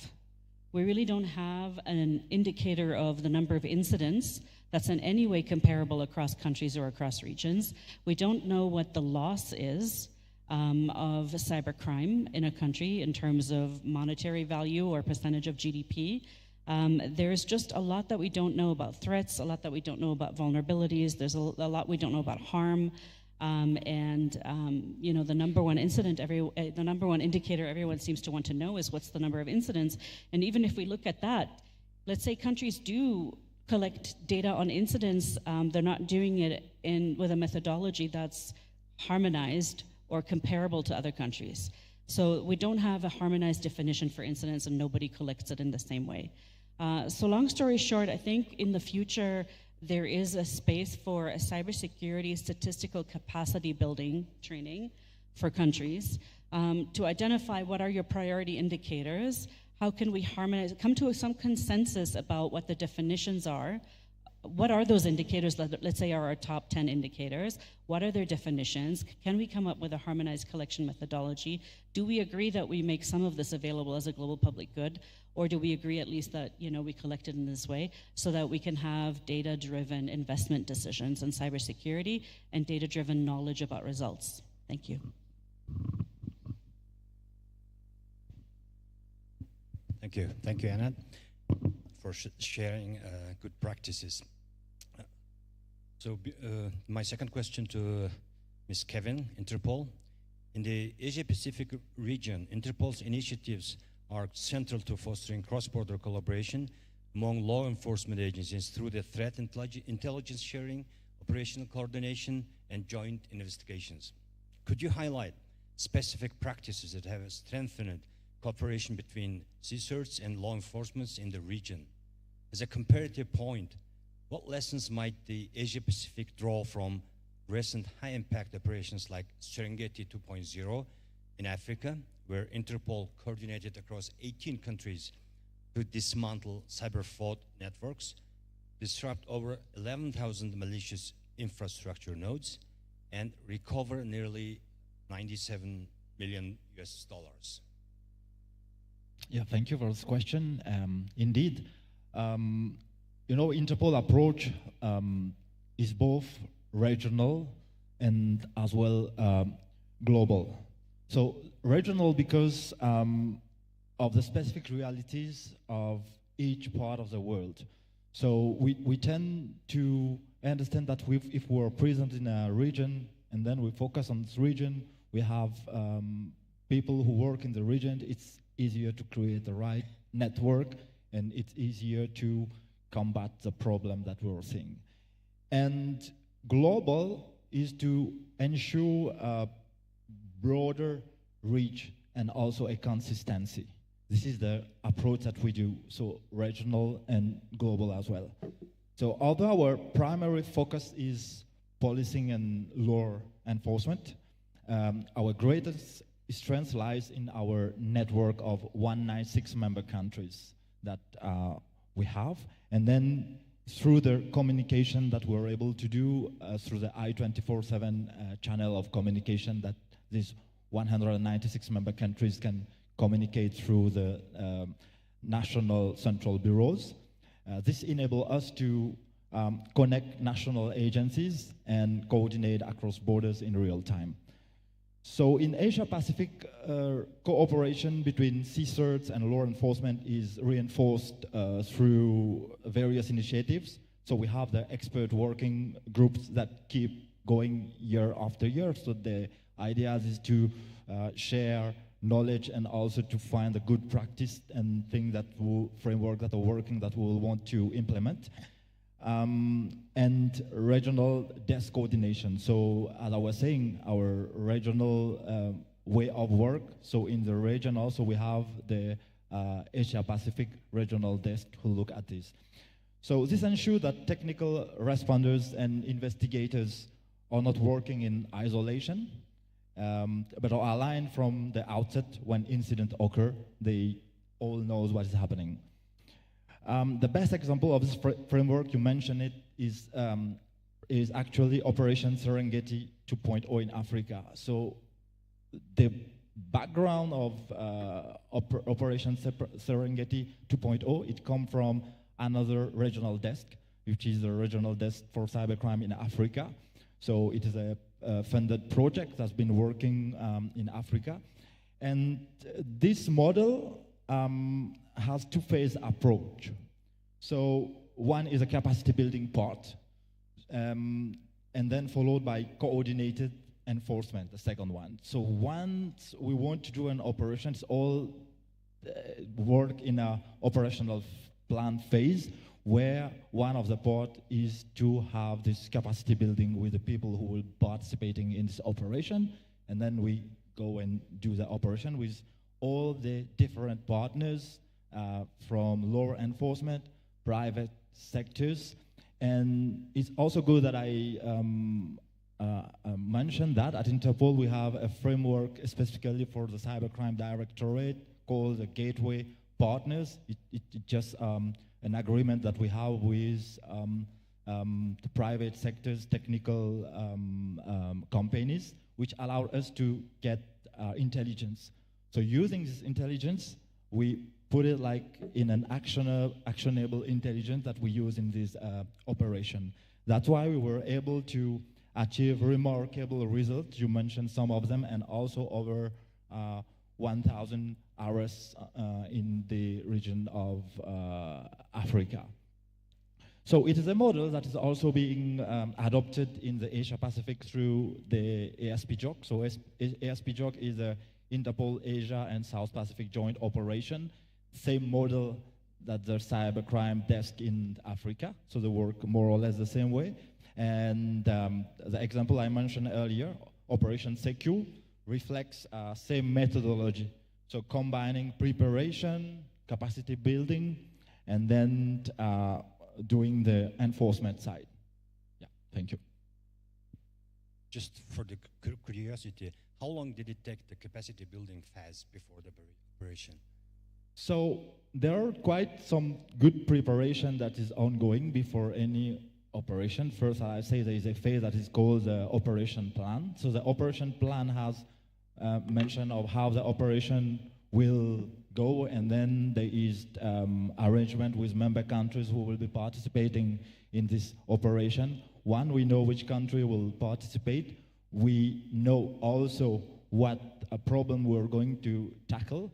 But then you can ask me also, what problem do we actually want to tackle from an operation? So this comes generally from the regional cyber threat assessment that we deliver. So we know in a region specifically what problem we want to tackle. So when we know what problem we want to tackle, we bring the necessary expert from the private, from the expert that we have. We have the people, we have the plan, then we start the capacity building. So more or less we will see what we're going to do. So when we enforce, but obviously the people who are coming, they already have some background, right? They're not starting it from scratch. So we're able to add a layer of more technical knowledge to that. And definitely when we start the operation, we can see that this is working, and we've been doing it for a couple of years now. So Operation Serengeti, that was the first one, Operation Serengeti 1, Operation Serengeti 2. Before that, the name was Cyber Surge. We still have some online detailed news on that people can go and look. And we've just finished Operation Secu in the Asia region, and I'm sure we'll be working on another version of this operation. Thank you. Okay, my last question of round two to Mr. Pavel Mraz. Donors play a crucial role in building confidence and advancing cybersecurity capacity at global level. Based on UNIDIR's experience, in which areas donors tend to invest most, and which areas are often less prioritized? How would you recommend that least developed countries and small island developing states address these financing gaps to strengthen their national and regional cyber resilience? Thank you so much for that question, and I'm really grateful to Anat for already level setting what are the capacity building needs, because we need to ask ourselves first, okay, what is actually needed across the board, and then look at what is being prioritized, what is being under prioritized. So I agree with you that the 5 pillars that you mentioned, the institutional setup nationally, the sort of resilience and crisis response is a second pillar, public awareness campaign, cyber hygiene, third pillar, legislative frameworks, and last but certainly not least, the cybersecurity workforce ecosystem development. From where we're looking at, some of the strategic policy areas, like the UN framework, international law, cyber diplomacy, this is relatively well-funded. What seems to be also relatively well-funded is the incident response at the technical level. So sort of building up national CERT development and things around that. New tech and cybersecurity, there's a lot of workshops on that, artificial intelligence, cyber, quantum, cyber, all of this is funded. These global visibility projects, we have a lot of funding for publications, high-level dialogues, but it's really where the rubber hits the road, so to say, the national implementation and training for national officials, where we're lacking. The most underfunded areas, as we see it, where we constantly keep getting requests, but we do not have enough budget lines and projects to resource this, is building cybersecurity workforce ecosystems, both on the academic side, but also on the research side, on data collection side, so that states can understand their own national threat landscape and respond appropriately. That's one. Also, cyber hygiene, public awareness campaign. We have been asked many times to run those. We don't have budget line for that. Digital forensics and access to technology is, again, something that keeps coming up again and again. But it's difficult for us, and I imagine it's the same for World Bank or Interpol. It's difficult for us to deliver any technical solutions without robust private-public sector partnerships. And there, we're very much in the hands of the private sector and their priorities, their market priorities on delivery.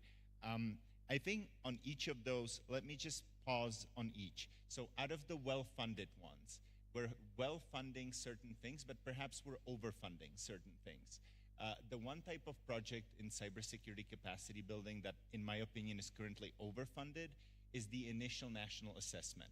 So there is a bit of an assessment fatigue in certain countries when you have 3 or 4 organizations within a period of 1 or 2 years coming in to do the same assessment on what is it that you have on cybersecurity, what is it that you're missing, what can you do next? And then 5 organizations give you a report as a national government, but then they disappear into the darkness and you're there to fend for yourself. So here I would say we need more sustainable projects where after you've done the initial assessment, you need to deliver the deep dive trainings on the different areas that you recommend the government to upskill.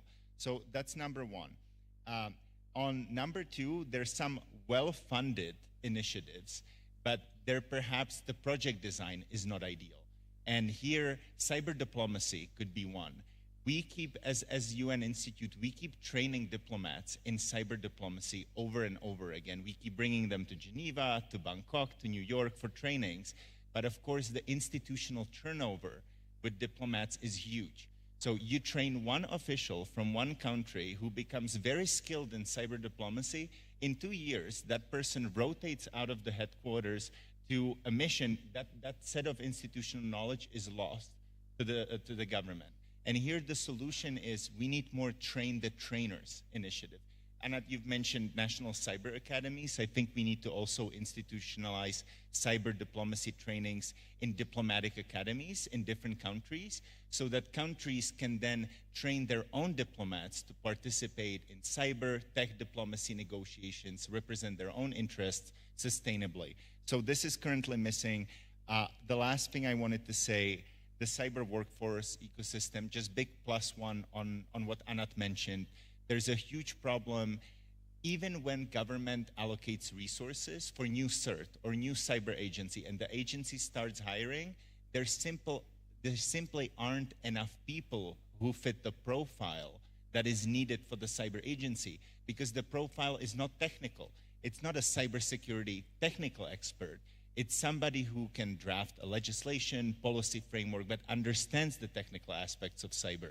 Currently, there's only 15 universities across the world that teach combined cybersecurity policy technical portfolio. We need more of those universities, and we need them here in the region as well. That's something we could be working on. Over back to you. Thank you very much, Mr. Palmraz. Now, we have to answer questions from the audience. I hope the first question addresses to, from the audience. He's back again. I think the first question addresses to Mr. Palmraz. How can small and developing states effectively contribute to and benefit from cyber diplomacy discussion dominated by larger powers? Thank you for that question. There is power in numbers at the United Nations. There may be this perception that big powers influence everything at the UN. Actually, a good recipe for a successful UN policy proposal is it needs to be multi-regional. So there need to be some countries proposing it that come together from Asia, Africa, Latin America, perhaps Europe, perhaps some small island Pacific states. So I would say number one, for if you're a small and developing country and you hope to influence global negotiations, you need to reach across the aisle to other regions, including small states, to see if you can find some common shared interests and then articulate them at the UN. That's usually very successful in UN negotiations. If it's a cross-regional proposal, if it's coming from developing and developed countries together, it's even better. But of course, the first step, which I just talked about, is upskilling your own diplomats to be able to effectively participate in those negotiations. Here at the UN, the UNIDIR, we are developing the trainer program for diplomatic academies. Some countries are already interested in this, so that's how we hope to build that capacity sustainably. Go ahead, please.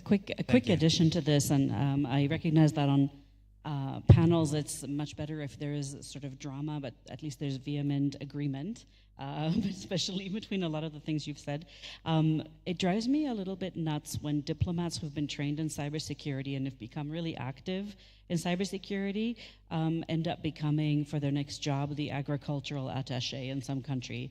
Is really, or if they're a more senior diplomat and now they get promoted to ambassador, and it's all lost. You know, and I think there needs to be, in cybersecurity diplomacy, there needs to be a stream that stays cyber. That's my personal opinion. Thank you. Thank you, Anand. Can you please answer the second question? I think it Sure. The addressed also second for you. question For women, women cyber education, do you start from basic, or you require some bachelor degree? Okay, so I mean, I'm not the one who's implementing these cyber academies, and the point is we've got examples of all kinds of different things. So some of them, you know, do require some prior knowledge, but most of them really don't. There is an example of I don't know if you're asking about cyber academies in general or about, you know, what I consider best. But the cyber academies that are out there, many of them are dealing with people who know nothing about cyber. There's one example, it's called Red Alpha, it's run out of Singapore. They actually, I don't think any of their students are, have any background in cybersecurity, but what they're really testing for is sort of the ability to think in a certain way. I know that for the Nigerian and South African schools, zero cyber background is required. But there are other academies and models for which they do require some prior knowledge. So it really depends. What I see a lot of is that employers value practical experience. So somebody who's coming in who's been incredibly well trained but doesn't have any practical experience, it's really hard for them to get the jobs. And I hear many women or others say, I don't understand, I've heard that there's a huge professional talent gap and yet it's really hard for me to get a job. How am I supposed to get training if I can't get the first job? Sort of a chicken and the egg thing.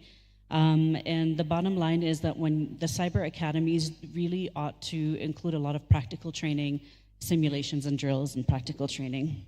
Next question? Oh, no, thank you. Sorry. I'm pointing to Mr. Oh, Kevin. you were saying Kevin. next person. Okay. Okay, thank you. Kevin, would you please answer the first question? Yeah. What mechanism exists to build trust between government, law enforcement, and industry for timely cyber threat information sharing? Yeah, that's a good question. I mean, I think this question is more about trust. So this is the one thing when any country would want to be part of, like, sharing information. Like for Interpol, the one thing that we try to put forward is trust, because as international organization, and I mentioned earlier, our focus is more for law enforcement. So in that area, we focus only on that. And our constitution, for instance, at Interpol, is that we don't really deal with anything which is military, political, religious, or racial. So this is clear for us. So if it's any in these four areas, we will not be part. So we say that if we want really to have a message where we say we're a platform that everyone can come, we already have this sort of disclaimer that we put forward. So the underlying is really to show that trust, we can be a trusted platform, and then even if we are working with private partners, we also have to give this guarantee to member country that when you're providing your information, your data, it's safe, and this is also well regulated through the rule of processing of data, which is a public document that you can consult and read, but it's a lot of details. But yeah, these rules are already here. And when we have this kind of detailed information that we provide to all different partners, I think they trust us, and then it is a platform that they see they can work with us. Yeah. Can you show the poll result? Okay, thank you. As we come to the end of this panel, I want to thank our speakers for sharing such valuable insights. So I'm also pleased to note the poll result from audience. When asked what's the most critical factor, the majority of you answered the human capacity and skills. Great. It's a powerful reminder that while policies and knowledges are essentials, but it is eventually the human, their knowledge, their readiness and ability to adapt that forms the backbone of cybersecurity resilience. It tells us that no matter we advance at our infrastructure or policies, maybe it is the people, policymakers, analysts, educators, also even diplomats, you know, so who make the cybersecurity in real, relevant, and resilient. So that's why next 2 days of this, I mean 3 days, I'm not sure, are so important. We'll move from dialogue to practice. We're going to do with hands-on training sessions on detecting attackers using open source tools and scenario-based exercises and in cyber diplomacy simulations. These are not just technical drills, they are capacity building in action. I hope today's dialogue will inspire stronger partnership between the governments, international organizations, and donors to ensure that no country in our region is left behind building resilient cyberspace. On behalf of organizers, I sincerely thank our panelists, Mr. Paul Mraz, Mr. Kevin Andy, and Ms. Anat Levin for their thoughtful contributions. Thank you all of you for participation and engagement. Let's keep working together in the same spirit to build a safer and stronger digital future for all. Cybersecurity begins with people, and it succeeds with partnership. Thank you. Well, thank you to our second session panelists for much interesting, informative, and valuable contributions. I kindly ask you to remain on the stage, get up, stand, and for a group photo. Dear attendees, we will now have a short break and we'll be coming back at 15:40.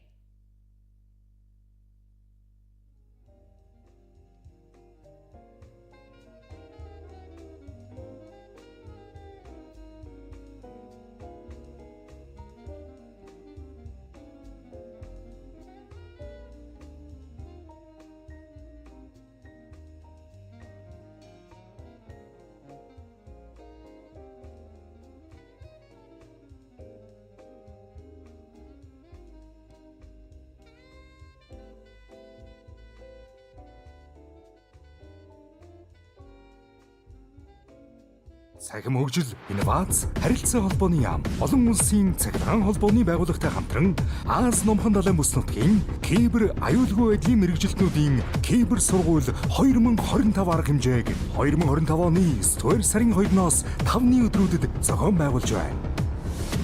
Хил хязгааргүй цахим орон зайд кибер аюулгүй байдал бол таны баталгаа.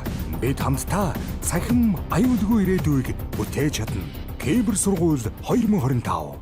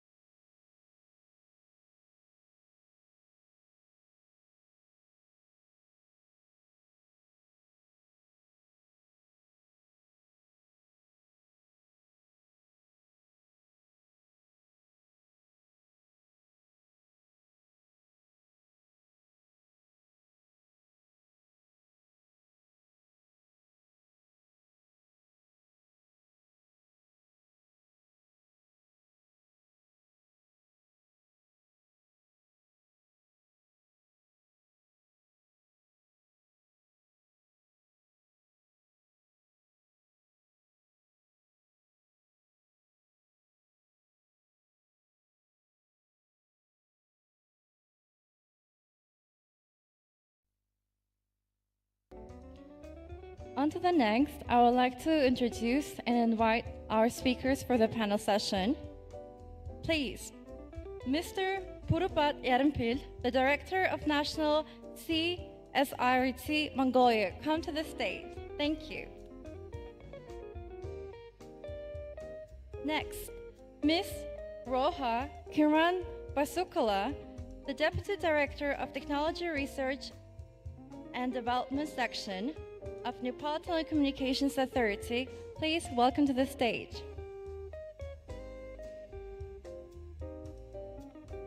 On to next, Ms.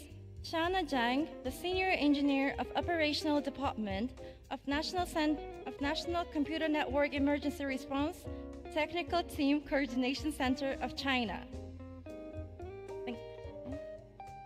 And lastly, I would like to welcome to the stage Mr. Mohammed Rizni, the Director General of National Cybersecurity Agency of Maldives. And hereby we commence the third panel session.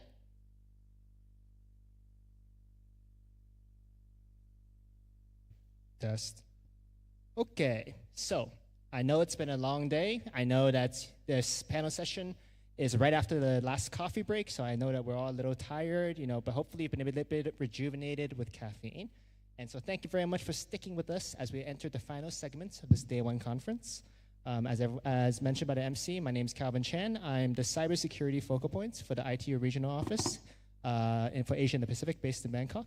And may I start by just expressing my thanks to the host country for the amazing support for the organization of this regional cyber drill.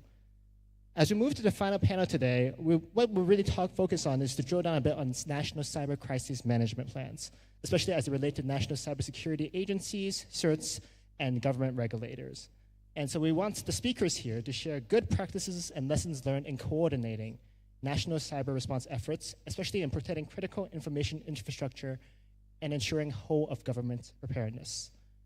Before we start, let me very briefly introduce our panelists. So first, we have Mr. Purvbat Yarampil, Director of the National CISO of Mongolia. With over 20 years of experience in IT, he has built a career spanning ISPs, IPTV, and data centers. After more than 15 years in the private sector, he shifted his focus to cybersecurity. And since 2024, he has been leading a national CSIR. Thank you very much for joining us today. Next, we have Ms. Roja Kiran Basukala, Deputy Director of the Nepal Telecommunications Authority, who is the Section Chief of Technology Research and Development Section. He holds a Bachelor's of Engineering in Computer, an LLB and MPA degrees from Tribhuvan University, Nepal, and a master's degree in Information and Communication Engineering from Chosun University. She contributed as she is also an advisor to the Center for Cybersecurity Research and Innovation in Nepal. She represents women in information technology as an executive member. Ms. Roja, thank you for joining us. Our third panelist is Ms. Zhang Xiaona, Senior Engineer at the China National Computer Network Emergency Response Technical Team and Coordination Center, or CNCERT, who holds a doctorate in engineering. She has long been engaged in system security assessment and testing and has participated in the development and revision of multiple Chinese cybersecurity standards. She also holds professional certifications, including CISSP and PMP. Thank you, Ms. Zhang, for joining us. And finally, but not least, we have Mr. Mohammed Rizni, who is the Director General and CISO of the National Cybersecurity Agency of the Maldives. A veteran public servant with over 15 years of experience, he leads the nation's strategic efforts to safeguard critical digital infrastructure and enhance cybersecurity resilience. Mr. Risley was a key figure in the foundational establishment of the agency and previously served as the Director General at the Department of National Registrations. A skilled technologist and strategist, he is dedicated to driving digital transformation for public good. And thank you, Mr. Risley, for joining us. And so as you can see, we have a very experienced set of panelists here, representing different facets and different sectors within the cyber crisis management community. And so I think we're going to have a very interesting discussion on the subject. So let's start, of course, with our first speaker, Mr. Purvbat. Mr. Purvbat, the question for you is, cyber crisis management requires both technical response and national level coordination. From Mongolia's experience, what has been the most important lessons in building a national cyber crisis management framework, And how can other developing countries adopt these lessons to their own contexts? If possible, could you also share some concrete examples or experience where these lessons were applied in practice?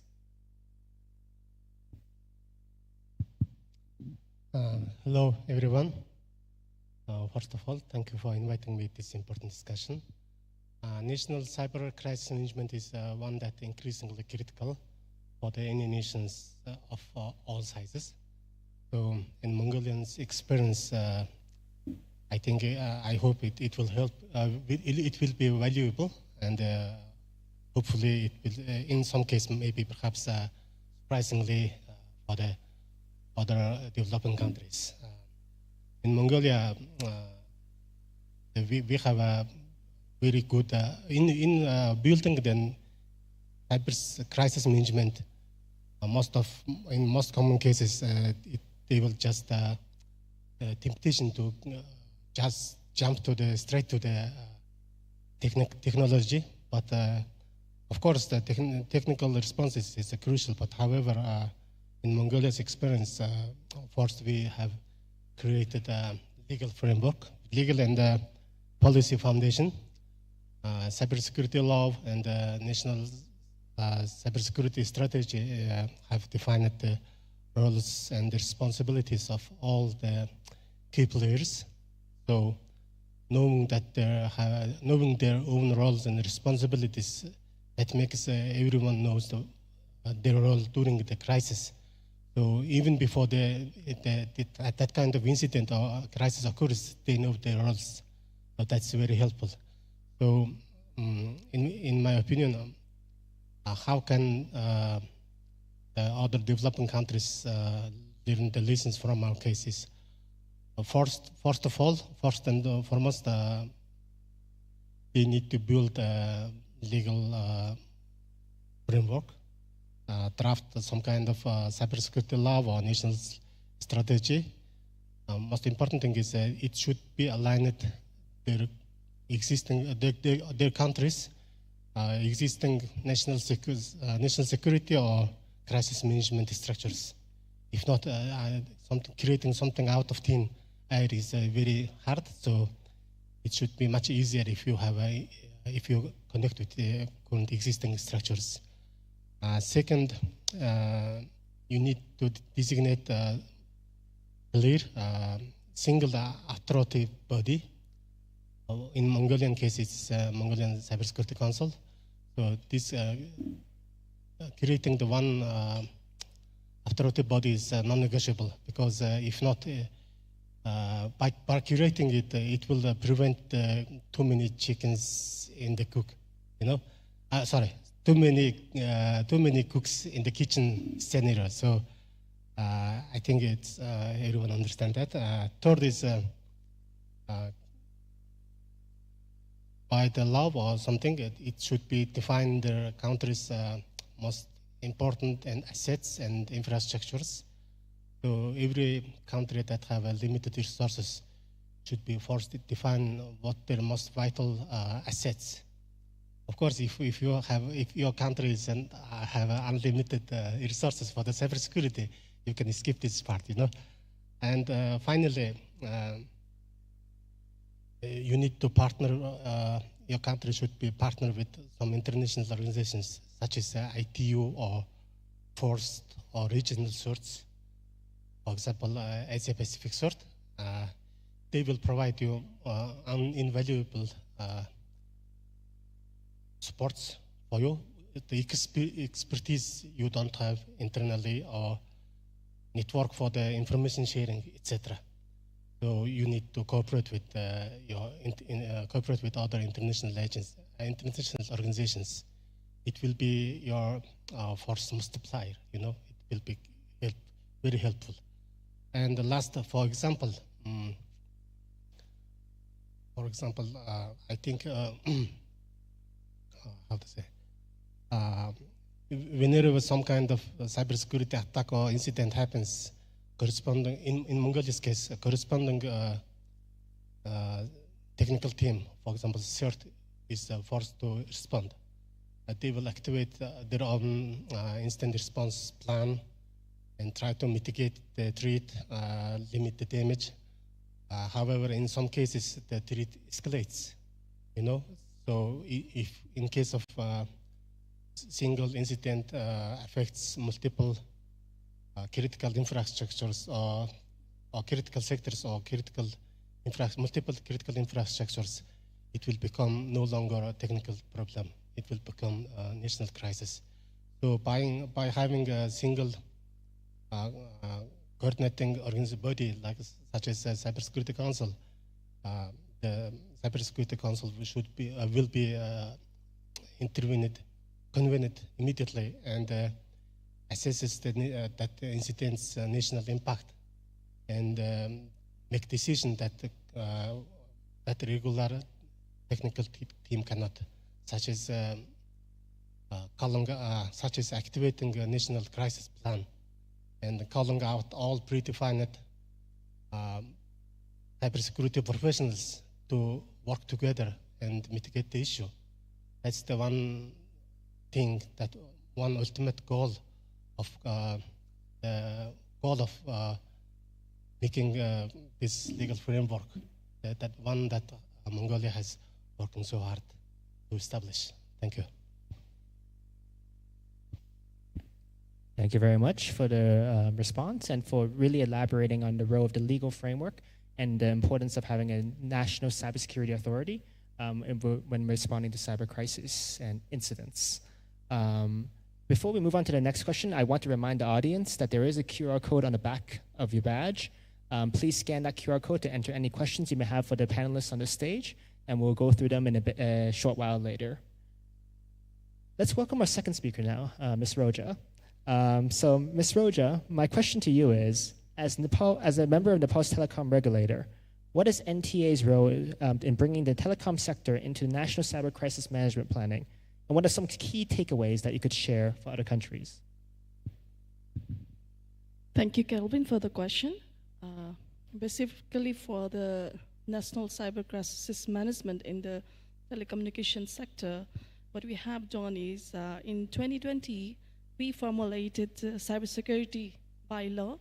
So how we came to this bylaw is that during the COVID situation, we had cyber incidents that were growing, and we noticed that there were cyber incidents even in the telecommunication sector.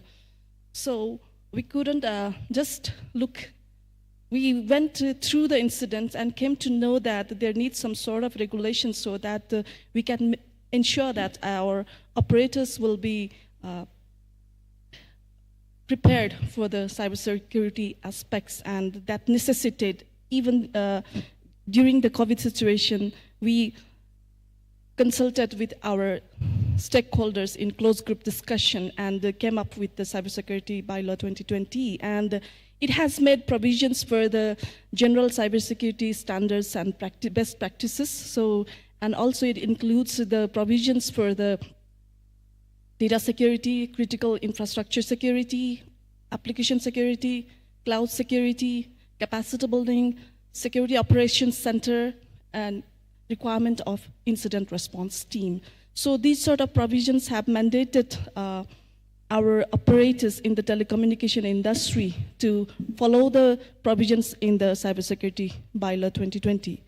But while implementing these bylaws, we have faced some sort of challenges that there are still, we do find that lack of awareness is still there, and lack of technical expertise is there, in the sense that though we have made provisions for the mandatory vulnerability assessment, penetration testing, and internal and external security audits, but yet our operators are not able to follow because of the lack of technical expertise in most of the operators, and most of the operators are feeling that it's a regulatory burden for them rather than taking it as a responsibility. So it's one of the major challenges, and even we have accredited some of the auditors in our roster, and very few accredited rosters come there. This is because of the lack of technical expertise that's happening,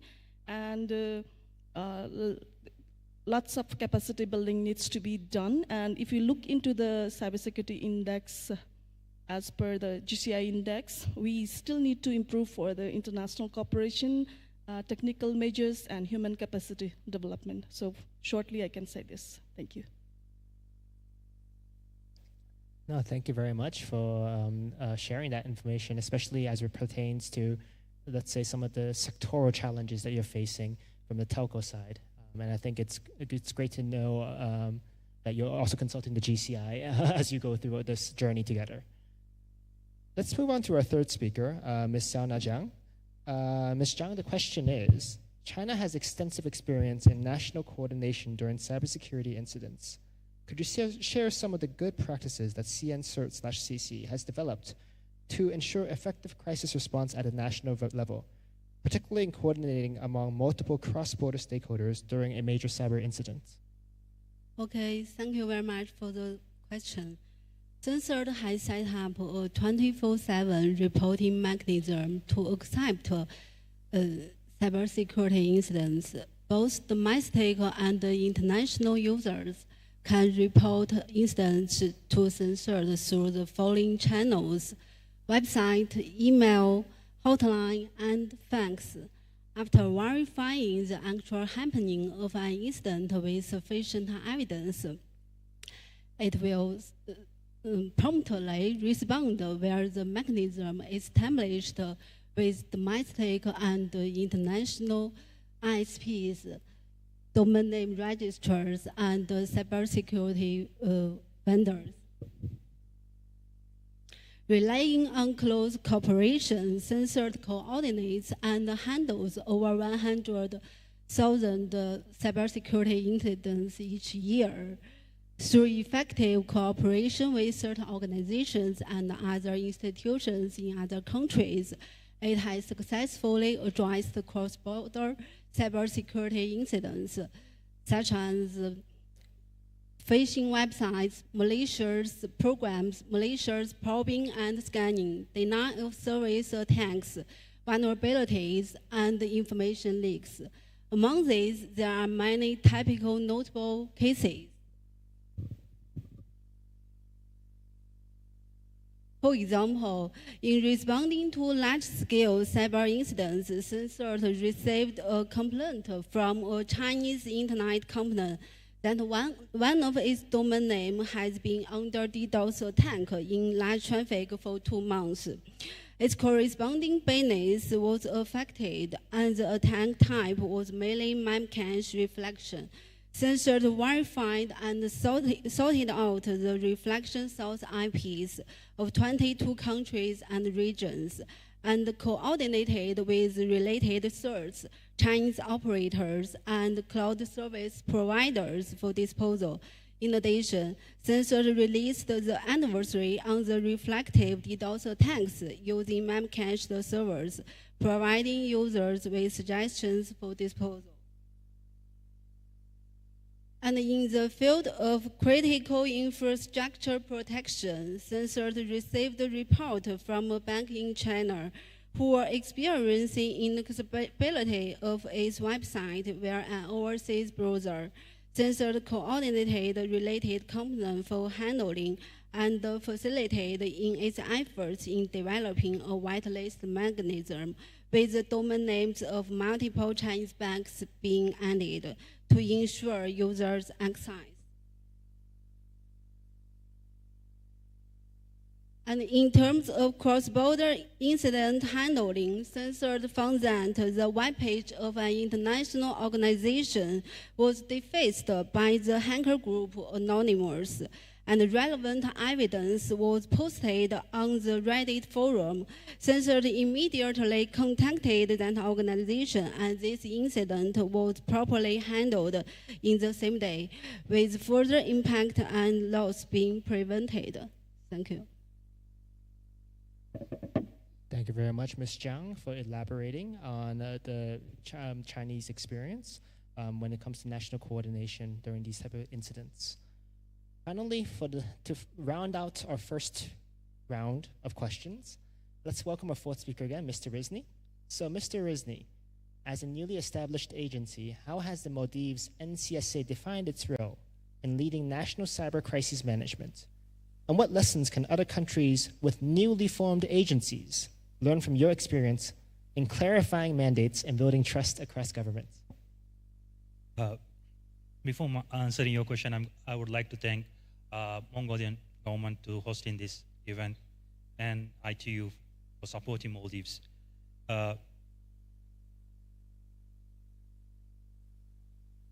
Early today, that was emphasized that when you develop an agency, you should always build a strategy.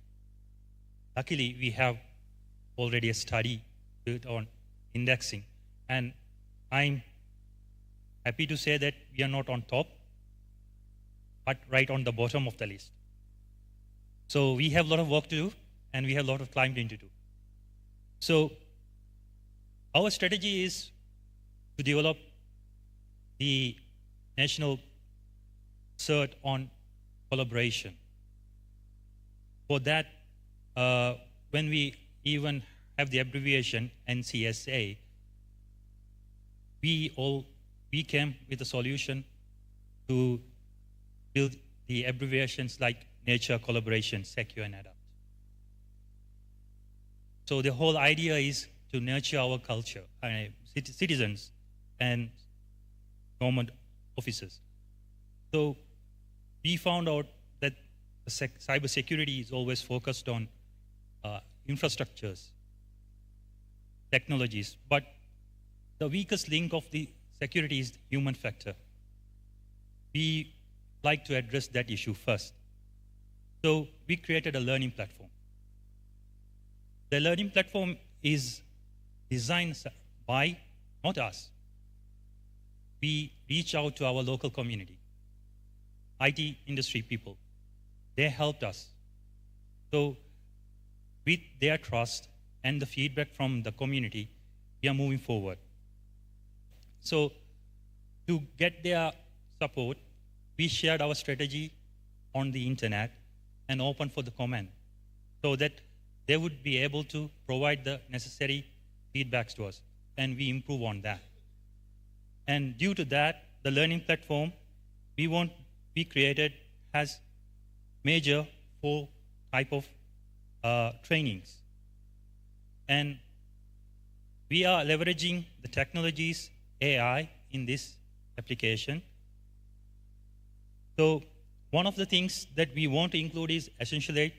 I'll tell, normally everybody asks me why we are selecting Essential 8, why not ISO? Maldives is a small country like Australia. We have a lot of secretariats around the country, and normally few people are there to support these IT infrastructures and provide security. So it will be a heavy burden to our nation to start with a heavy framework. So we started from Essential 8 as a baseline. And this training is there within the learning platform. With that, we also created a framework for secure software development. And that is also there. With the public feedback, we created cyber hygiene and scam proofing training program, along with few gamification programs so that they can give educational values in cyber area to different age groups so that platform can support. So my answer is collaboration is one of the important key factor in developing a new agency when it comes to get the support of the people.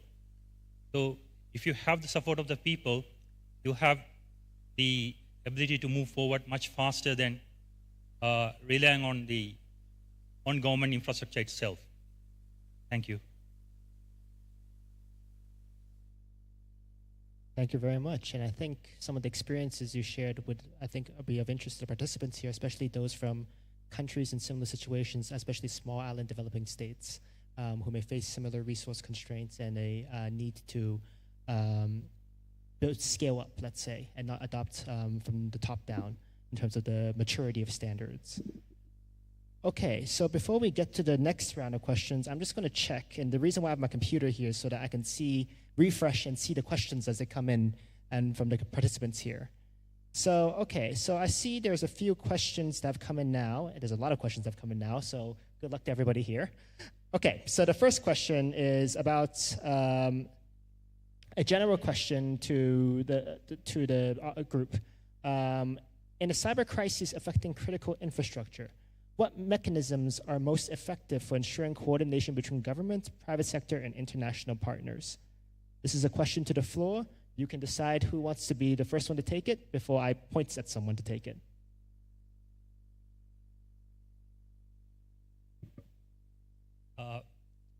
One of the important things is collaboration again.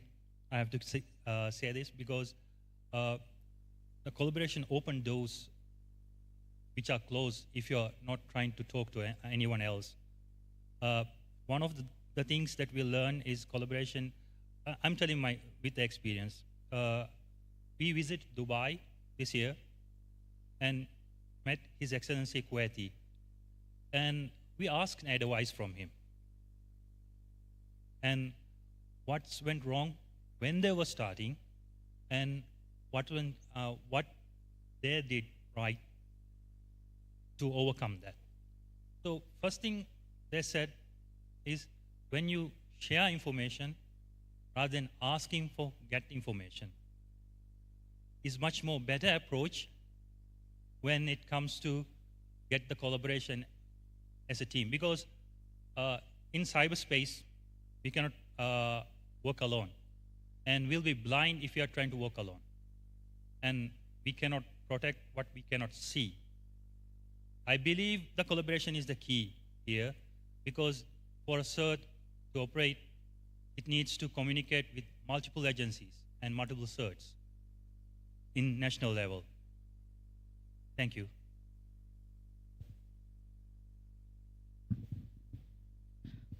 Regarding the collaboration between the government and the international agencies, I would like to add some experiences from Nepal.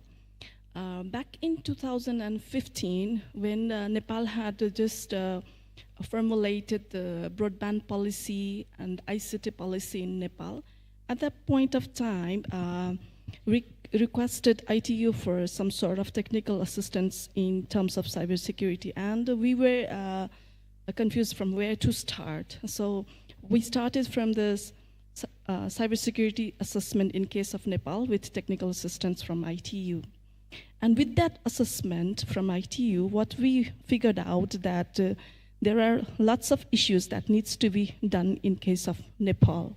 And it came up with which organization, government organization entity should be leading for this sort of aspects. And ITU advised that Nepal Telecommunications Authority, being the regulator of the telecom industry, should take the lead over this. So we initiated the cybersecurity initiatives in Nepal, and after that, the assessment, what we did is we worked for the National Cybersecurity Policy, again with the help of International Telecommunication Union technical assistance, and we drafted the National Cybersecurity Policy back in 2016, and we forwarded the draft policy to the government of Nepal. And today, in 2023, National Cybersecurity Policy has been in practice after the formulation from the government of Nepal. Also, in between this, in 2018, we also drafted draft cybercrime bill, and we also forwarded that cybercrime bill that was developed in technical assistance of International Telecommunication Union, and we forwarded it to the government of Nepal. And still we did not have IT bill, and because of that, the government of Nepal prioritized to bring the IT bill first before the cybersecurity bill. And currently, government of Nepal has finalized the version of IT and cybersecurity bill in a single bill, and that has been forwarded to the Parliament of Nepal. So this is the progress that we have made. And also in 2015, we also did child online protection guidelines, and in 2019 we formulated child online protection guidelines in 2019, so that is also in practice. And after these initiatives, we increased our score in the legislative measures, and also in 2020, I already mentioned, we formulated cybersecurity bylaw 2020 for telecom industry. So with these initiatives and the government support and the international cooperation with ITU, this has made our upliftment of the cybersecurity index score a bit higher in position that we are in tier 3 level. So we are establishing in some sort of cybersecurity initiatives in case of Nepal. So, and after that, not only this, not only the support from the ITU, we also collaborated with UNICEF that we developed Net for Good manuals for the child online protection, and that Net for Good manual that is also in practice to by several cybersecurity community and also several community groups for cybersecurity awareness. Apart from that, we also developed in local language cybersecurity advisories to the general public. So that has helped a lot for following the cybersecurity initiatives that is to be adopted by the general public as well. So these sort of things that we have been doing after the collaboration with the government and the international organization. Thank you. Thank you very much for responding to the question and giving a very comprehensive answer from Maldives and Nepal. Do you want to say something? Yes, absolutely. Okay. Okay. So as you can see on the screen behind us, we have a lot of questions here. And so I also know that we're already running quite over time, so I'm cognizant that we won't have time to go through everybody's questions on the screen. But if we don't answer your question, I, as the moderator, apologize in advance, but I urge you to find the people here, that you see them on the stage, you have their faces, and you can ask the questions to them directly after the CyberDro conference. If due to my failings, I'm unable to get to your question in time. Having said that, let's go to the very top question, which is for Mongolia. And in your view, which country has developed the most effective national cybersecurity framework or institutional model, and what specific lessons could Mongolia learn from it? At the very top. Okay, in Asia-Pacific region, there is a few very good, few countries that have a very good cybersecurity resilience. For example, Japan and also Australia have a very good cybersecurity policy, and the posture is in places, also already in places. So we have looking their policy and what's going on there.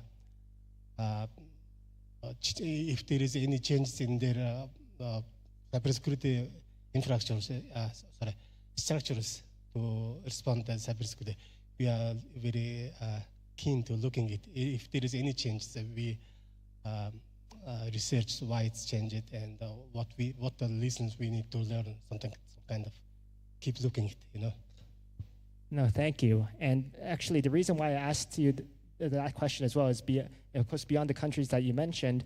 I think this is a good opportunity to once again re-advertise the Global Cybersecurity Index as something that you can look at for comparison of how the different member states are doing when it comes to cybersecurity commitments, including, of course, frameworks and institutional measures, which falls under the legal measures as well within the GCI. So you can see the different countries, and of course, as we heard earlier from His Excellency and from the Regional Director of ITU, that you saw how Mongolia was doing and how the regional perspectives on the GCI too.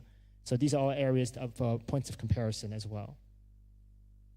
So let's move, before we go back to this, to all the questions on here, I want to finish the questions that I have for you all. So let me direct my next question to Ms. Xiao Najiang. I understand that China has utilized artificial intelligence in cybersecurity incident response. Could you please elaborate on China's experience with this approach, including any lessons learned? Okay, thank you very much for the question. And to jointly address the risks and challenges brought out by artificial intelligence, China put forward the Global Initiative on AI Governance in October 2023. We stand ready to work together with researchers from all around the world to implement this initiative by promoting the integrated innovation of AI and cybersecurity, addressing AI-related security and governance challenges, and establishing an open, fair, and effective governance framework. The goal is to ensure that AI technologies benefit humanity and contribute to build a community with a shared future for mankind. The specific cooperation initiative covers the following 4 areas. 1. Empowering cybersecurity capacity building to address one of the key concerns of certain organizations, phishing web detection. China has developed an AI-based phishing website detection system. The system is able to identify multi-type and multi-language phishing websites. By providing services to international partners who are interested, the system offers customized phishing samples for training, which improves identification capabilities of AI models and enhances detection performance of phishing websites. This AI-powered system is freely accessible to search worldwide, equipping them to better detect and mitigate counterfeit website threats. 2. Sharing AI threat information to strengthen the sharing of vulnerabilities and related cybersecurity incidents in AI. China National Vulnerability Database, that is CNVD, has established a dedicated AI vulnerability section to enhance risk analysis, early warning, and emergency response for AI-related threats. We establish a prioritized AI threat handling channel and work together to ensure accurate assessment, swift response, and effective handling of incidents. We also conduct emergency response drills and improve technical analysis and coordination capabilities in simulated AI risk incidents. 3. Formulating international standards for AI emergency response. China proposes to share the core content of its generative AI services security emergency response guidelines and collaboratively formulate international guidelines or standards for AI security incident response to address cross-border security risks posed by AI.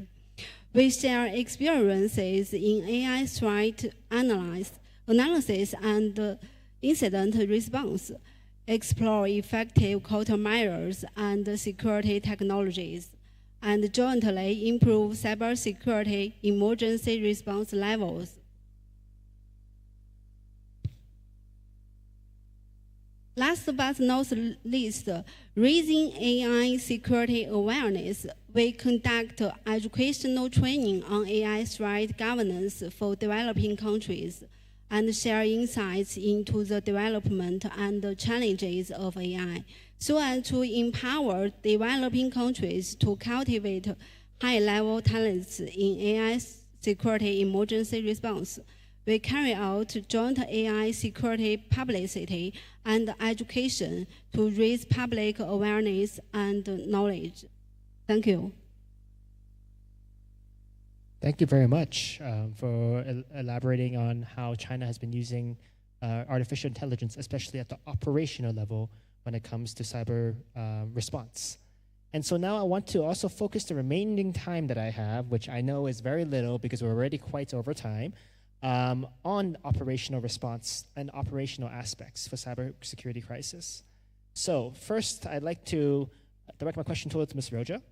On the operational side, how has Nepal worked to enhance cyber crisis preparedness within the telecom sector, including any concrete steps already implemented, such as awareness programs, simulations, or regulatory measures?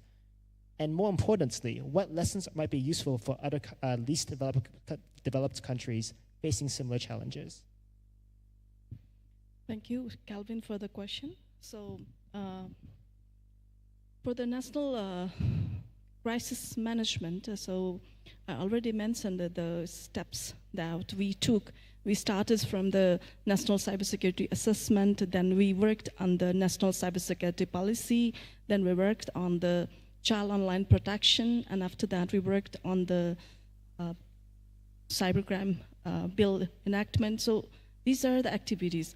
And focusing on the telecommunication side, we formulated the Cybersecurity Bylaw 2020, and it made such provisions in such a way that we mandated our operators to follow the best cybersecurity practices.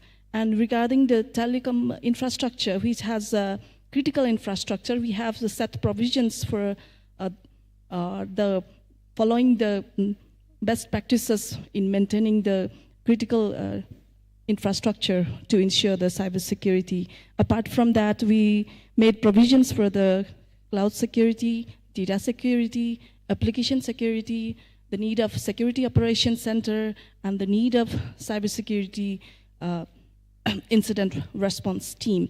And Nepal Telecommunications Authority has formed a team of cybersecurity task force. So if any sort of incident happens in the telecommunication industry, that team goes into the explores, so what was the root cause of the incident, and upon the doing the root cause analysis, so what we usually do is we instruct the concerned operator what next step to be taken so that in future similar cases will not repeat.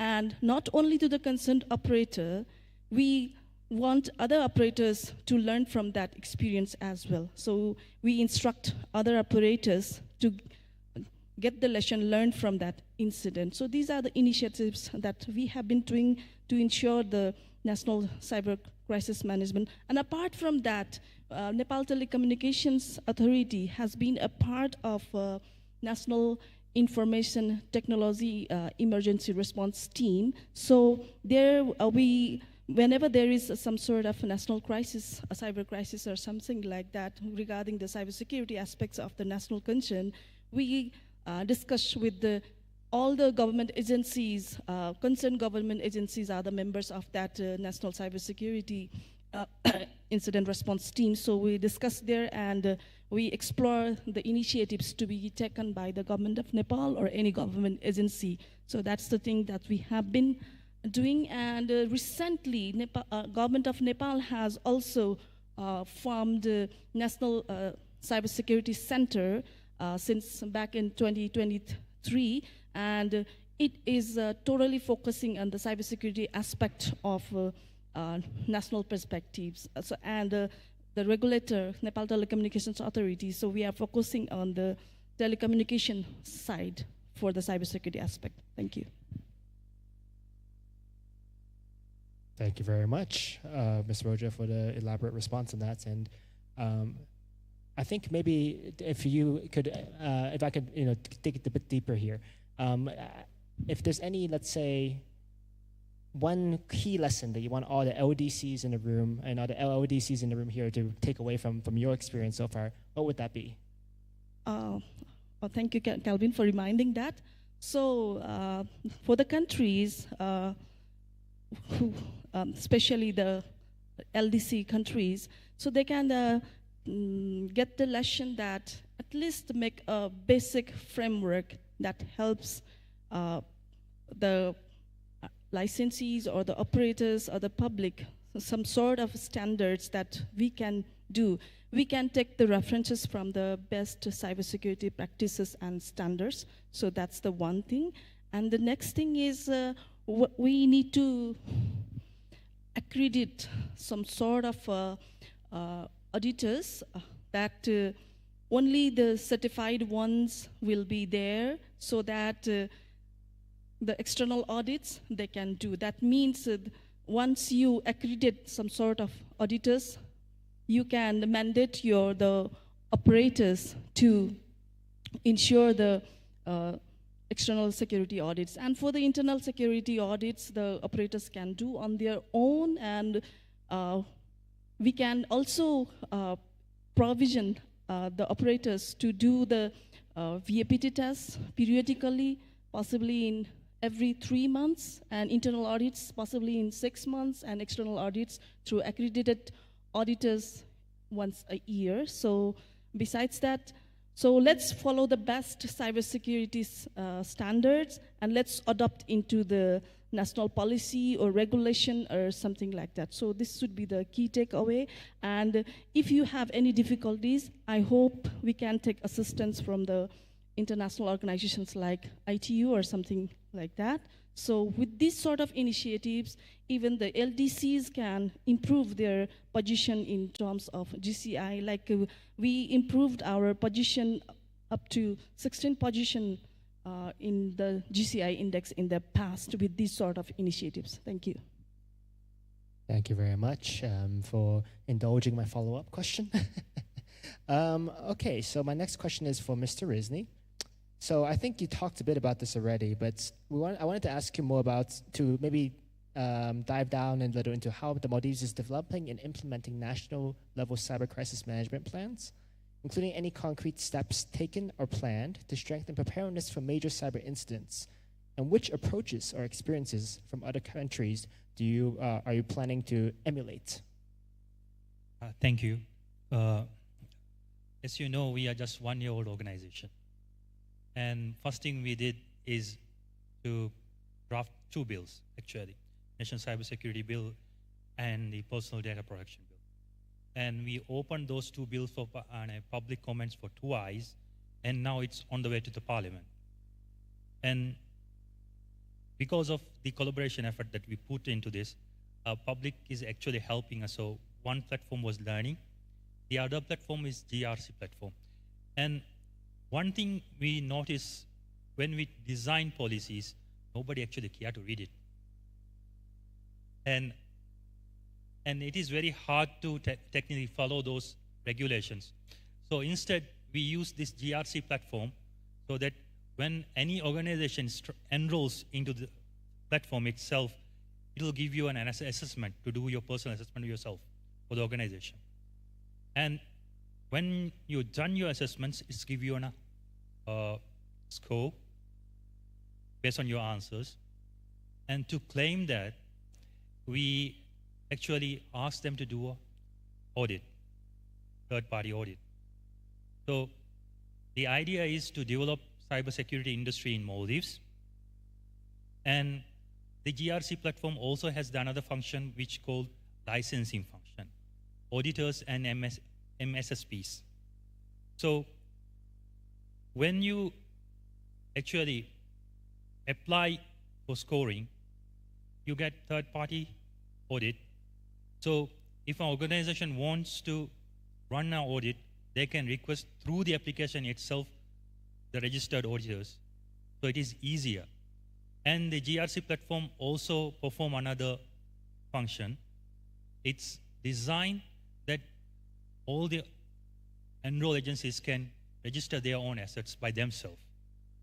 And they can register incidents in the platform and escalate it to national CERT when they need it. This also gives the ability to power to the community itself or the IT sectors or organizations to perform their own due diligence. So rather than enforcing, we are trying to them to be empowered to do the work. So understanding is one thing. So this is called nurturing, creating a nurturing environment. So this also enables the door to collaboration, which also creates the secure environment for everyone. So when we develop this application, the incidents can, one of the difficult thing is again, going through the playbooks. So when you registered these playbooks, we registered multiple playbooks for different scenarios in the GRC platform itself. And when you select an incident and say that I'm attacked by ransomware or I'm being hacked, the AI in the system will generate a playbook for them for their specific purpose. So it is easier for them to follow up and do the work.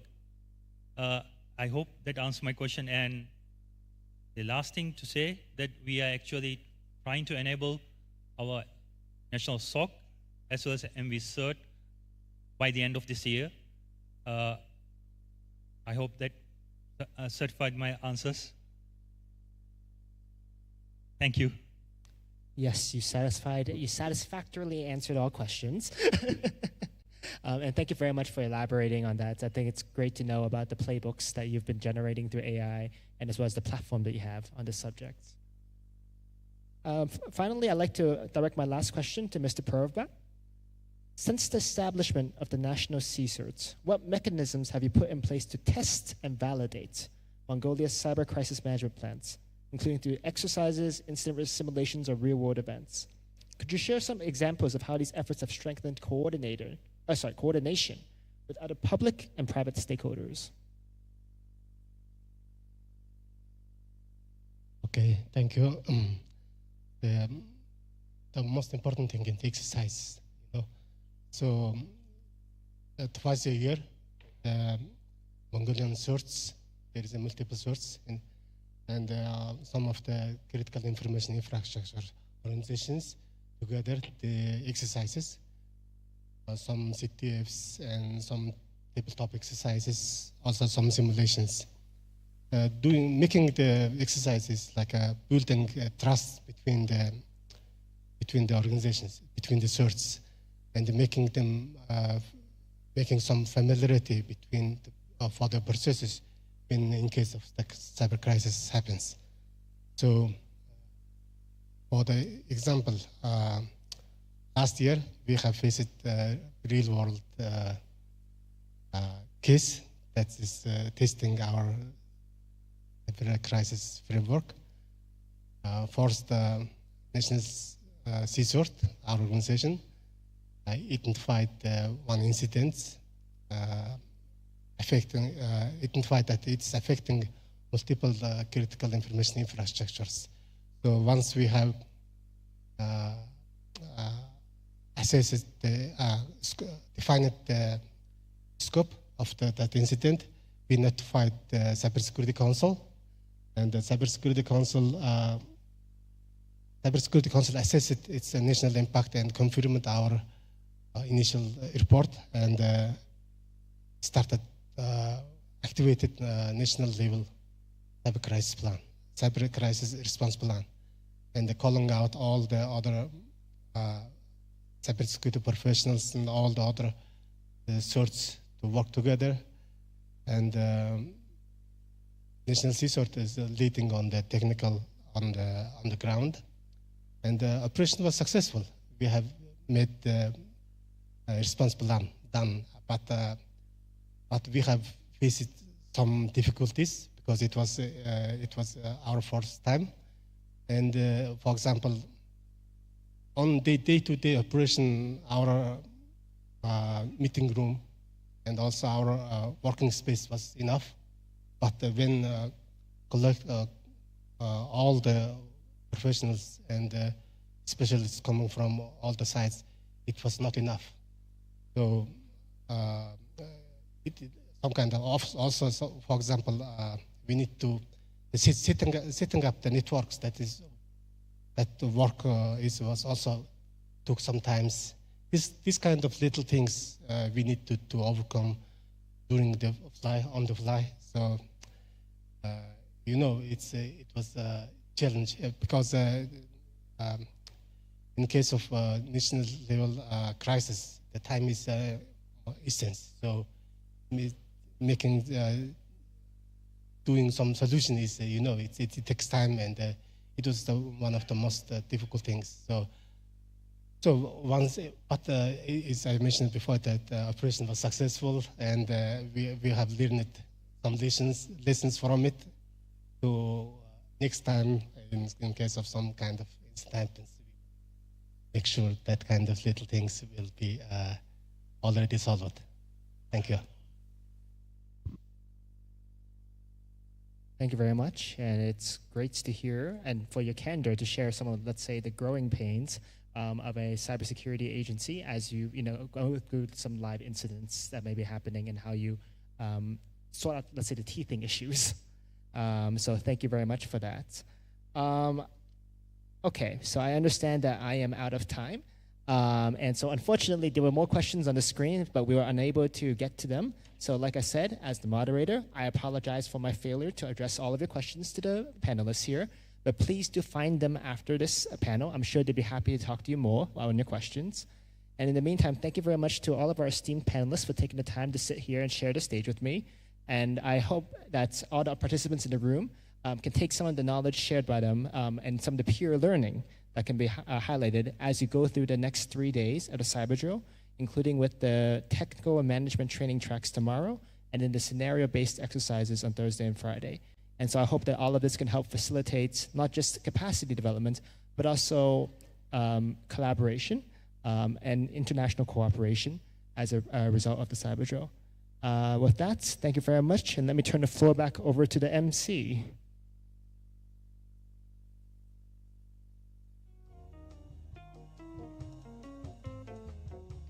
Our sincere thanks to the panelists of the final session for sharing their expertise and for concluding today's panel session's discussion. Could you please stand up for a group photo?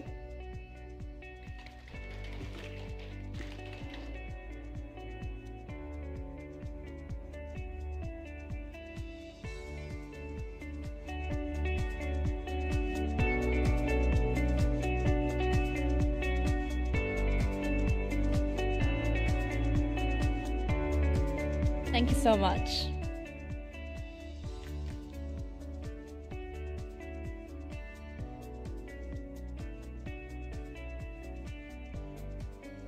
This is not all, as we hope that our participants from all across Asia Pacific are receiving invaluable and helpful insights.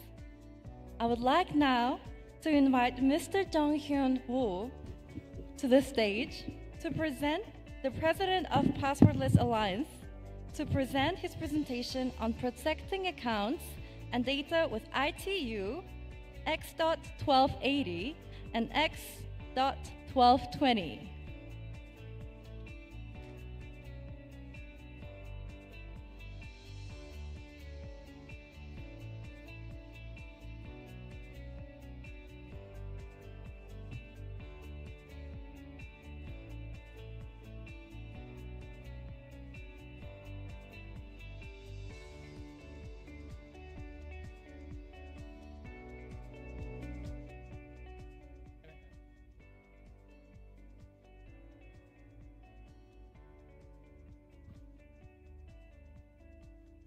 Okay, everyone. I'm Chong Hyun-woo from Passwordless Alliance. As you know, that the main singer in the K-pop concert, always we place the main singer at the last. I hope to be a main teacher or the standard transfer today. So let me introduce myself. I'm from the Passwordless Alliance. Before I set up the Passwordless Alliance, I was a software developer and also over 25 years. And also I'm the national president advisory, one of the members in national advisory in South Korea. Okay, so as a practical software developer, I wanted to share the two things. The one is the protecting account, and the other one is protecting data. So those two ideas is backed by the international standard with the ITU-T X.1280 and X.1220. So let's start with some difficult questions, difficult fact. So as you know that our PCN servers are vulnerable. So we cannot protect our PC servers. The reason is while we are opening an email or while we open the Microsoft Office file, in there might be a document-based malware, or in there might be some malicious code inside in the email as well.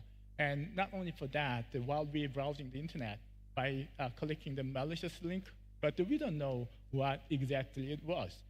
And then not only for that, while we plug into the thumb drive, maybe our PC hand over to the attackers.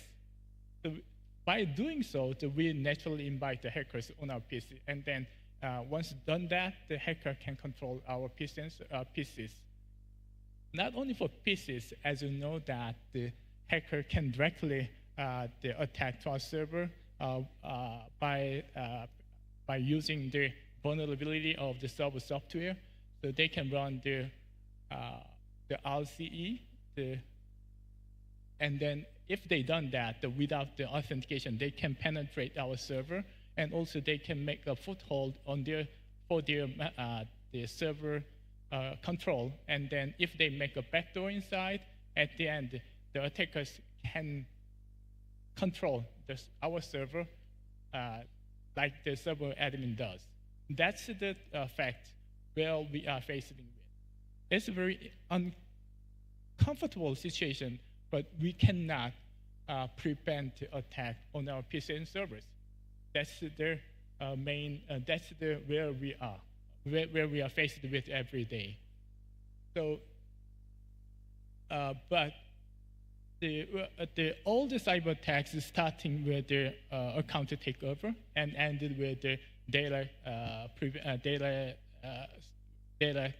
breached out or data encryption. That's the starting of that's the alpha and omega of the cyber attacks, right? So, as a cybersecurity personnel, anyhow, do we have to protect our account and data, even if the PC and server are compromised by attackers?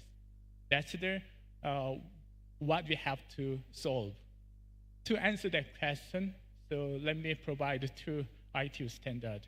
First one is, okay, let me try to answer for that question with the ITU XR1280. Before I go into the XR1280, let me explain the existing limitation. So as a user, we always have to provide our identity proof to the online system. So while we are inputting our credential to the online system, maybe if there are malware inside on our PC and terminal at the wherever, so they can steal our credential. That's the where we are faced with every day. So we need a solution can protect our account even if attackers are already on our PC and servers. So to answer that question, the ITU recently released the XR1280. So the key concept of this standard is shift the proof responsibility from the user to the online system. So please remember this idea. So as a user, we always have to submit our password and OTP or biometrics or whatever they require us. But by applying XR1280, so we can change the key concept. We can change the position. Okay, let me play the video clip.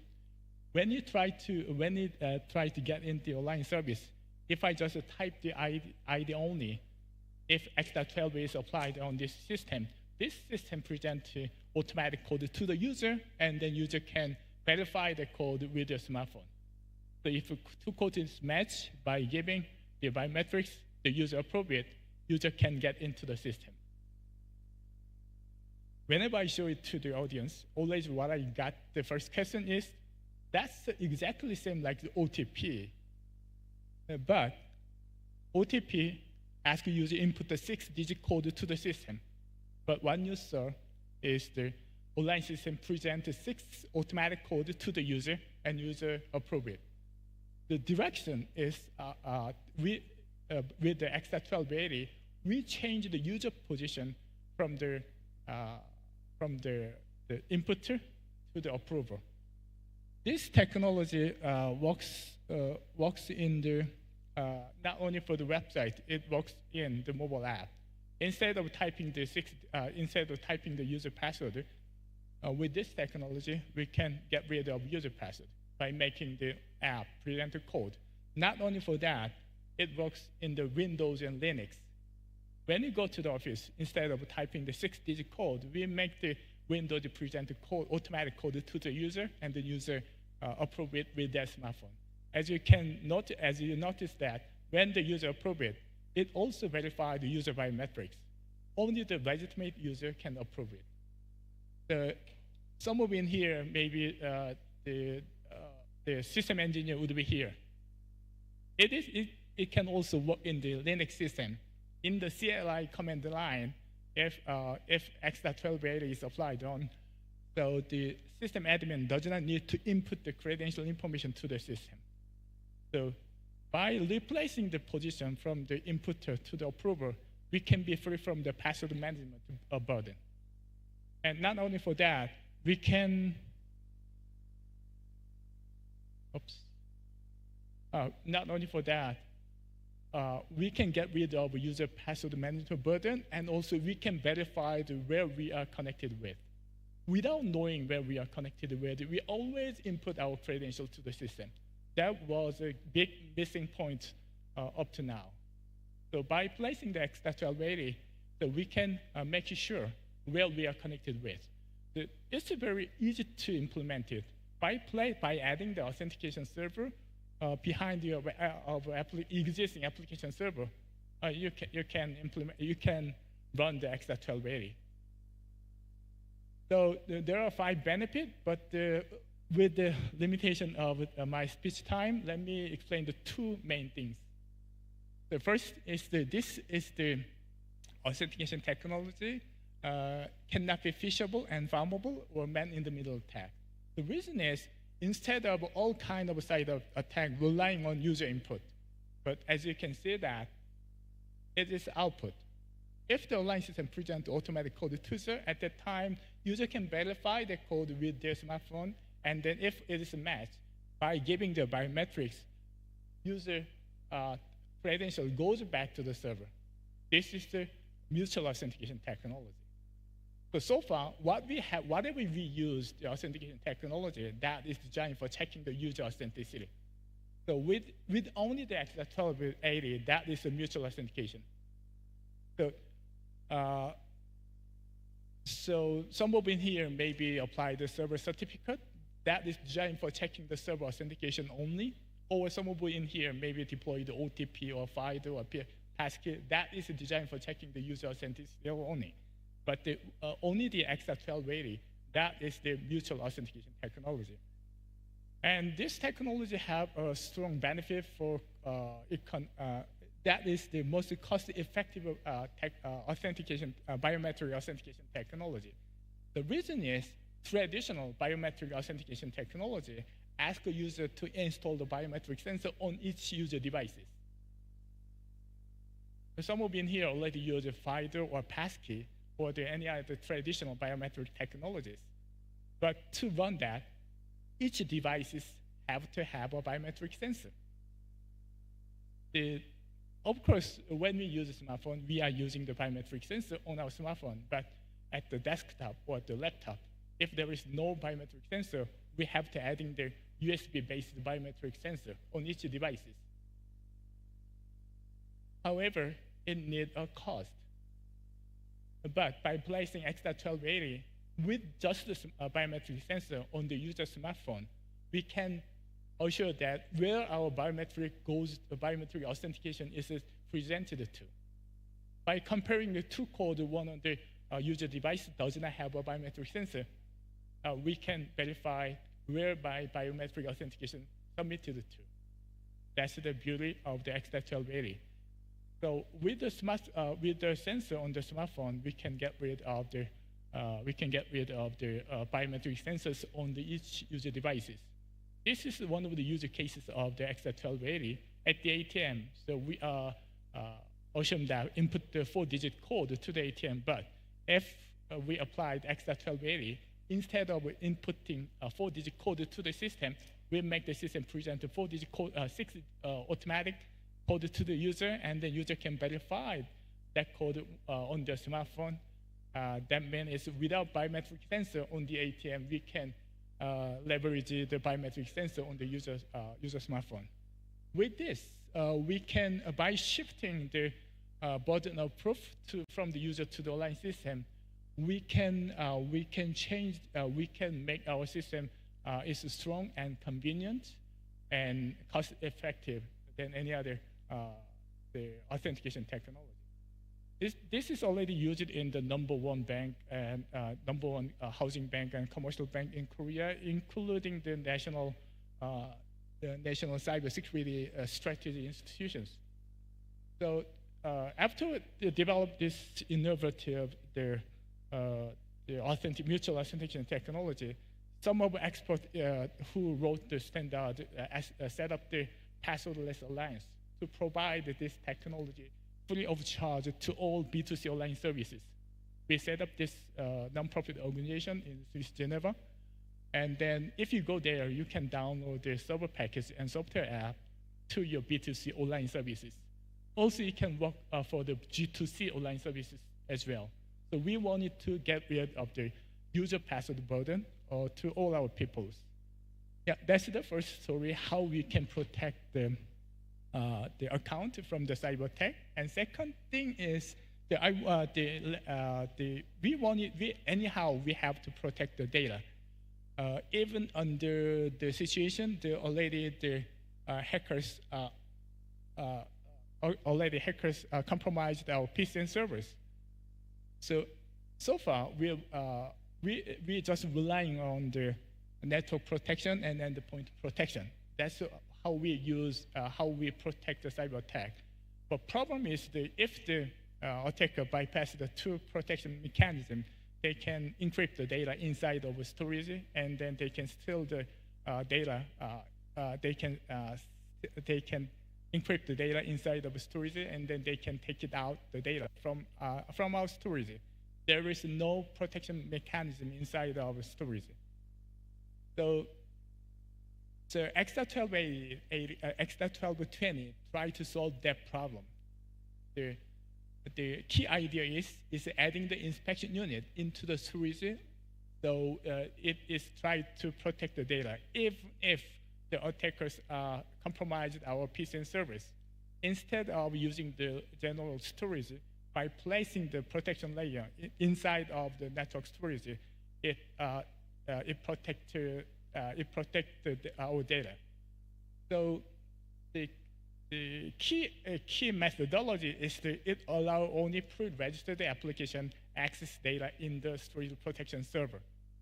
So instead of mounting the storage directly to the host, by placing the storage protection server in the middle of the host and storage, and after that it asks the admin register the application, which it can allow to access data. So simply, storage protection server is a network file server. It's not a hardware, it's a software. By installing the storage protection server in the middle, and then if any program tries to read the data inside of a storage protection server, it examines that application was pre-registered. If that application was pre-registered, in case it provides a real file with read-write attribute, otherwise it provides fake data with read only. If it provided to the fake data to the applications, that application can be the malware or attacker's applications. By giving the fake data, our system doesn't have any burden. So, and then there is no harm because it is also fake. So even though the attackers fully compromise our PC and servers, try to steal the data or encrypt our data, they have to run the malware. But if the malware was not pre-registered, their attack cannot harm our data. So let me play the one video clip. So for your easy understanding, I already put the Microsoft Word file in here, but I didn't register the Microsoft Word executable file. Because of that, I tried to open it, but files are now opened. Okay, so that's the how the storage protection how the storage protection work in the PC. Not only for that, this is work on the web server or the database server. So if it does not, in the regular file server, if the root account is compromised, the attackers can delete the database file.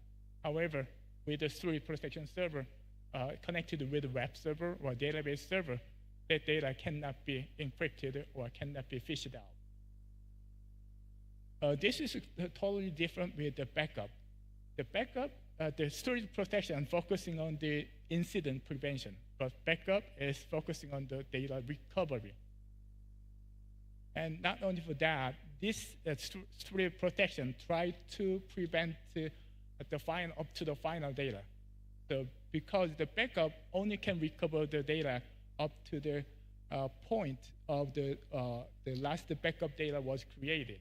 However, the storage protection server can protect the data even in the most recent change of the data. So that's the beauty of the storage protection. This technology is already used in the financial sector and government organization in Korea. And then together with all the editor of the XDA-1280, we initiate the Protect Medical Data.org organization to provide free software to all medical institutions on the globe. So any medical institutions, if they wanted to protect their data, if they come to there, they can they provide a free license to all of the medical institutions. Okay, so if I wrap it up, so again, we cannot, our PCN server can be compromised. Even though our PCN server are compromised, we need a solution to protect our account and data. I believe the XDA-1280 and 1220 is a solution. Together, as you know that I'm from the private sector and then the nonprofit organization. So I believe that together with the international organization and private sector, like the private public participation, I believe we can solve any cyber incident in the future. Okay, thank you for your listening. Any question?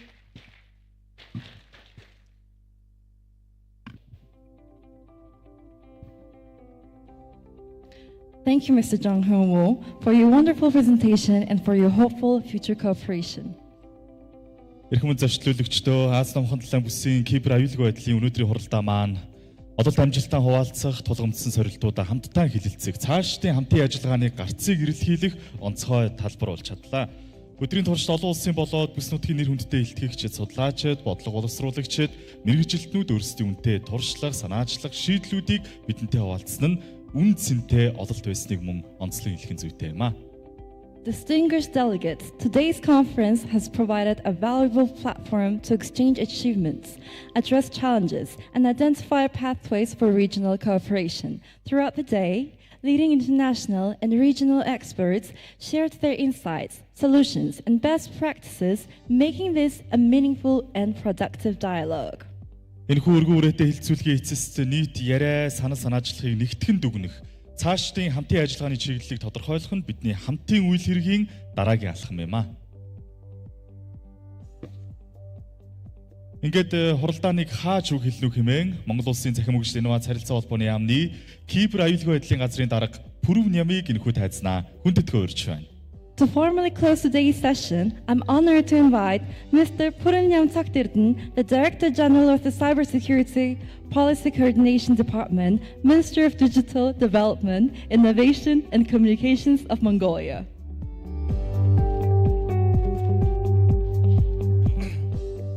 Nick. Excellence, distinguished representatives, estimated colleagues, ladies and gentlemen. It's my great honor to deliver the closing remarks at the end of today's regional conference, held as part of the Asia Pacific Regional Cyber Drill 2025. On behalf the Ministry of Digital Development, Innovation and Communications of Mongolia.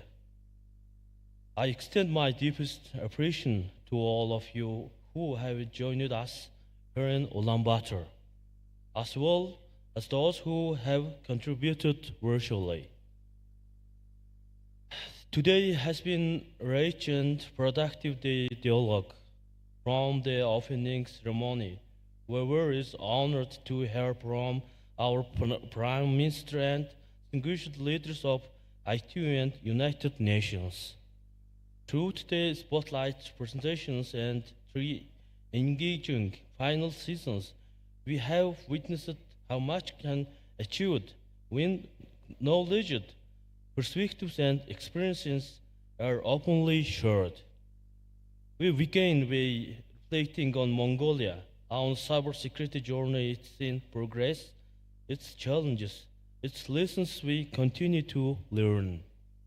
We then place these experiences into wider regional and global context, hearing valuable insight to global cybersecurity implications for Asia and the Pacific.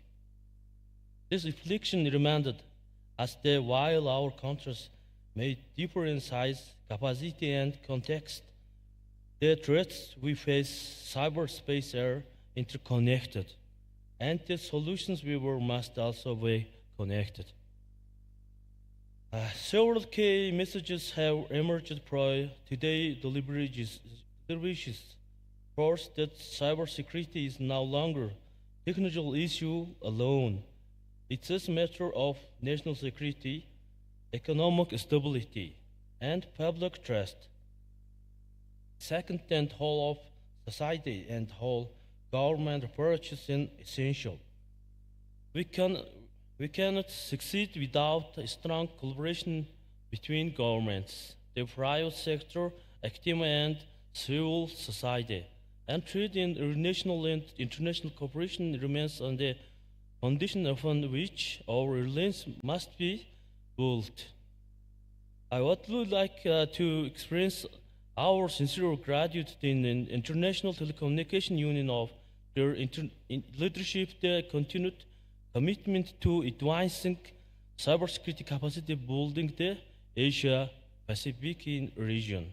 I also extend thanks to our partners from the World Bank, Interpol, the United Nations Institute, Disarmament Research, as all those who have shared their experiences and perspectives today. This conference has set strong foundation for the next 3 days of technical and management training, as well as scenario-based exercises. The knowledge that we have shared here today will inform in steering the practical season in Red Palau. Encourage all participants to carry out the spirit of collaboration, openness, and partnership into the training and exercise, so that together we today will trust and preparedness. Excellencies, colleagues, cybersecurity journey without this final destination. The threats we face all constantly, but so do our capabilities, strategies, and partnerships. What we have achieved today not only exchange ideas, but information of our shared commitment to make the digital future in Asia Pacific region state secure and inclusive. With this is 1 week. Again, thank you all for your active participation, for your valuable contributions, and continued dedication to important cause. We look forward to the coming days, the cyber drill, and working alongside as partners, shaping strong and resilient digital future in our region. Thank you, and wish you all pleasant evening.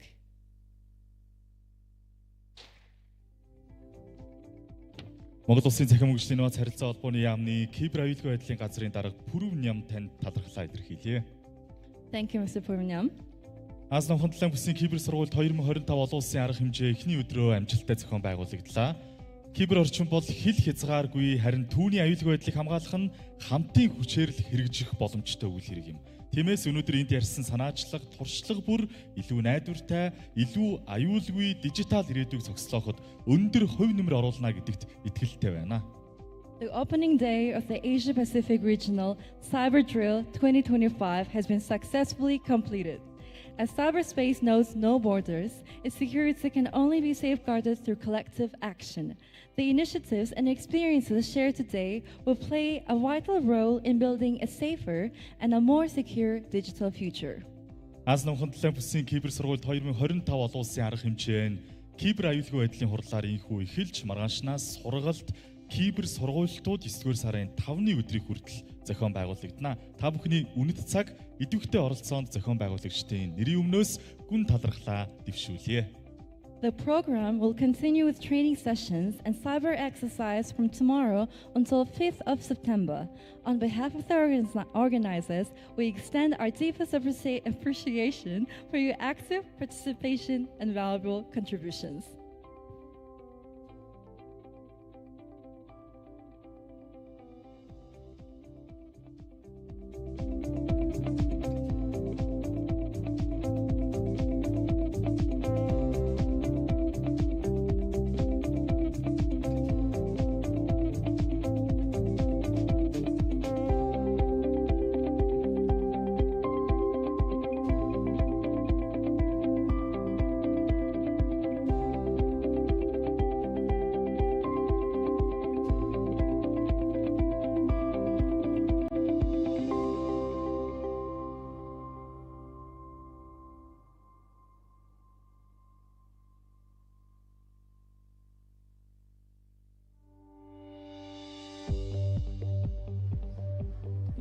За үзэгч та бүхэндээ өнөөдөр Аз намхан далайн бүсийн кибер аюулгүй байдлын сургуулалтыг UBS-лээс шууд дамжуулан хүргэлээ. За өнөөдрийн энэхүү үйл ажиллагааны талаар та өөрийн сэтгэлээсээ хуваалцаач. За бидний сэтгэлээ хуваалцахаар цахим хөгжил инновац харилцаа холбооны яамны кибер аюулгүй байдлын газрын дарга Пүрэм Ням сэтгэлээ хэлэхэд бэлэн болсон байна.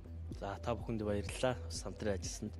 За өнөөдөр Монгол Улсын засгийн газар харилцаа холбоо цахим хөгжил харилцаа холбоо инновацийн яам маань ITU дэлхийн цахилгаан холбооны байгууллагатай хамтраад тухайн Cyber Drill 2025 үйл ажиллагааны хурлын хөтөлбөрийг өнөөдөр ингээд хуралдаад дууслаа. Маргааш сургалт явна. Мөн 2 өдөр Cyber Drill яг сургалт маань ингээд явагдах юм.